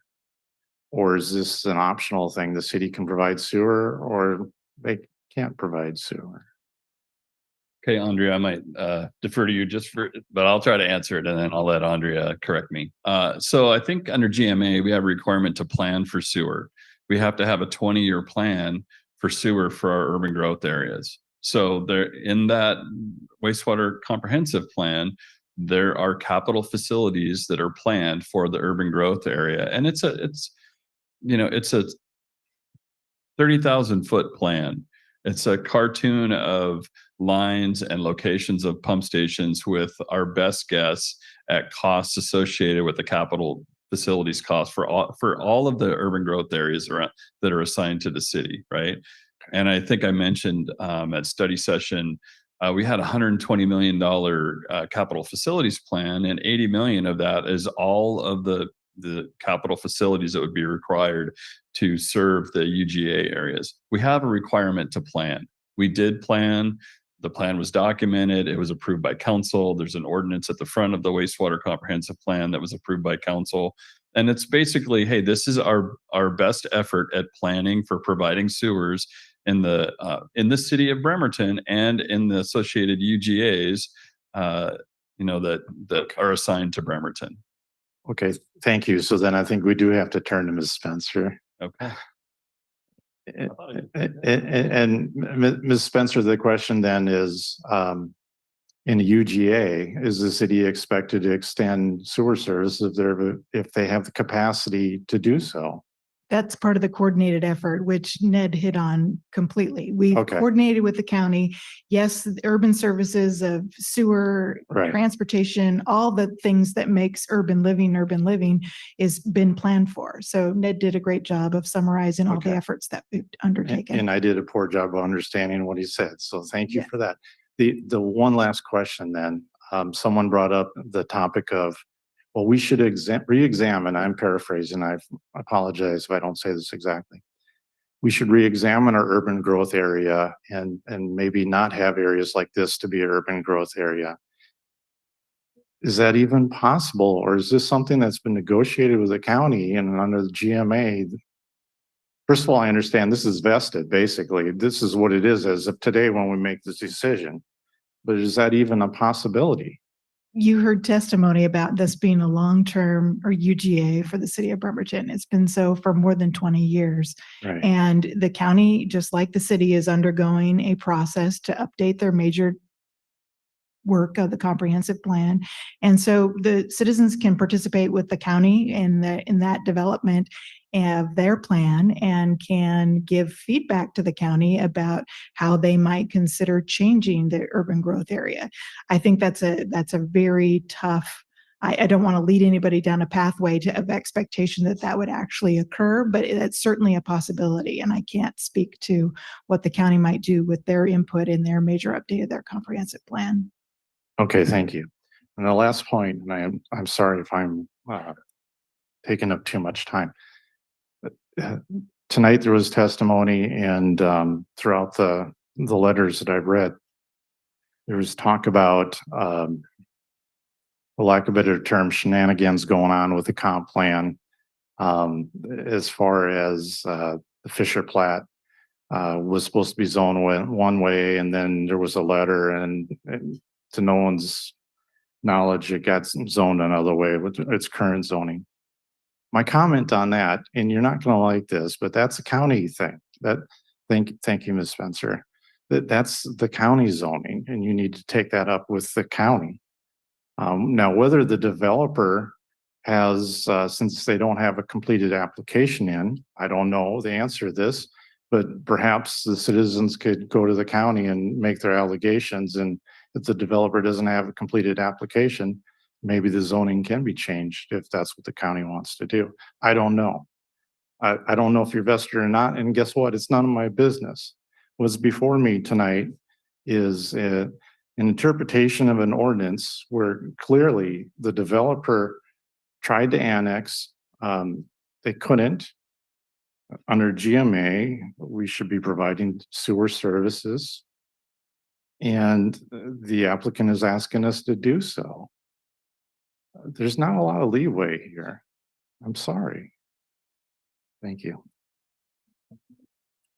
Thank you. Any other council members for comment or questions? And I'll make sure I can see folks if there's any online. Go, Councilmember Mockler. Hey, I'd like to thank all of you for sticking around so very late. And I'd also like to thank everyone at Public Works for sticking around so very late. I understand that the only representative of the developer is Mr. Rasmussen. Is that correct? So did you have anything to add?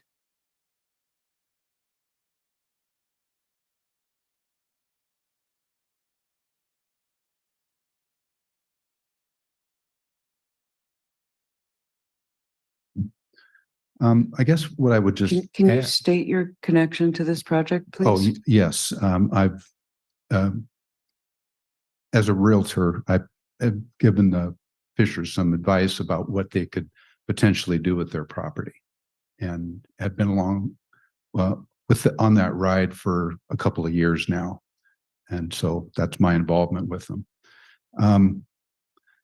I guess what I would just say that, taking kind of depersonalizing the situation by taking the Fishers name out of the equation, the property by its zoning has a right to be developed in the county at whatever zoning will allow it to be developed to. And so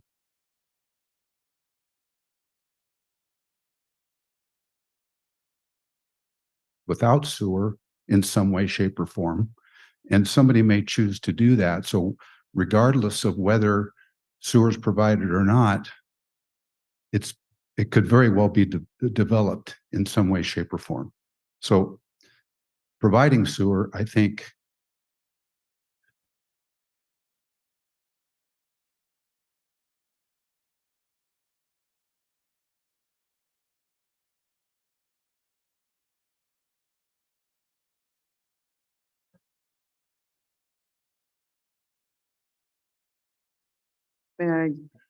I'd like to ask a question. Yeah, you have the right to ask a question Okay. of anyone So- you want, but they don't have to answer, obviously. Yeah. Fair enough. So I was curious last week, and I'm still quite curious why the developer did not perform a basic critical areas study. I was a wetland scientist for many years, and while I understand that there are non-fish bearing streams on the property, was no wetland delineation or characterization or done. We know that it's on a critical aquifer recharge area. DCD told you that. sure. And as Mr. Rasmussen has stated a couple times, this is just the very beginning element of the process. And we don't know how the property is going to be developed. We know that there's environmental and geological issues that have to be dealt with. And those questions and concerns will be dealt with at the county level. Okay, thank you. Yeah. Thank you. Mr. Rasmussen, you're speaking to me in hand language. Yes, please go ahead. And with team 4. Beg your pardon. In response to your question,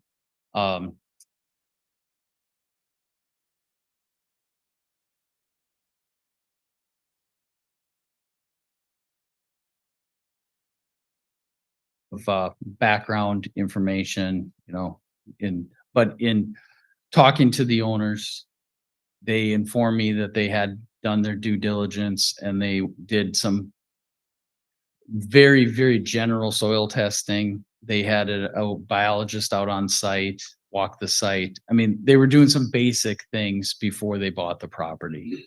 I haven't seen any of the results of that as of yet, but it was very, very general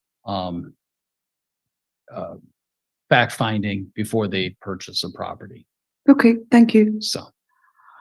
So one of the things that Ned Lever, Engineer Lever, I forget your title, Ned, it's so late, I'm sorry. One of the things that Mr. Lever said is that the property is going to be developed.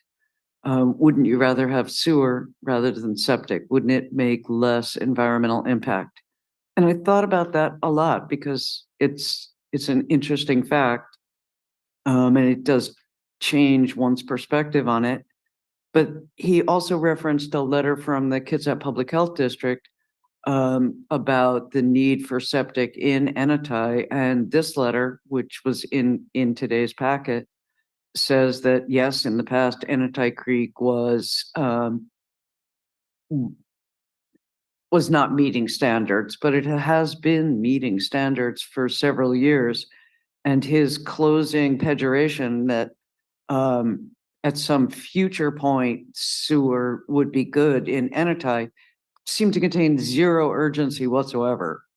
So I feel that the health district is not concerned at this time because, you know, they pretty much said so.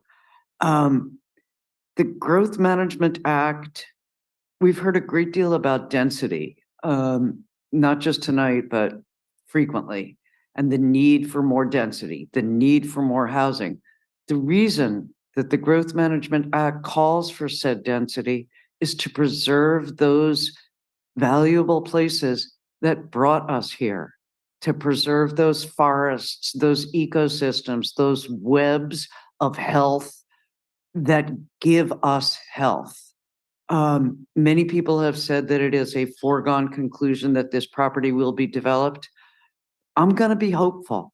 I'm going to be hopeful that someone will recognize that these are qualities of the land, of the air, of the water that they purify at no charge to us, may I mention, that we will respect.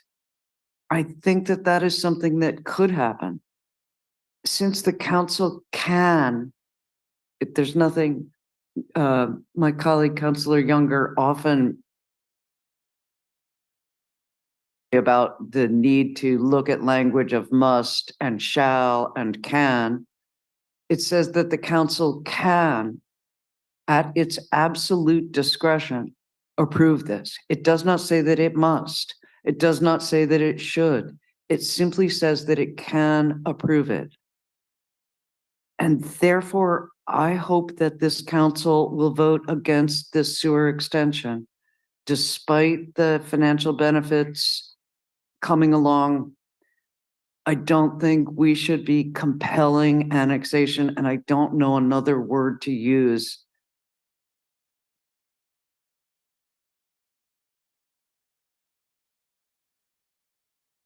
Just really briefly, because you've already told me it's not germane, but I think Bremerton, we looked at all of the public comment we have tonight. Our resources are barely enough to cover the territory that we have. The police have come to us and said that their geographic area is so much larger that adding extra would put a real strain on them. We have other emergency responders. I just think that this is wrong at any time and particularly wrong at this time. Thank you. Yeah, Councilmember Fry. Oh, So sorry, I can't see any hands online. If they were up. Go ahead. Okay, yeah, Vice President Chamberlain, go ahead, and then we'll go to Councilmember Fry. are you? Thank you, Councilor Fry. I apologize. I didn't mean to be. I thought I was muted when I said, oh. I had to go make myself a cup of coffee. I don't know. I wish I could make y'all coffee right now. I'm going to ask some just some basic questions about the efficacy of this plan. So from what I understand during study session, one of the public commenters asked, is there capacity? And I wish I would have got their name, but I'm having audio issues. But they said, does the sewer have capacity? My understanding is that there's plenty of capacity. Is Mr. Lever able to verify that for me? Plenty capacity? Okay. And so I think that was addressed earlier. You want me to respond to that? Just for clarity. Okay, yeah. Based on our comprehensive planning and the evaluation that was done, there is capacity to serve this property. Perfect. And so I think like what I was hoping for at the last study session was that I would hear from folks who had owned their homes prior to the designation of this urban growth area designation. I don't know that I necessarily heard that. And that young man with his handwritten letter, he pulled at my heartstrings. But so did so many other people today. They pulled at my heartstrings. Unhoused folks, and people in that advocacy realm. So, and I appreciated Mr. Runyon's explanation of compression. I think it was Mr. Runyon that described that, because that's a fact. If we open up some of the other housing and there's newer housing available, we just are in a housing crisis, you guys. And so my next question is about annexation. And my understanding from a previous study session is, even with, can somebody who knows the numbers on this verify this, but even on the value of the properties that we won't reach annexation level, can somebody verify that for me with the proposed plan, that we won't reach, that even with the properties sold, that we won't reach? Thank you, Miss Hitch. Yeah, so what we know is that the current assessed value is about 169 million, right? And that there's about 12.1 valuation, what we have now with the property value, what it is, right? So when the properties are, or if the property is subdivided and buildings are built on there, that whole valuation goes up. But I think what we looked at is we're still quite below the 60% threshold. So I don't have the numbers though. Okay. So I think that, that would be a concern if this developer was somehow forcing annexation of this area when clearly the residents don't want it. That would be a concern of mine. And so now I'm a little bit hesitant, right? Because I don't want that to be something that's kind of forced onto folks. Thank you. I appreciate the answer, but that was my question. And so, and I have a couple of friends who will probably be pretty upset with me if I vote yes. I'm not saying that that's going to deter me, but I know I talked to the quartermasters who live nearby. I have a good friend, Genevieve, who lives on Rosewood. I think there's somebody out in the audience now who lives on Rosewood and probably knows her. And she's talked about this. Genevieve has talked about this for over a year now. This piece of property right next to her home is going to be developed, and all of the beauty is going to be lost. And it is a beautiful piece of property. Now, I haven't walked it myself, but I've seen it through her photos, through my friend's photos and her words and her experiences. And I know that it's a very special space for the neighbors. So I don't want that to, I want to honor that. And at the same time, there's an enormous amount of development going on. And there's a reason for it. We just have, tens of thousands of people expected to be here in a few years, and we need to find homes for them. There are people with jobs who are living in their cars right now because they can't afford rent. I'm one paycheck away myself from possibly living in my car. And so, we talked about this with the MFT about, like developers and rent stabilization and so on, but I'm kind of coming around to that belief that rents will stabilize with a higher housing stock. I guess that's all I really have to ask and share about this. Thank you. Councilmember Fry. This, I've said before, has really taught me even more about the difference in how people look at things.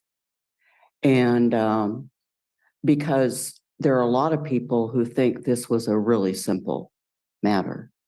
And you can see that simplicity in the original proposal. And it wasn't a simple matter. And so that when it's presented to me as something simple, and my brain says, wait a minute, it's connected to this, this, this, and this. And this is the first time I've heard from our community development director, mainly because she wasn't involved in it, but we look to her for some guidance when this is all about community development. It's not just a public works project. It's connected to 180 some homes. So the theme that we've heard tonight, the insulation of this process, with public works having a perspective and the residents having a perspective and the developers having a perspective, my mind goes there all the time. I don't see anything not in connection to something else. Son, who I know and respect very much, said something that just really triggered me. And it's that the property has a right to be developed. Property does not have rights. So the Growth Management Act says that property of some types have rights. And there are all kinds of systems in place that protect that property. And when the Bremertonians, you're Bremertonians to me, you're my peeps, whether you live in the city or not. And by the way, when you call 911, I bet it's Bremerton Police Department that gets there a heck of a lot faster. But that's just my own personal opinion. We like our services, our urban city services. They're a luxury sometimes compared to the county.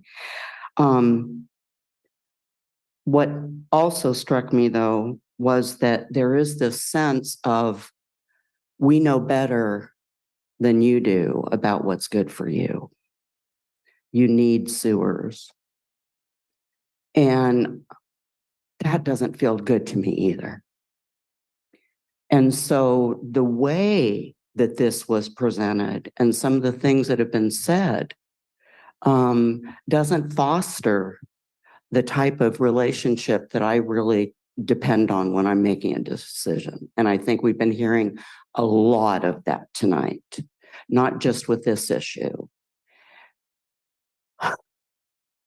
You know, I want to tell the residents here, I have confidence in our county representative that is representing your area. And I really do. And I think there are safeguards along the way of this planning. I also think that property, that whole area, even though it's owned by the Fishers, is in very good hands with the people here tonight and the people that have written in. And if you continue that, impact. So I think that property, even though it really doesn't have rights, I think it's in good hands. I think I have gone back and forth on this. I've got staff who are frustrated with the fact that I want to see everything in connection and don't see it so simply. You know, I'm sorry. I'm sorry. That's just the way I make decisions. And you know what? I bring people to the table when I'm making those decisions. I bring the experts like, you know, we've tried to do today.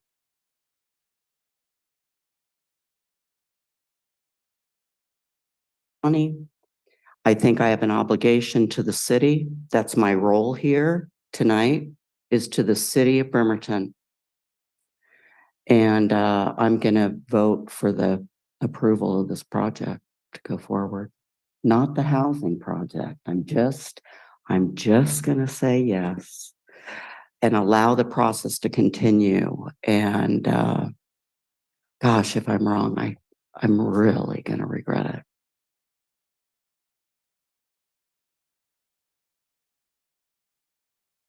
Denny, you're good now. Wanted to have the floor. I can bring us, yes, Councilmember Good now. Go ahead. Good evening. This is again, it's really complex, and I just, you know, a couple things I just want to say that as far as I'm concerned, with everything I've seen on my end, any kind of annexation is not a motive. It's not our plan. There's no active thing going on in the city where we're trying to annex. We ask sometimes for different reasons, but we don't. It's not something that there's any energy actively pursuing. This project too, at least again, my take on it, with everything I've heard, it's not about money on our side. Really, those sewer dollars stay, I think, if somebody could correct this, maybe if there's a finance person, but I think all those sewer dollars stay within, okay, is Director Riley there? Yes. Do any wastewater funds end up in the general fund? And is that a percentage, or it's not a, thank you. I can add, yeah. So short answer is no, not directly, but we do have the wastewater utility tax. Those dollars do in the general fund. So we've had lots of discussions on those. So again, it's not, it really, most of the money goes towards upkeep of that system, right? So, and what it takes to process, these UGAs, or growth management acts, the idea is that you take the time and you pick the areas that makes the most sense for growth, protecting other areas, to keeping from getting what's considered sprawl. And so there was a process that happened with input that chose this area. And I don't, maybe this would be a Director Spencer question, but did Bremerton declare this our UGA, or was this a big county-wide thing when we look at where we can place homes for the future? Because the population's increasing, whether we like it or not. We don't have the option just to be more rural. So is Director Spencer still there? She is, and she's at the mic now. So I guess the question is did Bremerton say that that's our UGA, or did we all sit together at the table and say, where can we put thousands of new people that are going to be living in our area? So I can't speak to specifically what happened in the late 90s when they established the urban growth areas, but I can say is that what the state law says is that the counties designate in cooperation with their municipalities what the UGAs look like. And you've spent, Commissioner Goodnow spent a lot of time on KRCC and has seen that iterative process where we work collectively. Ned and his team work very closely with the county in development of the sewer system plans to say, yes, we have the capital services in place to support the growth. So there's tons of coordination that happens between the county and the city in the cooperation of the UGA. In this particular case, it is a designated City of Bremerton urban growth area. Is this what started with Legos? There's Lego exercises to talk about this, but yes, in the late 90s, I think there was some Lego exercises that happened at KRCC to figure out where was the growth going to go.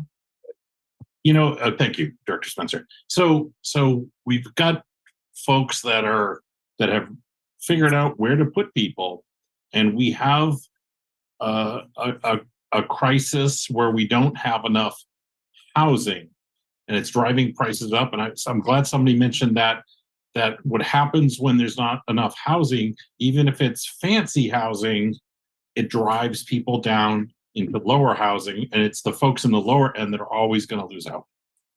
So, let's see. I had one more thought, I think, on this.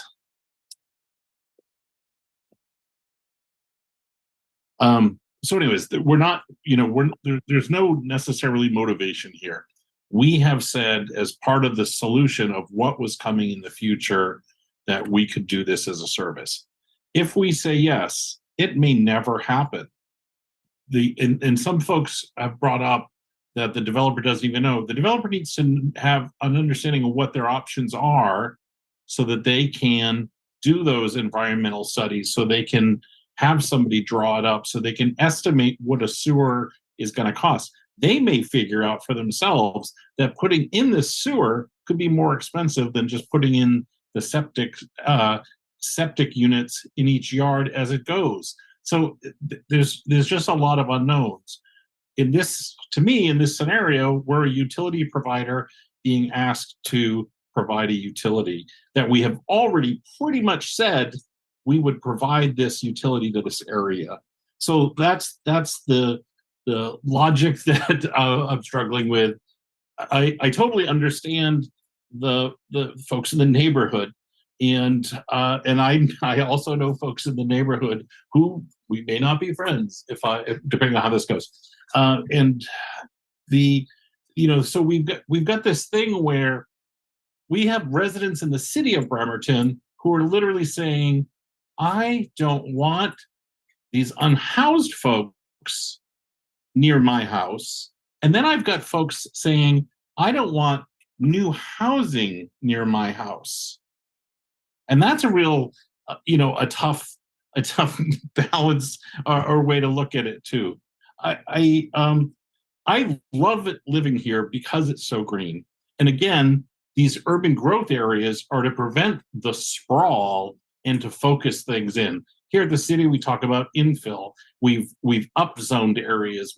We're trying to keep people close together to protect the green. So when we look out into the distance, or we're in a very very green area. I think that's all I have at this round.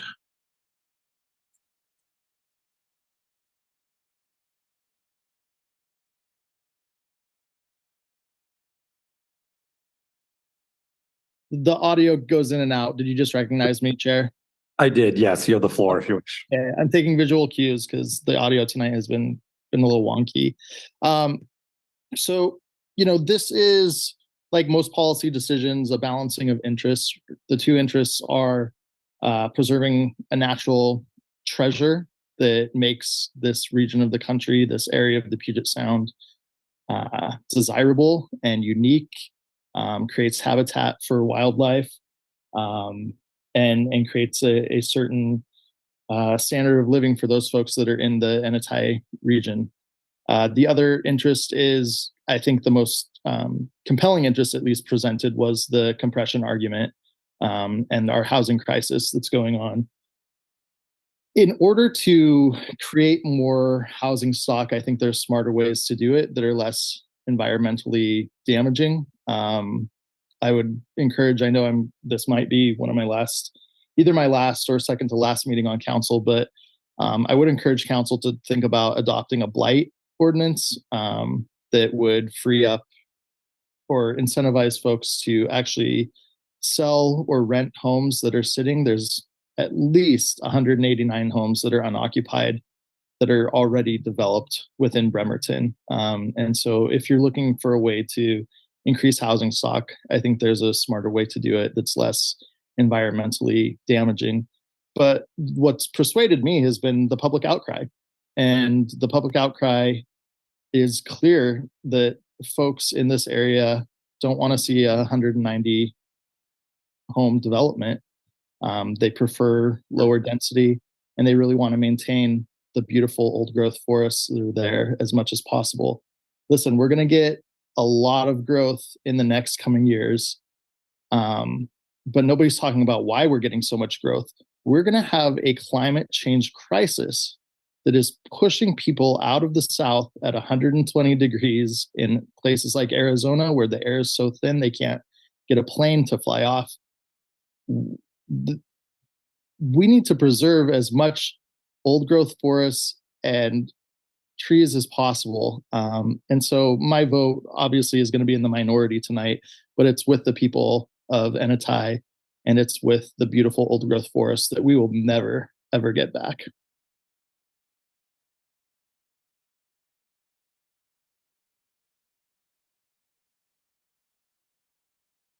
I know it's 10 p.m., so I'll try not to say anything that hasn't been said.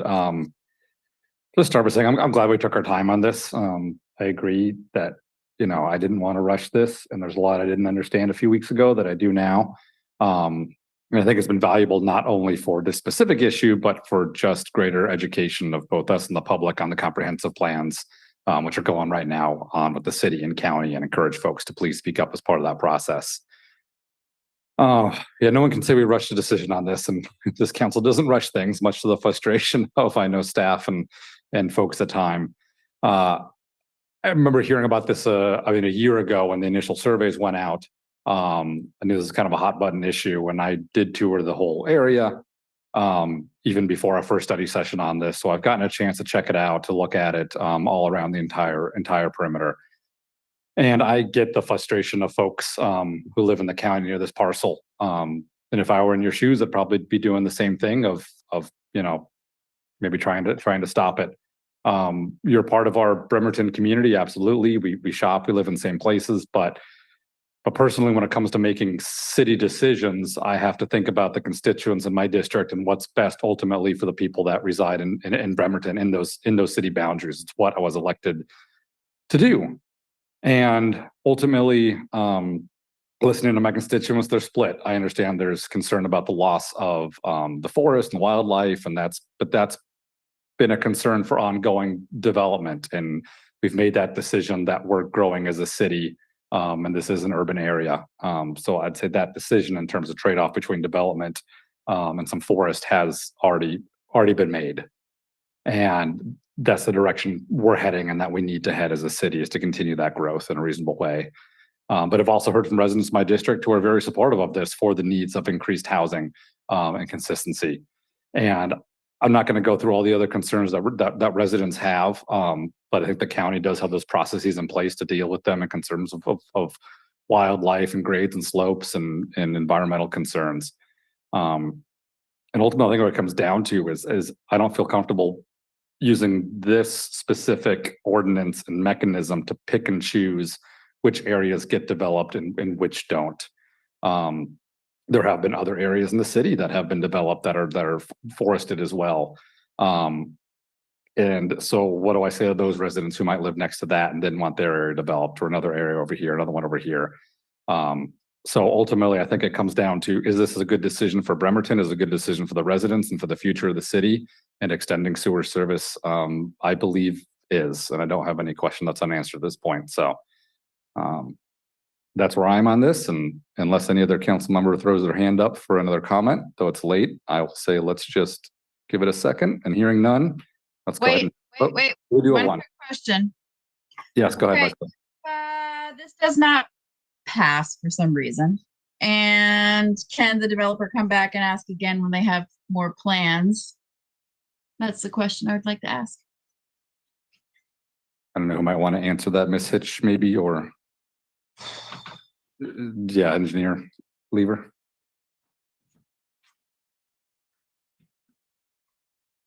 More time, please. My cat let herself in the door. Sorry, I'm still here. Can you ask that question one more Yes. time? So if for some reason this vote does not go through, I don't think that that's the case, but can the developer come back and ask again at a future time? Or are they going to, actually, maybe this is a question for Mr. R. Can they come back again and ask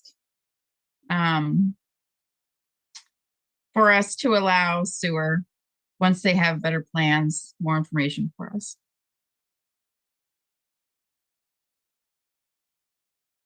Yeah, a lot of words with that question, because if this has been a pretty long and extensive process for this decision. And I think if we get to the finish line here and this council decides that they don't approve extension of sewer service, I'm not going to be issuing an availability letter to this developer. And I doubt they're going to have a lot of confidence in coming back to this process to try to revisit it. And I don't want to speak for the developer, but I think that's my honest answer to that question. So that's a fair answer. I mean, that's a fair answer. So okay, that's good. Thank you. It's 10 o'clock, 10:07. I'm done. All right, seeing no other comments or discussion by council, let's go ahead and vote.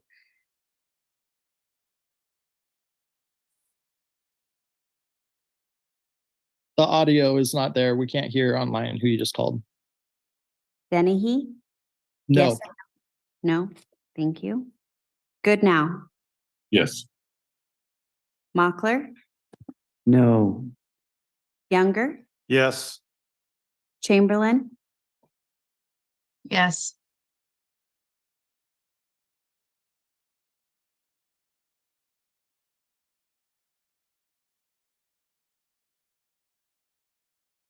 We can't hear anything.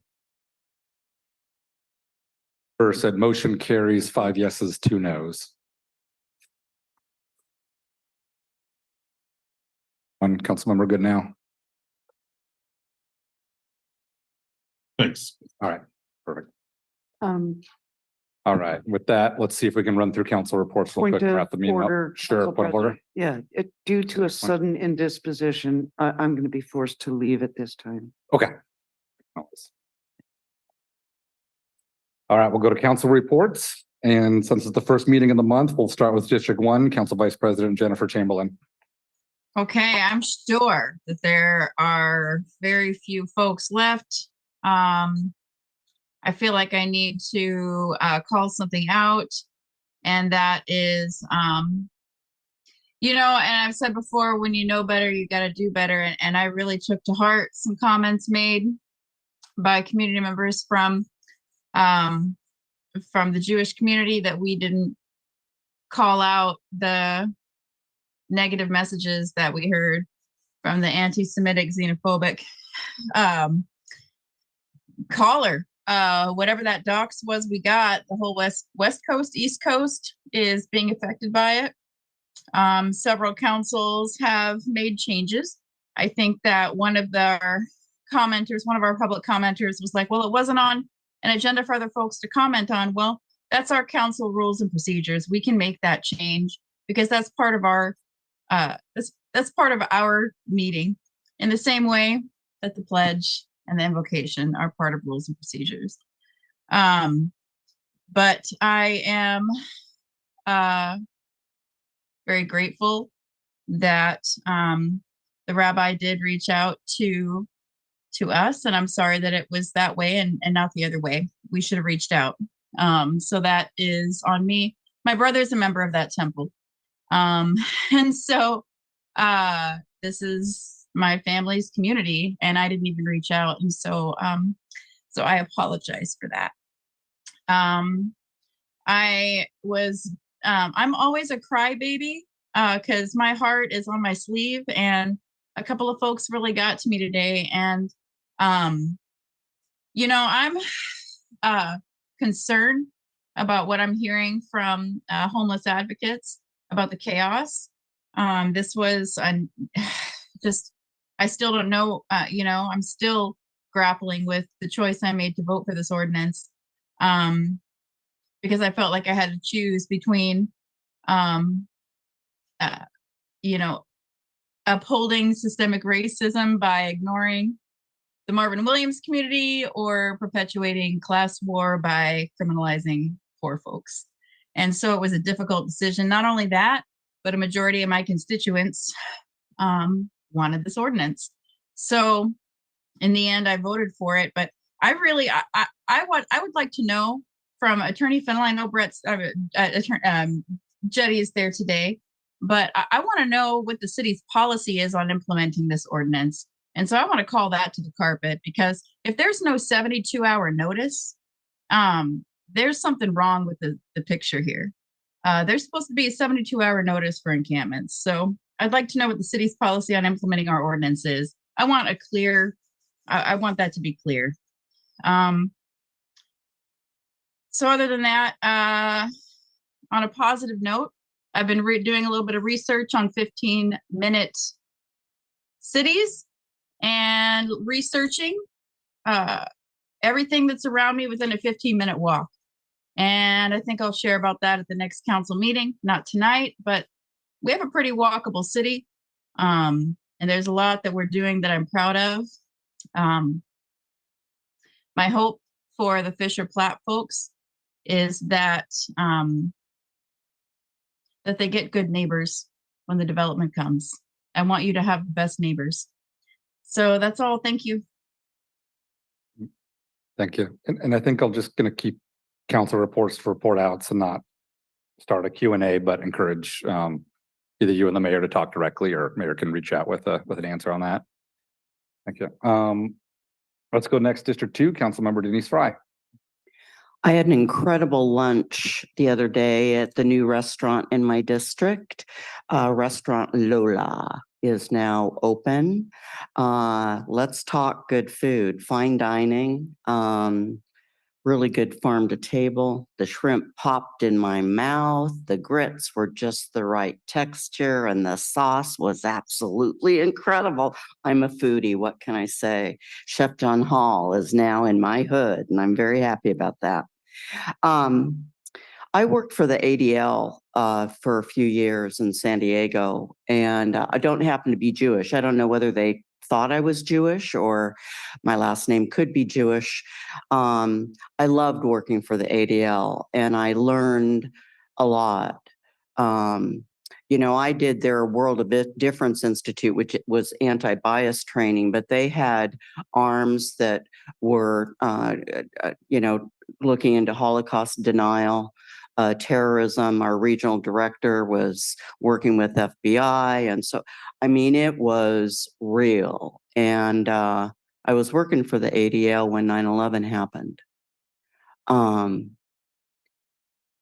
it was one of the most traumatic events of my work career to have to walk through that experience with those people that I worked with and the people that they represented. And so what's going on today over there affects me.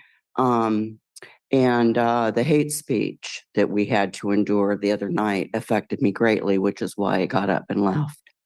I will not tolerate it. I will not. And I don't think that anybody should. And I want to thank you, President Coughlin. I think we were all in shock. I didn't know what to do.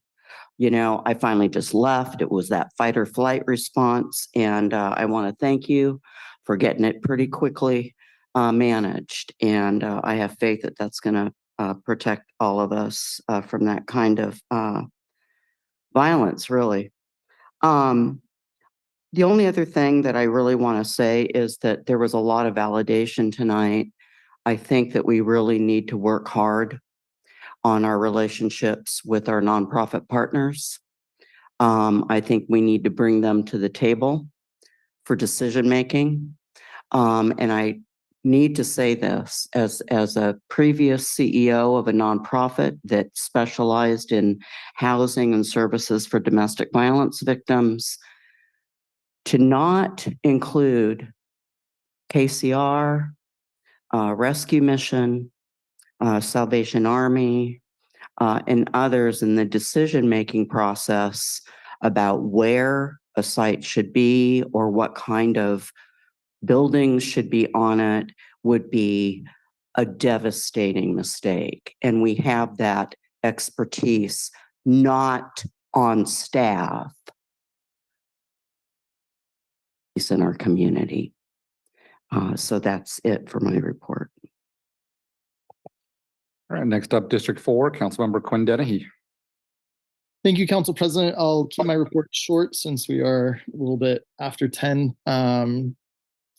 First off, you know, that's in response to homelessness advocates. That's kind of why I had a no vote on that. Is I thought we needed a little bit more time to engage with stakeholders and folk to really get it right. And I didn't really like punting it to the mayor to make the decision on his own. However, I'm just one vote on the council.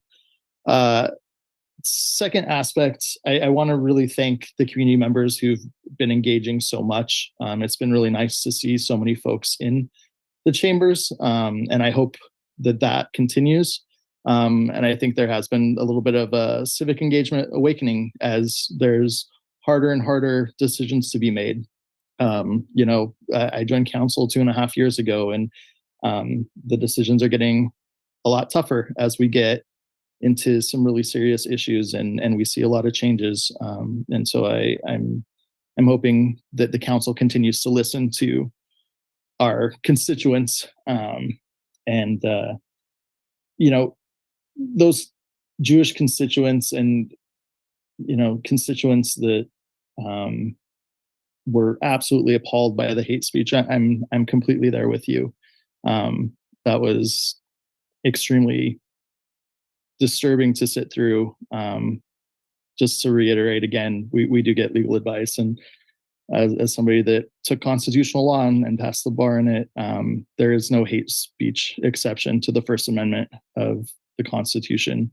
And I just want people to be aware of that. And I think President Coughlin, you made a really good point, as we don't want to enrich the folks that are spewing this hate speech with taxpayer dollars when they come after us for a First Amendment breach. So I really want that to be understood, that that's kind of the reason that we have to let people have their 3 minutes. I'm hoping that I get a longer goodbye. I'm hoping this isn't my last council meeting. I've been told it takes about 10 days to certify, but also the assistant city attorney let me know that it's not guaranteed that this is not my last. So I'll say longer goodbyes when I leave next council meetings, but I just want to say that it's been a pleasure to serve the residents of Bremerton, specifically the residents and constituents of District 4, especially an honor to serve with you all. Special thanks to the staff that puts up with us really and carries out all the duties of the city, and continues these long meetings with us. Special shout out to 2 staff members that really supported me in my time, and that's Lori Smith and Kylie Finnell. Those 2 really were instrumental these last 2.5 years in my time on council, but hopefully I'll get to say some more on the 15th. Thanks a lot. I have Councilmember Michael Goodnow, who's here in person. Who is now here in person, so if BKAT can find me. I don't have a big report tonight, but I just do, I've worked in the LGBT community a lot, and I just, there's no place for hate speech, and it was really upsetting. I did want to, and I'm so glad the folks came out, but I do want to also say somebody kind of called out Council President Coughlin for shutting down somebody else, but that was a little different. That was clearly a prank. We know who that was. They used a fake name. They just, it was not a sincere compliment. It was a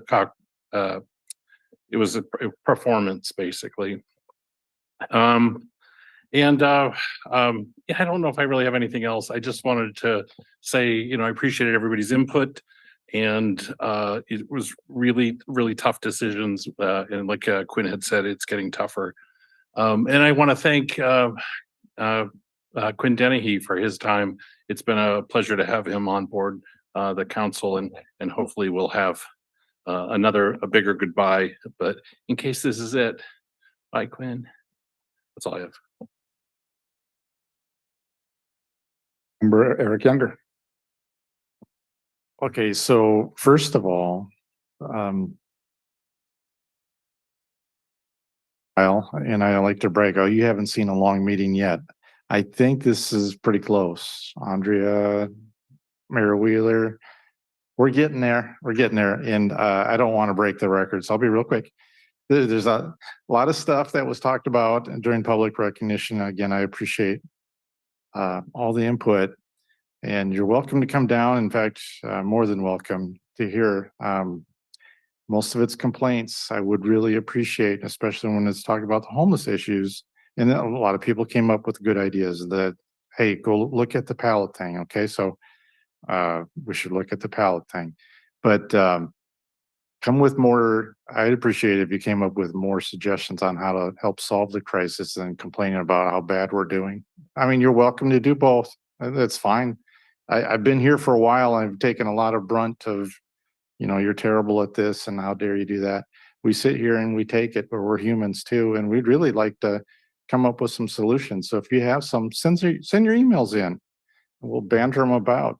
The last thing I want to mention is thank you, Mayor Wheeler, for agreeing to have the town hall. I did note on November 14th, I believe, and I think it's here, as I was said, 1 hour is not going to be enough based on the public input tonight. I think you realize that. That's all I have for my report. Fantastic. Here. Yeah, Councilmember Denny, I hope my math is right on the at least 8 days to certify and the election's on the 8th. So we'll have you on the 15th, but we should. So I'm gonna save my remarks for then. Yeah, I got some slides. I got some slides. I'll try and go quick. First is absolutely as they load. In response to the hate speech, folks are feel free to share it. I shared it with council. It's on social media. And this was kind of in response to the letter from El Cerrito, California, that had the Jewish mayor pro tem who also had to deal with this. And he spoke about how difficult it was for him, I think, especially being Jewish, to have to sit and let hate speech continue. But one thing that they did to adapt was to basically have the sign and to be able to hold it up as a protest when that was happening. And they made the same decision to disallow Zoom on public recognition. So, I don't think we've faced anything like this before. So for anyone who's still listening, just thanks for the patience with us as we try and adapt to the best of our ability and in dealing with this. And next slide. We've had a lot of difficult situations recently. I definitely appreciated everyone speaking up, all the volunteers out there who are helping, who are contributing to positive solutions. It's not easy having to make ordinances like the one we did to strike that middle ground. But I want to go out of my way to actually thank Bremerton Police Department. This is a snapshot from a video they put online the other week that really highlighted their efforts to do outreach ahead of time to folks, MLK and other areas. What the video shows, if you go and watch it, is them going tent to tent, talking to folks. They're handing out a flyer that listed exactly what the ordinance is, when it goes into effect. It really seemed like excellent communication. I know we heard from some folks tonight that there might still be some more communication to be had, but I think BPD has gone above and beyond to really make this process as smooth as possible. So just thank you to our police and our police navigators for, I think, really professionally dealing with this difficult situation. And next slide.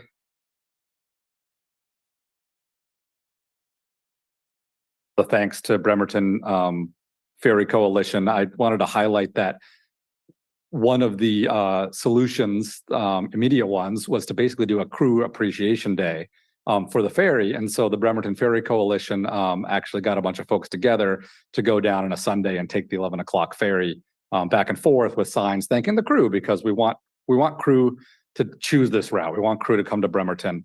That's one of the issues. And it was the exact time that the Chimicum had its issue. So horrible timing, except I think it really helped. Again, I think that communication with WSF is really helping them. They moved another boat to get back on our route. I know some of the folks that are doing the best they can and dealing with this issue. But again, thanks to Ferry Coalition. Next slide.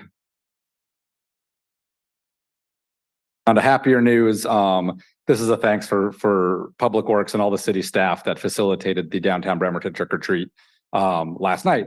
And so it was my husband's idea to dress up as firefighters, and that really stemmed from, can we put Max in a cute Dalmatian outfit? So I realize now, I told Mayor Wheeler quickly the other day, I was like, okay, now I got to dress as like police next year, and then as a public works person next year, and then a parks next year to be equal. But anyway, no favoritism, but it was happy coincidence that Sparky was down there with the Bremerton fire truck and some firefighters. So anyway, thanks to folks that made that happen. Downtown was packed. It was really great to see.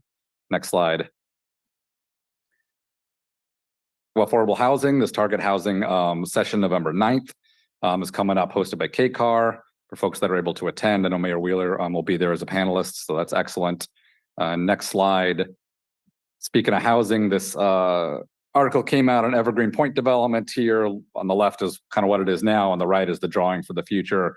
This is another tough one. I've heard some from folks that don't want more buildings coming in, but I was pretty direct in the interview I did with the Sun that this is in line with the zoning. It has businesses. It makes the area walkable, livable. We need the housing density. I'm happy to see it come in, although I know some folks won't be happy to hear me say that. This is what we need when we look 10, 20 years out. So it's good to see, in my opinion. And next slide, I think my last, just happy Veterans Day, November 11th. I know we won't have our next general council meeting until afterwards. So thank you again to everyone in this room who've served, which is almost half, I think, as I look around. So appreciate it. And I'll wrap it up there. Before we go to it, Attorney Fennell of the exec session, it's late, it's still needed, right? It's timely. Okay. All right, so now council will convene for an executive session for up to 30 minutes to discuss potential and pending litigation under RCW 42.30.110, section 1, subsection I, and that action is anticipated when we come back. Oh, 15, okay. And we can extend it if need. Well done. Okay. Not going to be chatting. All right. So we'll convene for 15 minutes for exec session and we'll come back with action. Down. Recording stopped.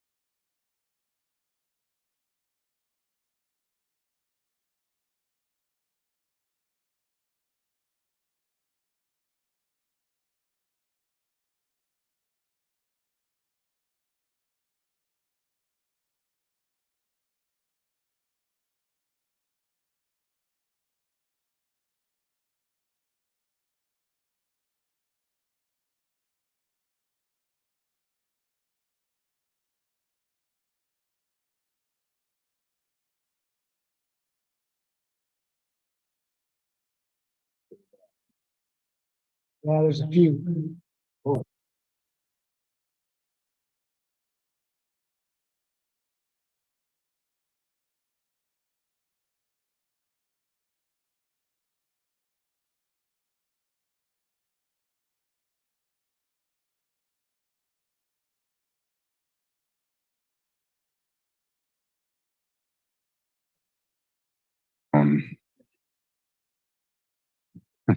Cutting out like feeding in, and then if somebody paused long enough.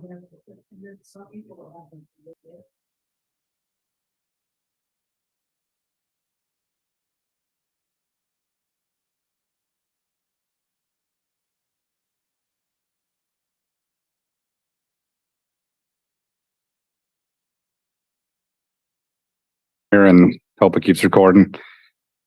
All right, so Recording in progress. I call the meeting back to order after executive session.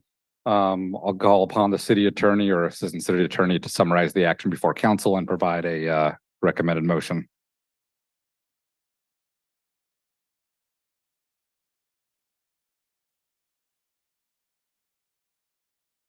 Is in regard to class action settlements involving PFAS chemicals in drinking water. The motion is move to authorize the city attorney and mayor to take the necessary steps to exclude the city from the in-ray aqueous film forming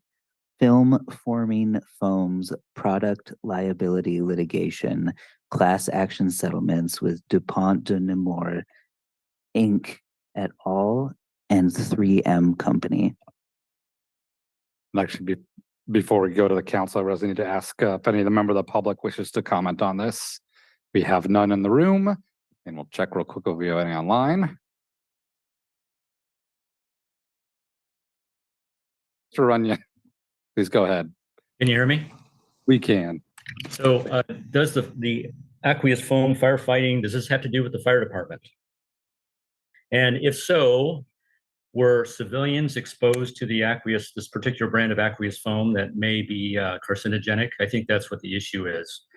And did DuPont know that there were issues related to possible carcinogenic nature of their compound? Because this type of thing is actually happening across the country, including the military. Anyway, that's it.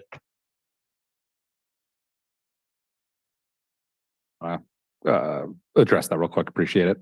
Sure. So this class action settlement would be involving PFAS chemicals beyond just the firefighting foams that have been found in drinking water systems.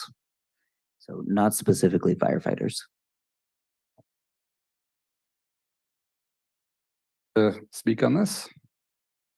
All right, seeing none, then I'll go to the council for a so moved. So moved. We have a second? Second. We have a motion and a second. Let's vote.